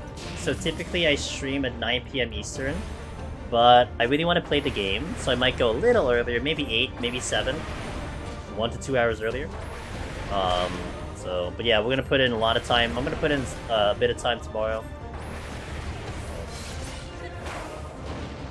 I might squeeze a Saturday stream, but not this Saturday. But I might squeeze a Saturday stream to get in some more Fire Emblem. We'll see. It's a really good game. I just want to keep playing. I just want to keep putting time into it. Revenge Threefold, that's dude. I've only ever played them on Smash. Oh, Fire Emblem? They're good. I love the turn-based strategy of those games. So that's what drew me into that game, and it definitely did not disappoint.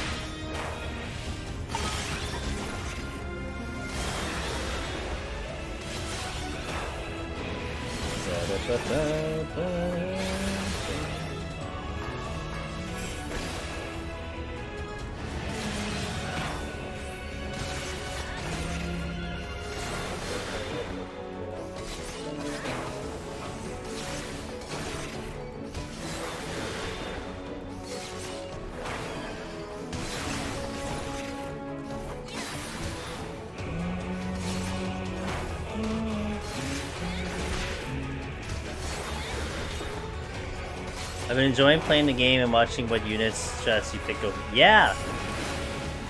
For sure! That's one thing I really like about that. And one thing I really like about strategy games too is that kind of everyone will have different approaches. Now, I am also aware that Fire Emblem can have some cheese strats. Like, I have a cheese, like kind of a cheese strat right now. But I like playing games. What other game did I do this on? I'm trying to think. Well, I kind of did it with Shin Megami Tensei 2. But basically what I like to do is I like to distribute my levels and distribute my power. So like, let's say I find a really powerful combination of a unit. I'll get it to max level, but then I'll move on. I'll log it in memory, but I won't be using it for the rest of the time. So that does put me at a disadvantage, but it opens the door to more variety, you know? And I get to play around with different builds and whatnot. I typically don't really stay with like an optimal loadout unless I'm like stuck or something. That's what I did with like Harvestella. Harvestella, I would make sure I leveled all the jobs until we kinda got to endgame, and then once we got to endgame, then it was like, okay, let's go with the most optimal setup I had, and then that's how we ended up with what I was using towards the end. But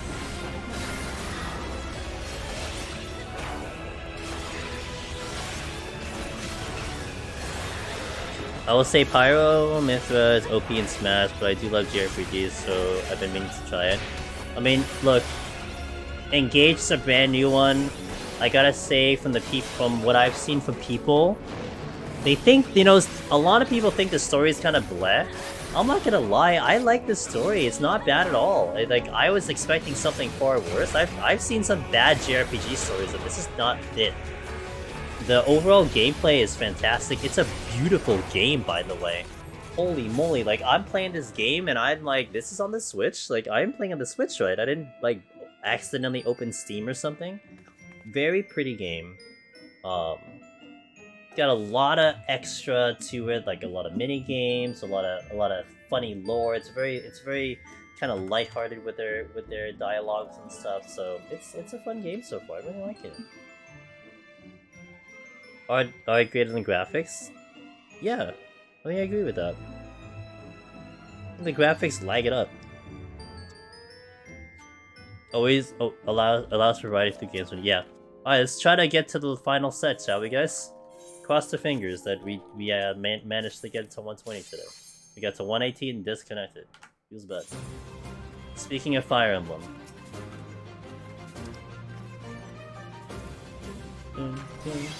Party members 1.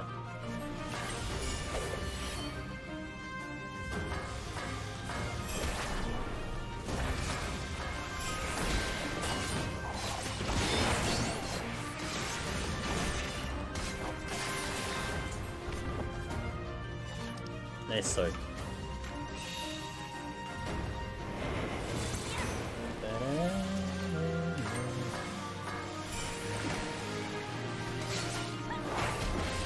And I am getting a more and more liking to the music of Fire Emblem Engage. Like the day one I was playing it, the music was good, but nothing stood out. But now I'm starting to like get some tunes that I'm like, oh, I want to keep hearing this tune.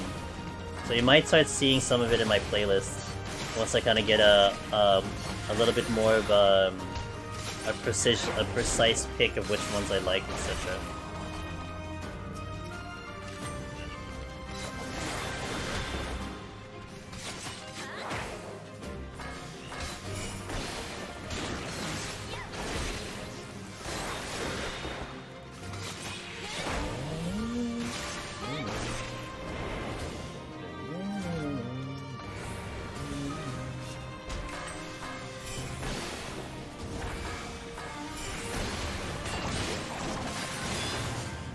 Onward.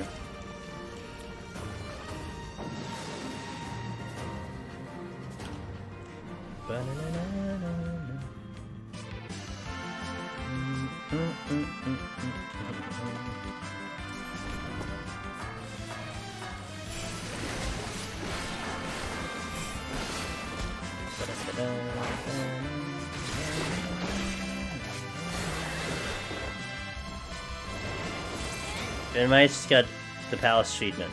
He flighted, first thing's path was a treasure room. Oh, Jesus. Actually, I was just thinking about Ben, because I might go and raid him. However, I'm banned from raiding anyone at 190, so... Although, I'm sure you'll be past 190 by the time we finish, thankfully. I can no longer raid anyone at 190. I'm not allowed to do that. Instead, if I am gonna find someone to raid, and they're at 190, we'll just watch it together and then I'll raid later. I've only cursed 2 of them, but that's a lot already, so... I don't think I want to keep doing it.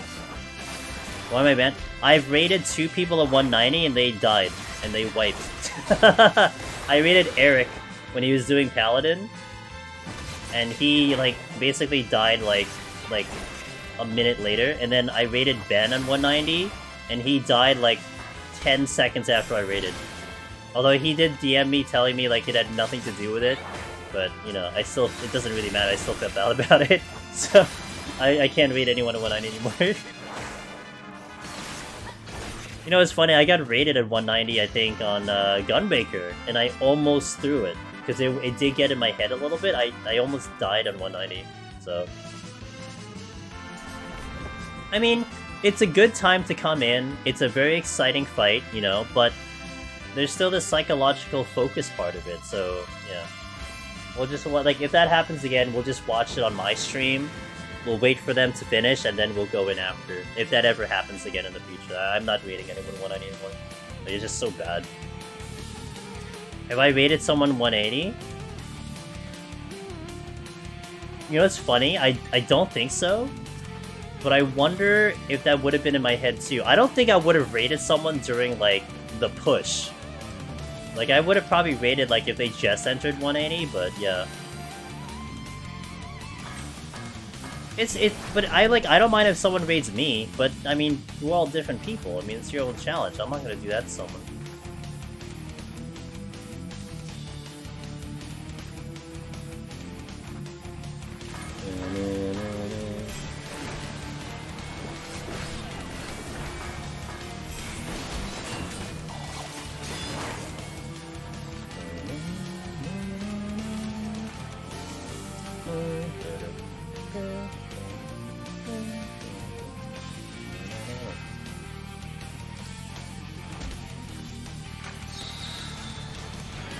Oh, it's a freaking slime.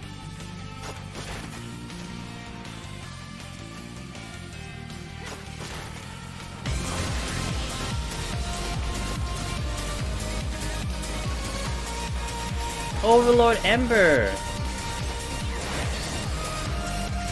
Thanks for the raid, I appreciate it. How was your stream? Hopefully things went well. I'll give you the shout in a little bit. Welcome in from Overlord Ember's stream. I'm Angelus Demonist. I do a lot of Deep Dungeon solo over here. And we are just trying to wrap up this ninja file. My goal today is 120, and we're getting there. Sir Quagsire, hello, how are you? Tuition, that's good, I can walk this out. Shoutouts to Overlord Ember. And shoutouts to Overlord Ember. Guys, check out Overlord, they're doing 14. How was your stream? Deeps are too hard for me. You know, it's a marathon, not a sprint kind of thing. So initially it might feel really tough, but you know, as you kind of do it over time, I think it will get a little easier, but you gotta put a lot of time into this thing. We have a lot of information out there. But hey, it isn't for everyone, it's on top of that. Hosted an FC Mount Farm for Stormblood. NC to sacrifice. We got 5 mounts. Hey, that sounds amazing. Let's go. Nice, nice, nice. Cool, cool, cool. Alright. Very nice on those mounts. Always feels good when all the friendos and the FC members get the stuffs, you know? Yeah, welcome in, guys. Be here for a little bit longer.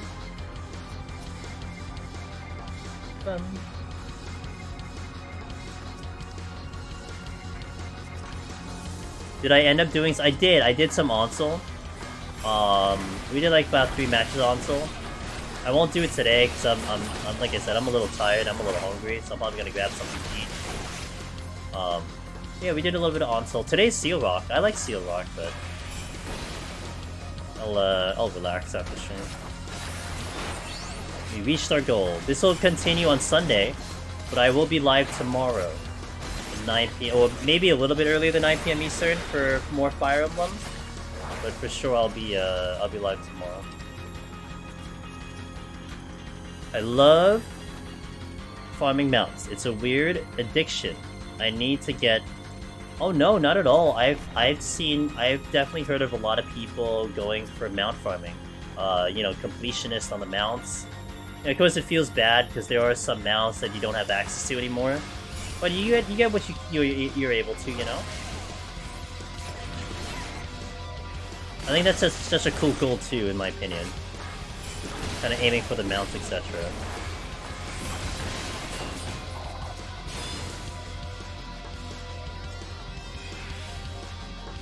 Some maps are hit or miss if 2 teams end up fighting each other and third doesn't do much.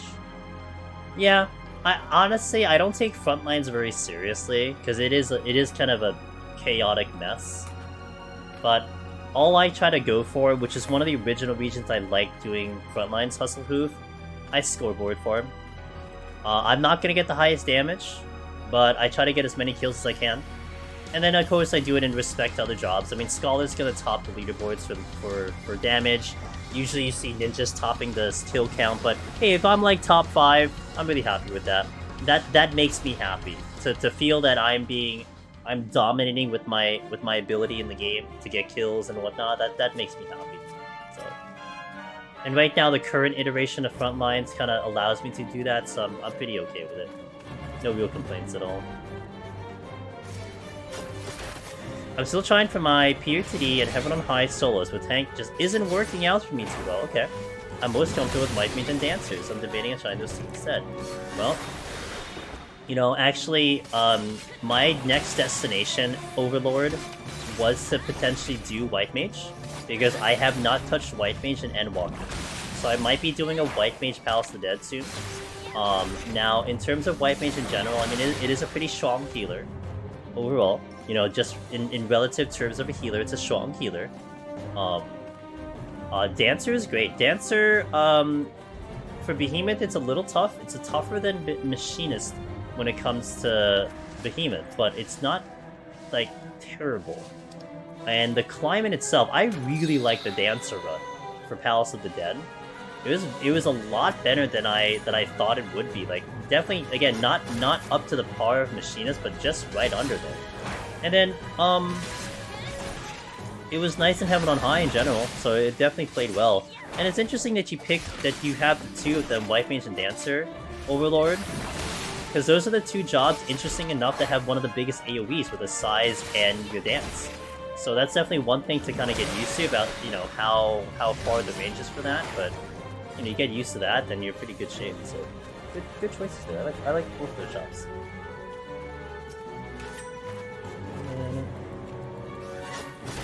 I feel like I get targeted summoners so much in frontlines. Oh yeah. Oh Jonks. I target summoners. Like, if you know, when I'm on Dragoon, if you're a summoner, if you're a physical ranger caster, I am hunting you down first and foremost, and a healer. Like, if I see a group of the opposite team, I just ignore the tanks. I see like 3 tanks, great. I see the one black mage up close and personal, I'm going right for him. Because they're easy kills. I can blow them up. Because I can almost clean out, with a full burst, I can almost clean out a caster in a physical range if they don't heal.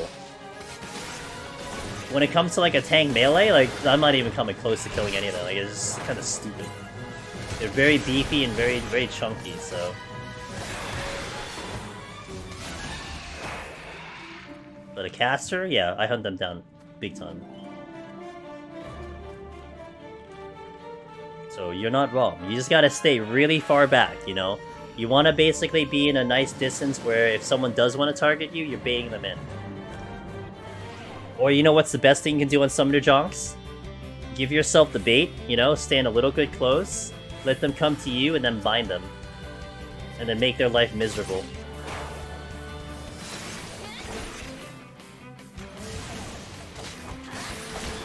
Yeah, I guess that's true. Monk is pretty strong. Like, I've seen a monk try to, like, 1v1 me, I'm just like, bruh, you have nothing to kill me, just get away from me. Like, I'm not even gonna bother killing you, like, don't even bother killing me. That's the way I tell monks all the time. It's pretty funny. I mean, verbally, I don't tell them, like, actually, but, you know. I think if these next 2 runs I have are going to fail, I'm gonna try Wipe Mage and Dancer. So far I've been stuck in the 40 boss, the one that sums healing, and Heaven High. I've had the same dumb mistake. Survey. Oh, that's fair. It's okay, you know, it's prog. As long as you kind of learn from your lessons, that's what's more important, so.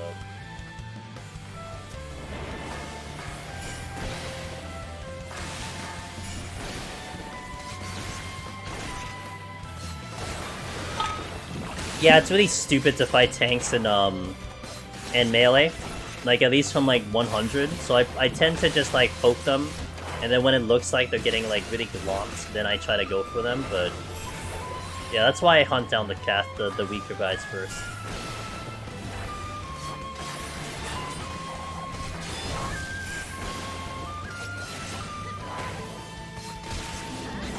Hey, what do you cast? Oh.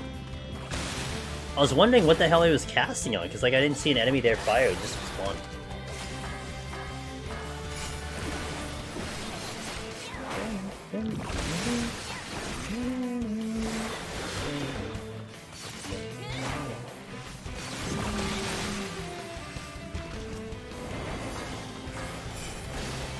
Because of the one that enable... yeah. I agree with that one. Bad. I'm gonna witching here.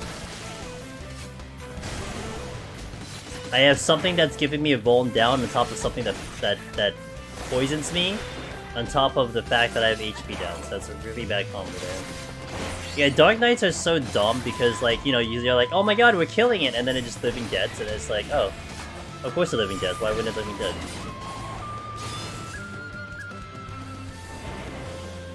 I'm gonna pull the Cobra. I don't want to have to get stuck with another freaking slime and Cobra combination.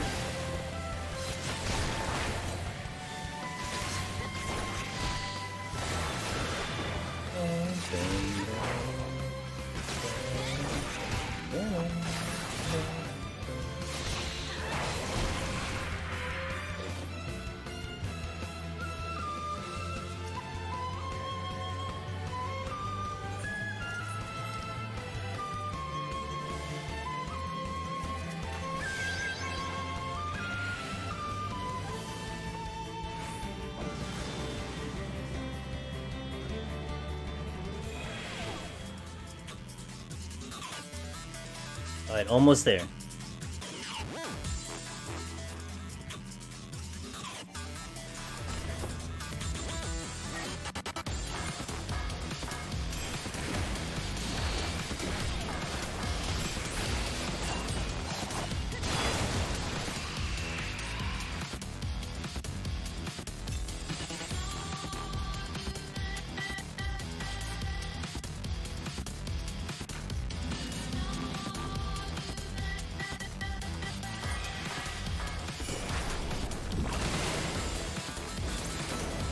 Okay.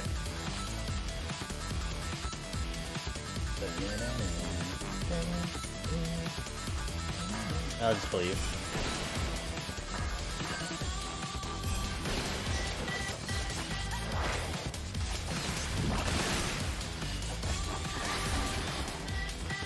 But just as it died, I died to Meteor? Oh no. So the Meteor registered first? Same. No! So is that it? Like, do you have another attempt, or that's the run? Oh crap. Yeah, you need to come first before it comes. No more steel. Oh no. Well, I'd still give it a shot. I mean, if you have time, I'd still give it a shot, honestly. You never know. You might learn some interesting lessons. Just do a lot of kiting, but give it a shot. But hey, good attempt! I mean, that's really good for your first time. To like be able to at least know that Behemoth gets killed off, but you know, you just have to do something a little bit better. Good stuff. Congratulations. That is definitely worthy of a congratulations.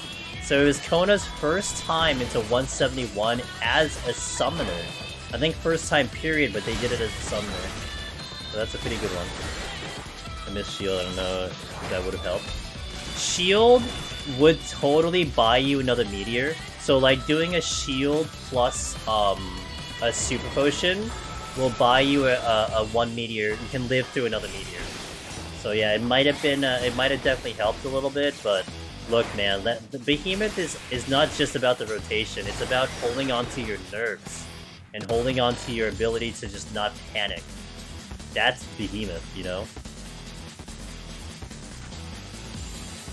So I can't train anyone for that motion. I don't know how you're gonna feel. But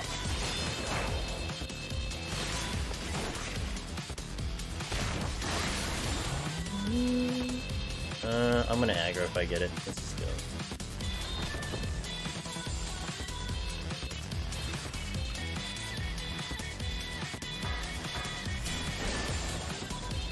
I was definitely more nervous during the fourth up for some reason. No, I mean, you're in a lot of unknown territory. You probably heard a lot of stories, Kona, about things kicking your ass and everything. So that's completely fair. Honestly, in my opinion, that's probably better for you. Because sometimes I do feel like people get so focused in on Behemoth that they kind of ignore the floors and then they make mistakes on the floors. So for you to actually be nervous on the floors means your head was in a good spot, that you're thinking of what's in front of you first and then handling Behemoth later. So that's good. My heart beats faster and harder than it does when I clear. Yeah. Stress check, yeah. Absolutely.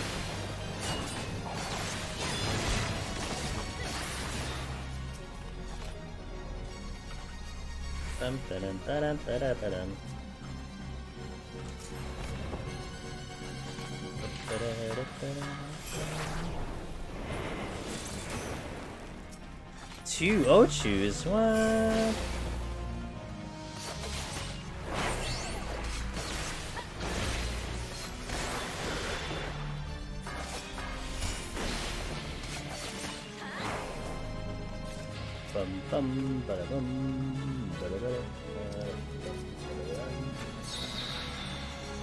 Think glide past 140? You're experienced, my friend. That's what it is. I have a purity.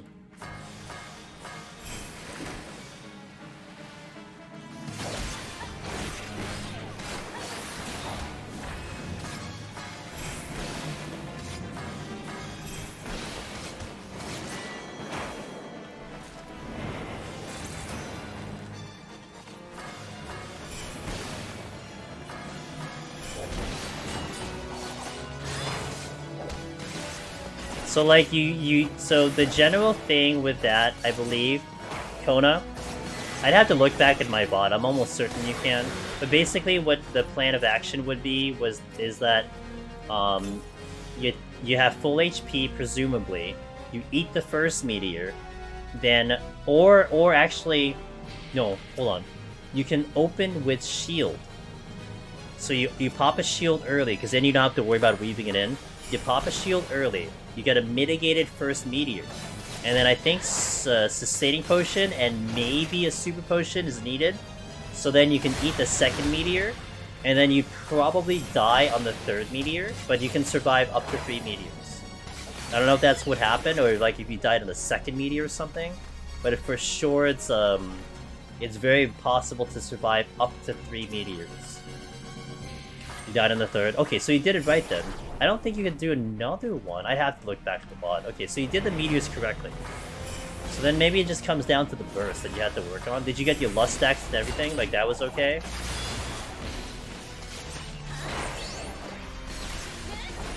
I'm gonna have purity here.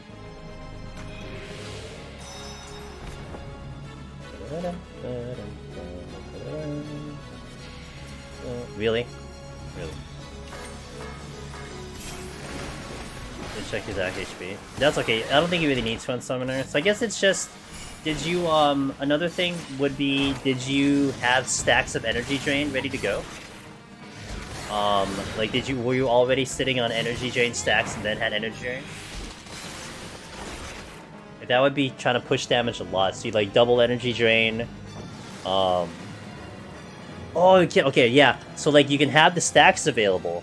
You burn the Aether Pool, you burn the Aether Flow, and then you do another Energy Drain, and you have more Aether Flow. So you like double Fester, you do double Fester, Energy Drain, 2 more Festers. So that could be additional damage that you might have been missing, potentially. Something to maybe consider next time.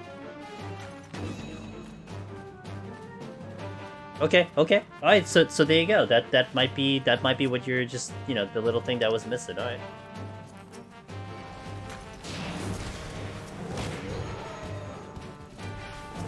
Yeah, no problem. I mean, I think, like, it's been a while since I did Summoner Kona, but from my memory, it's like...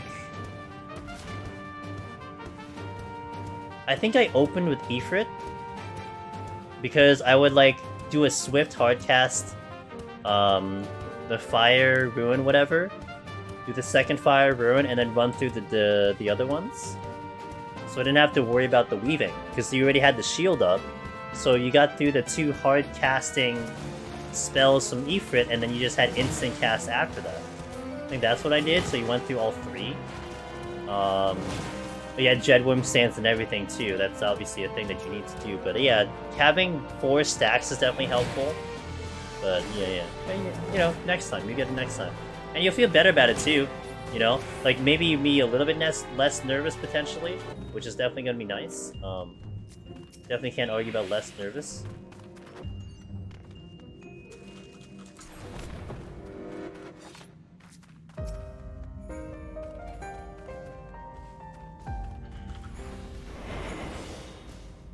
Should definitely have it if they can make it back up.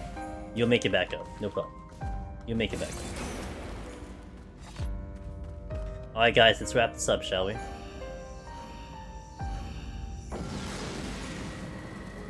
Let's wrap this up.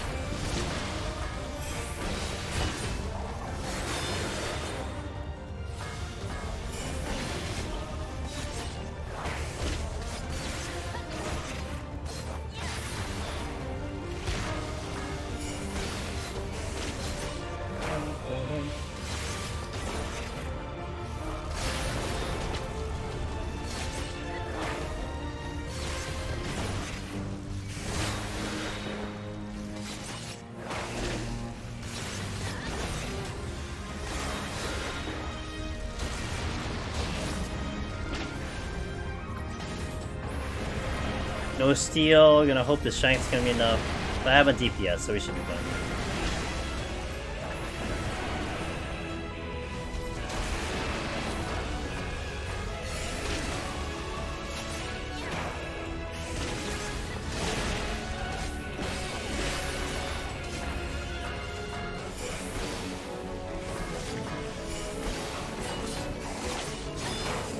I think I need one more cycle though. I'm gonna hold on to my ninjutsu here.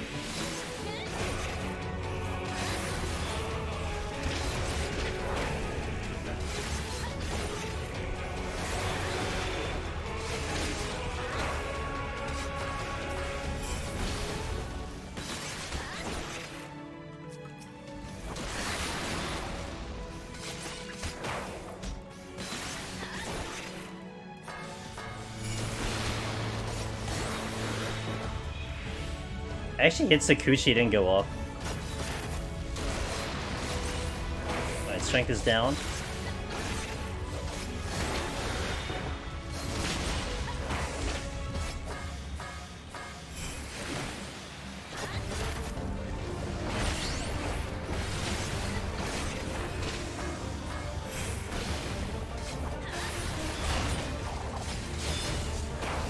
I think I should drop this before the bees come out. A little unsure though. Yeah, we should be fine, I think. If I can't do 5% before the bees final sing, I'll be very sad.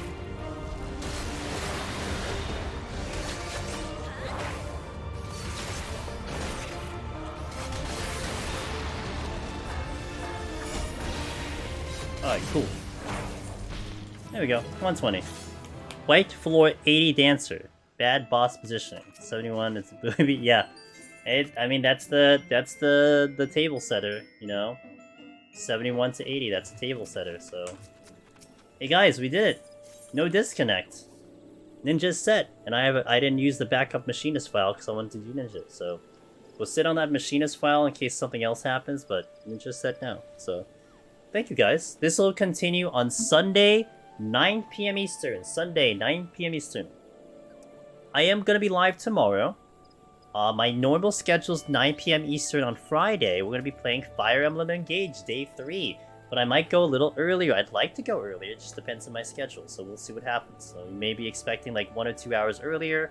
But I'll be live by about 9 guaranteed. So that'll be tomorrow. And then again, we're going to continue Ninja on Sunday.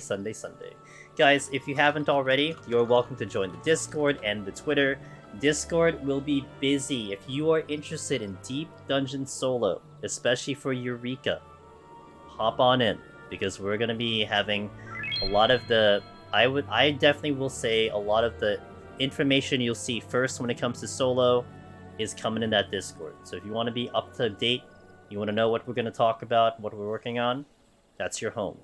We got the YouTube channel with all the videos, my variety channels there too if you want to see me play other games. But thank you guys. And Kona, thank you for the follow. I appreciate it. Thank you for the Prime sub. And Kona, hey, you can join the Discord too. You know, you want to talk more about the Summoner Run, pick some brains of other people who've done it. Just hop on in. You know, if you want to talk off stream, you're more than welcome. That goes to anyone else. So thanks, guys. I'm going to go find someone to say hello to tonight. Let me see how Ben's doing. Is he in the 91 set? Can I not math? Oh, he is. Oh, we're going to Ben. Alright guys, you're gonna help me cheer on my good buddy and my teammate on Team Solo, Mr. Ben Rice. We will not assassinate him today. You know why? Because first of all, he has 2 raisings and he's on 191. Let's get this man this clear, shall we? He's trying to get this alt clear. He already has Necromancer, but he's trying to get it on his little dude. And this time we won't kill him. Let's go to Mr. Ben. Thank you guys. I hope to catch you next time, tomorrow or Sunday. Have a good night. Miss Sheila, good luck on your ultimates. It's great. See you guys. Reading out.